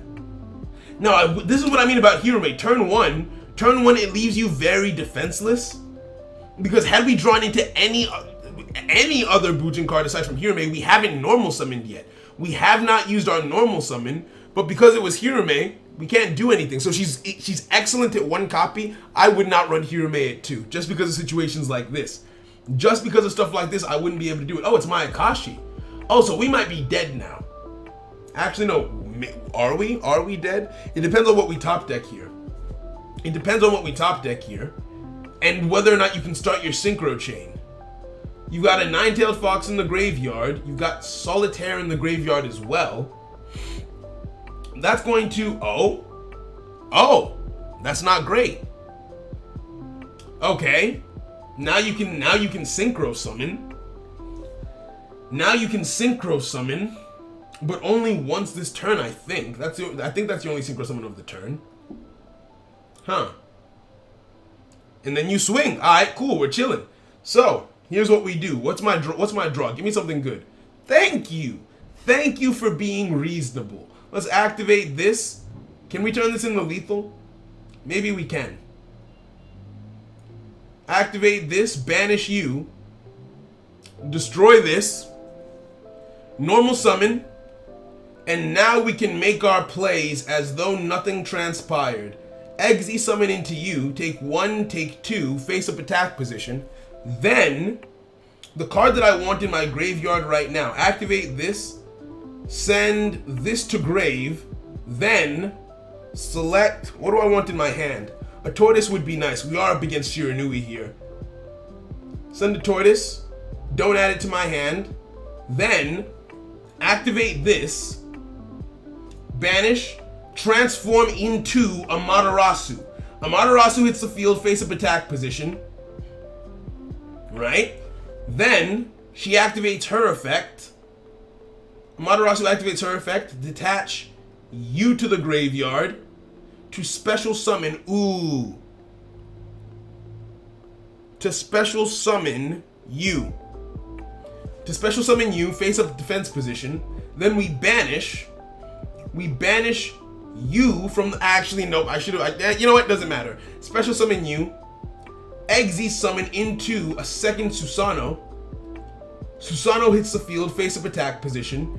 Now we've got Sinew, we've got a Tortoise, we've got a Quillin, and now let's give ourselves a hair, just in case there's non-targeted destruction that you try to use on the next turn. We are completely blanketed. Do not add the hair to my hand. This is lethal on board. We're completely protected. GG's maybe. GG's maybe unless there's a hand trap. Swing 1. Swing 2. GG's. Mufasa, GG's to you, my friend. We're having a fantastic time. Let's keep it moving. Let's keep it moving. Let's go, let's go, let's go. Oh, it happened right when I took off my headphones. You hate to see it. Thank you. GG's, Mufasa. GG's. You're stuck. Why are you stuck? Oh, GG's. You love to see it. You love to see it. You love to see it. We're in 4th place. I like that. I like that quite a bit. Yo, David, yes we are. We're swooping with Boojins, having a fantastic time. It's our first stream in a while since my internet's been down for a bit. Well, not completely down. I've had mobile data, but I don't have that much of it, and it's not that strong. So we're just vibing. Susano versus a 9-tailed fox. You love to see it. You love to see it. Excuse me. Misplay Mufasa, I don't accept that from my opponents. Hand out your GGs, shake hands, and move on. Telling your opponent that you misplayed does nothing to benefit them whatsoever. It only serves to either make yourself feel better about the loss or just like, that's the only real thing it serves, right? So we just hand out the GGs and we move on. And then if we want to self-reflect, you can do that, but telling me that you misplayed doesn't add anything to me. The win is still a win. It's only, I don't mean to single you out. I do this to everyone who I battle who does that. So don't feel like I'm singling you out. I just really don't like when I beat someone and then they go, oh GG's I bricked, or oh GG's but I X, Y, or Z. Like that adding a but caveat to the GG's. I don't vibe with that. Nah, I don't vibe with that at all. But GG's still. GG's still. Alright, Gaia the Magical Knight gets at. Oh, we're up against Saul and he's playing Gaia. Saul playing Gaia, we're probably about to lose. Saul's gotten very, very good with Gaia. Saul has gotten very, very good with Gaia. Curse of Dragonfire. Special summon, fusion summon into. Oh, you're gonna flip me around. Luckily, I had. Oh, this is, you use this as a draw engine. That's right. You use the Gaia cards as a draw engine. I don't use Spiral Spear Strike in my Gaia build. I don't use Spiral Spear Strike, but you do. You use a lot more cards in your Gaia build than I do. I might be in danger. Not might, I am in danger. I'm in danger. I'm in danger and I need help. I am in danger and I'm in dire need of help. Okay, you have to discard one. You discard an eccentric. Jesus, okay, so here's what we're gonna do. Activate our skill. Activate our skill. Let's search out. Let's be risky here. I'm gonna take a risk. Draw into this. Hopefully you don't have MST. I'm just gonna hope and pray. Necro fusion. That's bad. That kind of completely messes up my plan. Because now you've got that one. Oh boy, what do I do?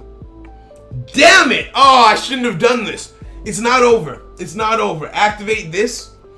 Activate this. Let's at least get rid of the field spell.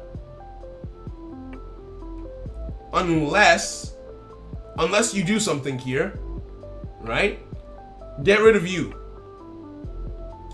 Why didn't you respond? Why didn't you respond? Hold on. Oh, because now you can respond to use it on something else. Huh? Wait, what? Why aren't you responding? Why aren't you responding? Why are you not responding? Normal summon this. What's your back row card? Maybe there's something in the back row? Right? Because the card that you sent to the graveyard was my hair. So I'm protected from that effect. I'm protected from the destruction effect. So what's the back row card? The back row card has to be something fire for you to invest that much into this, right? So what's that back row? What's that back row card? Right? What's the back row card? What do you got? What do you got? What do you got? What do you got? Show me. Show me. Huh? Oh, my days. Sphere Karibo. I end my turn. Alright, Ferris. It's not over yet, and I like that. Alright, cool. So, if I do nothing... Oh, I lost. No matter what here. There is no way to not have lost. I'm gonna let this go through. Actually, wait, how much time is left in the duel room? I know that I've lost Selux's G. Okay, no, you're battling. Beautiful. Take me out quickly. No, don't activate. Right? GG's. That was excellently played. There was nothing I could do. I can't think. Actually, yeah, no, I think you just played that marvelously. Well, actually, hold on. If I were in your position, I would have stopped me before I started and taken out the tanky. Because then I wouldn't have even had the Yamato to begin with. But you had an answer for the Yamato, so I see why you didn't need to do that. So GG's. Well played. I just saw Saul beat Saul. So in theory, technically speaking, Saul won. That's the takeaway, right? Let's go again. Hopefully not against Alexis. Who are we up against? Okay, we're up against someone different. Let's go. Gaius, Knight, Bet. Yeah. We're vibing. Analyzing instead of collecting points. It's what I spend too much time thinking and talking. Let's actually know this is bad. This is bad. We opened double tanky, which with a hand like this you really don't want to see. You really don't want double tanky in a hand like this. I'm gonna add Yamato to my hand then. Luckily, even though it's not what I want to see, it's still something that I can use, right? It's still something that's useful. I end my turn, activate Yamato's effect. What do I get out of the graveyard here? Let's get ourselves some offense. And then send some defense to the graveyard, right? Yeah. Actually, destroying Tenki with MST will fizzle. Yeah, exactly, right? If someone MSTs the Tenki before you resolve it, MST negates basically.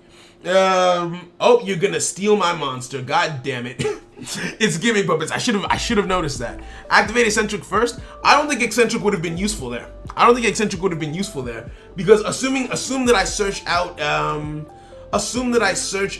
my Hiruko. The only thing in my hand to pendulum summon there would have been the fox, and that's not enough for an XZ summon. So I chose not to go the pen summon route turn 1, right? But yeah. Whew, I'm a little bit out of breath and a little bit hungry. I need to do something about that at some point. So you're gonna yoink my monster, change it to a level 8 if I'm not mistaken. Had I gone, so this is the thing. The only person I can blame here is myself, because my thought process was, you are going. I opened the fox.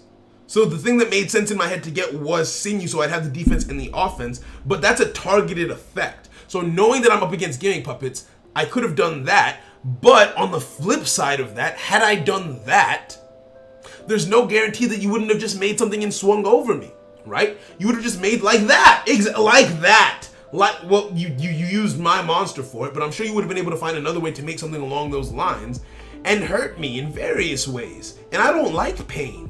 What did you just do? What are you doing? Hello? What have you done? Okay. As long as that's not giving you an extra swing, I'm okay here. Okay, no extra swing. Now, it begs the question, how do I respond? You've only got that one card. Okay, I know what to do. Activate this. We're going for a Bujin Carnation. Activate this. Destiny draw into the card I just said, Bujin Carnation. Right? Now, are you indestructible? What are you now? I should read this. Summon you. Defense position. XZ summon. Take 1, take 2, face up attack. Then I can activate this. Search out my deck.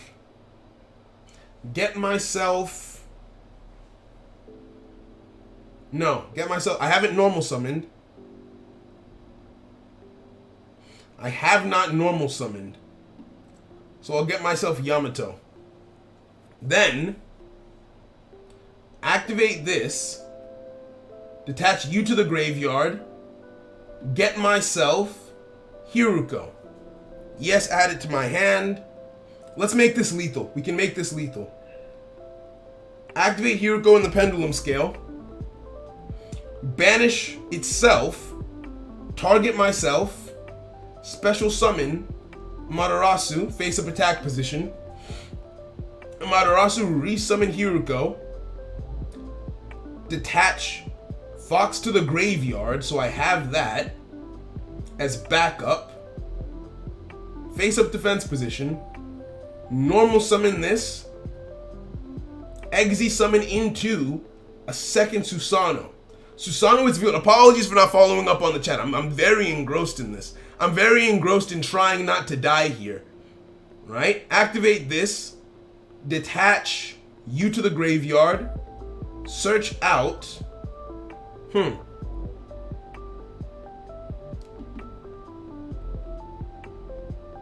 What does this say? Up to the number, you can banish on your target one given. It cannot be destroyed by your opponent's card effects while face up on the field. Okay, so what I was going to do wouldn't work. We have to just brute force. We have to just brute force it with Crane. We brute force it with Crane. We swing in. The card's attack to double would be this one because it gives me more damage overall. Don't activate. Now activate. Puts me at 5,200. And we swing in for game. GG's. Let's go, let's go, let's go, let's go. GG's, GG's, GG's, GG's. Oh. But yeah, let's keep it moving. Let's keep it moving. On to the next one. On to the next one. That was tough. That was tough. Right? Okay, I'm a little bit behind on the chat. I'm a little bit behind because I got very engrossed. I got very engrossed there. Why are all these why are all these decks using my card? It's mine, but they use it more. Gravekeepers. Oh, pain, pain, pain. Duelist, that was a good one. But yeah. Yo, Laser, we're chilling, friend. We're having a fun time doing a point battle room. We're almost at the end, and who knows? Maybe I actually win my own point battle room this time with Boojins. Let's go. Let's go. Crane style, Boojins too complicated. It seems complicated at first. I think the thing with Boojins is to take it step by step. Don't try and learn the full Boojin deck at once because I didn't, so I can't really recommend that someone else does that either. Oh, This is probably one of the brickiest bricks I've ever had. How do I play around? How do I play through this? I feel like the thing to put in the graveyard is, not put in the graveyard, but the thing to set here is this. And try and see what I can do. Oh crap, we're playing against Saul. We're gonna die. We're gonna die. We're gonna die. Oh no. We're gonna die. We're gonna die. We're dead. It's over. It's over. It's over. We're gonna die. But yeah. See, here's the thing. The thing about Boojins is take it step by step, right? The first thing that I learned was the main deck strategies of the Boojins, right? I learned how to play with Yamato, all that good stuff, using Sinew, using the Tortoise, like what we had at the time, and then we got Fox added into the mix. Okay, cool. Now we can play around with Fox, you know, we have a couple more cards, then added Crane into the mix, and then the Xyz cards got added into the mix. The first ones, Tsukuyomi and Susano, and Bujin Carnation, right? Those got added into the mix. And now we have Amaterasu and the potential for Pendulum Summoning. Start at step one, master one step, and then go from there, rather than trying to start at the end, right? I don't know if that's the best way to do it, but it's how I did it. It just, not even intentionally, just that's how it happened to go, you know? Saul, oh no, Saul's gonna kill me, right? I have everything for Boojins, only one Crane for deck. I mean, you want at least 2 Cranes, right? I'm currently running 2 Cranes in my current build. Some builds run 3. Crane is an excellent card in the deck. You do want it at your disposal. It's by no means absolutely necessary though. Okay, Tortoise in the graveyard. This isn't, oh, I live just barely. I barely live this. Jesus Christ. Why did I say it? Why did I say So GG's. GG's. GG's. I was like, oh, and he gave me a Destiny draw. I'll search out an Eccentric. I'll do a Pendulum Summon, then I'll Xyz. And that was it. Nope, death. GG's, Saul. GG's. I don't know if I can beat your guy with my Boojin. That's 2 losses in a row to you. Oh, and I'm in 11th. Nah, we can't end in 11th. We've still got time. We've still got time. We've still got time.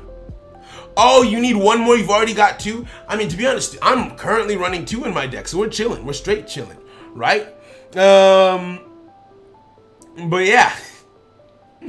I'm waiting for someone who will take you down with Boojins. I mean, I have played other Boojin players. It's actually really, the Boojin mirror match is really, really fun. And it is, huh? What's that? What happened? What? Oh, I got saved. That was God. That was God. That was God. No man could have done that. That was God. I didn't want to fight you again. I didn't want to fight you again. Okay, cool. So, let's wait a second. Let's cool our jets. Let's relax. Breathe. Touch the grass. Smell the flowers. Let just relax. 1, 2, 3, 4, 5. Now we go. We dodge Seluxus. Bet. We're not fighting Seluxus in the next game. 2 is optimum. More will usually brick. I mean, it depends on how big your deck is, or it depends on how big your build is, and how many consistency cards you're running. Because, for instance, if you're running 3 Tenki, 3 Unexpected Die, 3 Yamato, it just becomes very difficult to brick in that situation. Because you have so many options as starters, but then that means your overall build would have to be bigger. So it's possible, but not always ideal. Platy Perry, okay. Damn, why am I opening all of my Hirukos? Bro, Unexpected Die is a dead card now. Why? Why? Oh my days, normal summon. So, we're up against Silvio. What do we do here? Think so. I feel like I should hit you. I feel like hitting you would make sense. It could also be very, very dumb. I'm gonna do it anyway. I'm gonna hit you. This will, and you got a hand trap. It's probably OEM, but you're probably not going to activate it because you probably want me to hit you because you probably want to activate your skill here, right? Silvio's show-stopping performance. That was the one, right? Oh no, new Neo Silvio. Oh, so you have to lose 2,000. Okay. Alright, so we're chilling. End my turn, activate this, yes. Then add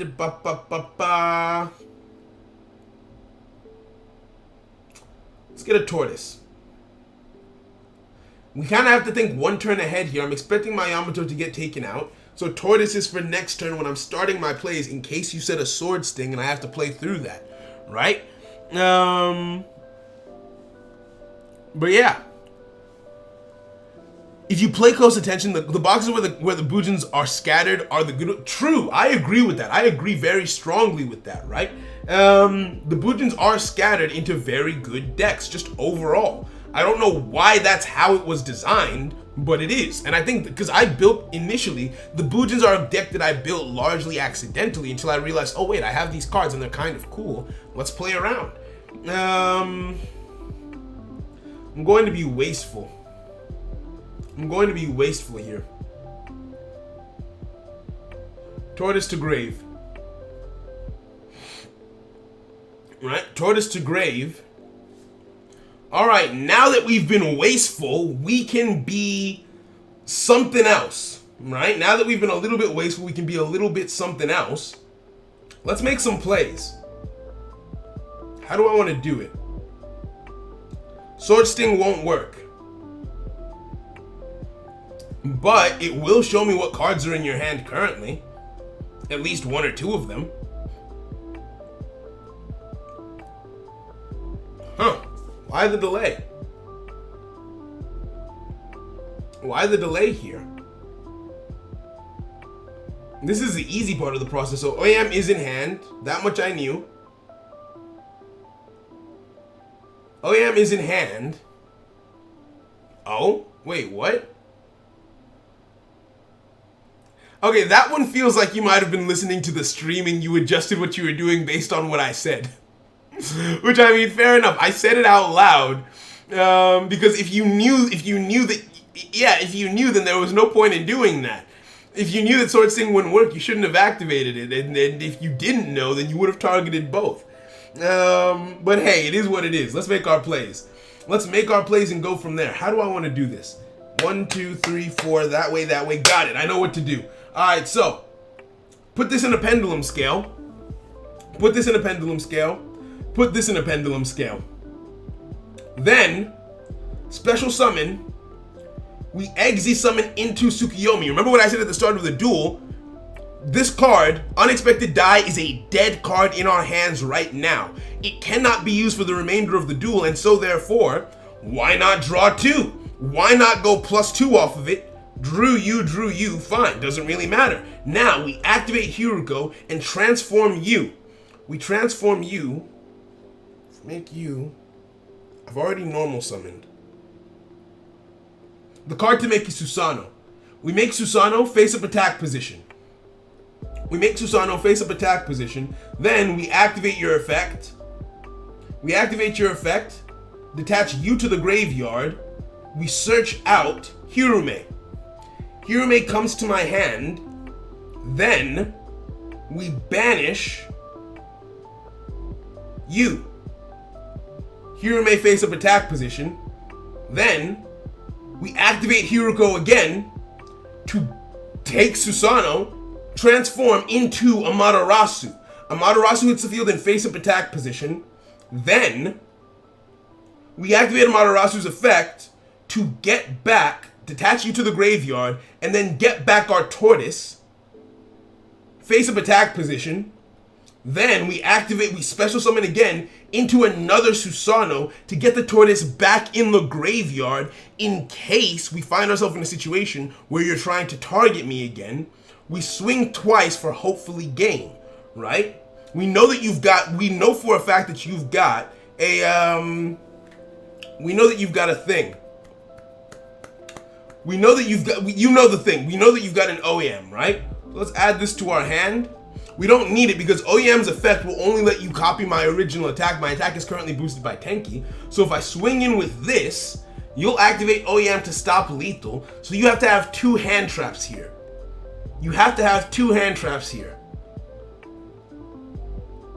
Right? That was a very long play. That I just went through. So OEM activating first. Discarding 1 card from hand, so you're losing a couple of cards, which is always good for me. That's always good for me. Discarding a Shinshu R, okay, chillin'. And that won't float, that doesn't float to the face-up extra deck. So if I had to guess, one of the cards, I would guess Daibik and Mayo Senju. Well, actually, no, let's wait and see, right? Let's wait and see. Continue to attack, yes. Oh, you'll take 100 damage here. So if you do have another hand trap, I will be triggering your skill by doing this. But I can activate the crane in my hand and turn it into lethal. GG's. Yeah, that was a fun one. GG's. Let's go. Let's absolutely go. That combo was fun. We did a lot there. That was a very, very big combo. Right? That was a very, very big combo, and there's only 1 minute till the room ends. So there's no point in hopping into another duel. So I think I finished in 9th place. Let's go. Let's absolutely go. I'm not going to be very active in Discord and YouTube when stage 2 starts. Hey, go for it. So, yeah, Yukon, get in there. Top. Represent the Nakama. 9th place. We made it into the top 10. I'll take that. GG's to everyone who played. Are everyone's duels done? Another top X tournament after this battle room? I don't think so. So I think we wrap up after this. We've been live for 4 hours and 30 minutes. My train is in 2 hours, so I'm gonna eat real quick and then head out, right? So GG's to everyone. That was very, very fun. Let's go. Let's absolutely go. Never in attack mode, I want to say, but OEM in attack mode. True, OEM in attack mode can be really good. It can be very, very good for you. It just didn't work out in that situation, right? You're starting to hate point battle rooms? Why? Grim, why? You used to love them. Juan is in first, tied with Reno. GG's to both of you. Juan. Very, very nice. Very, very nice. Very, very well played. Player 1, 2nd place. Oasis, you love to see it. 3rd. Velvet in 5th. Oh, you both tied for 3rd. Very nice. So, hey, Saul made it into the top 10. You love to see it. 6th place. Euzoria, 7th. Child Smith, 8th. Me in 9th. And Leo in 10th. You love to see it. GG's to everyone who played, everyone who came through. If you would like your deck list, if you're in the top 10 and you want your deck list featured in top deck list, you can message a mod with your proof of your placement and the deck list that you used. And I think this is where we round up, friends. This was a fun one. We enjoyed ourselves. We had a good time. I think it's time to wrap it up. Hey, that's your best one ever? Hey, Juan, you love to see it. GG's. Okay, cool. So, we are going to wrap it up here. Thank you very much for coming through to hang out. I've got food to make and a train to catch. So I will see you guys. I don't know how well I'm visiting my mom for about a week and a half.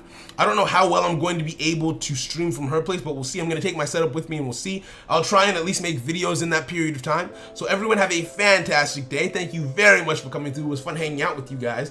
And I will catch you later. Bye, friends.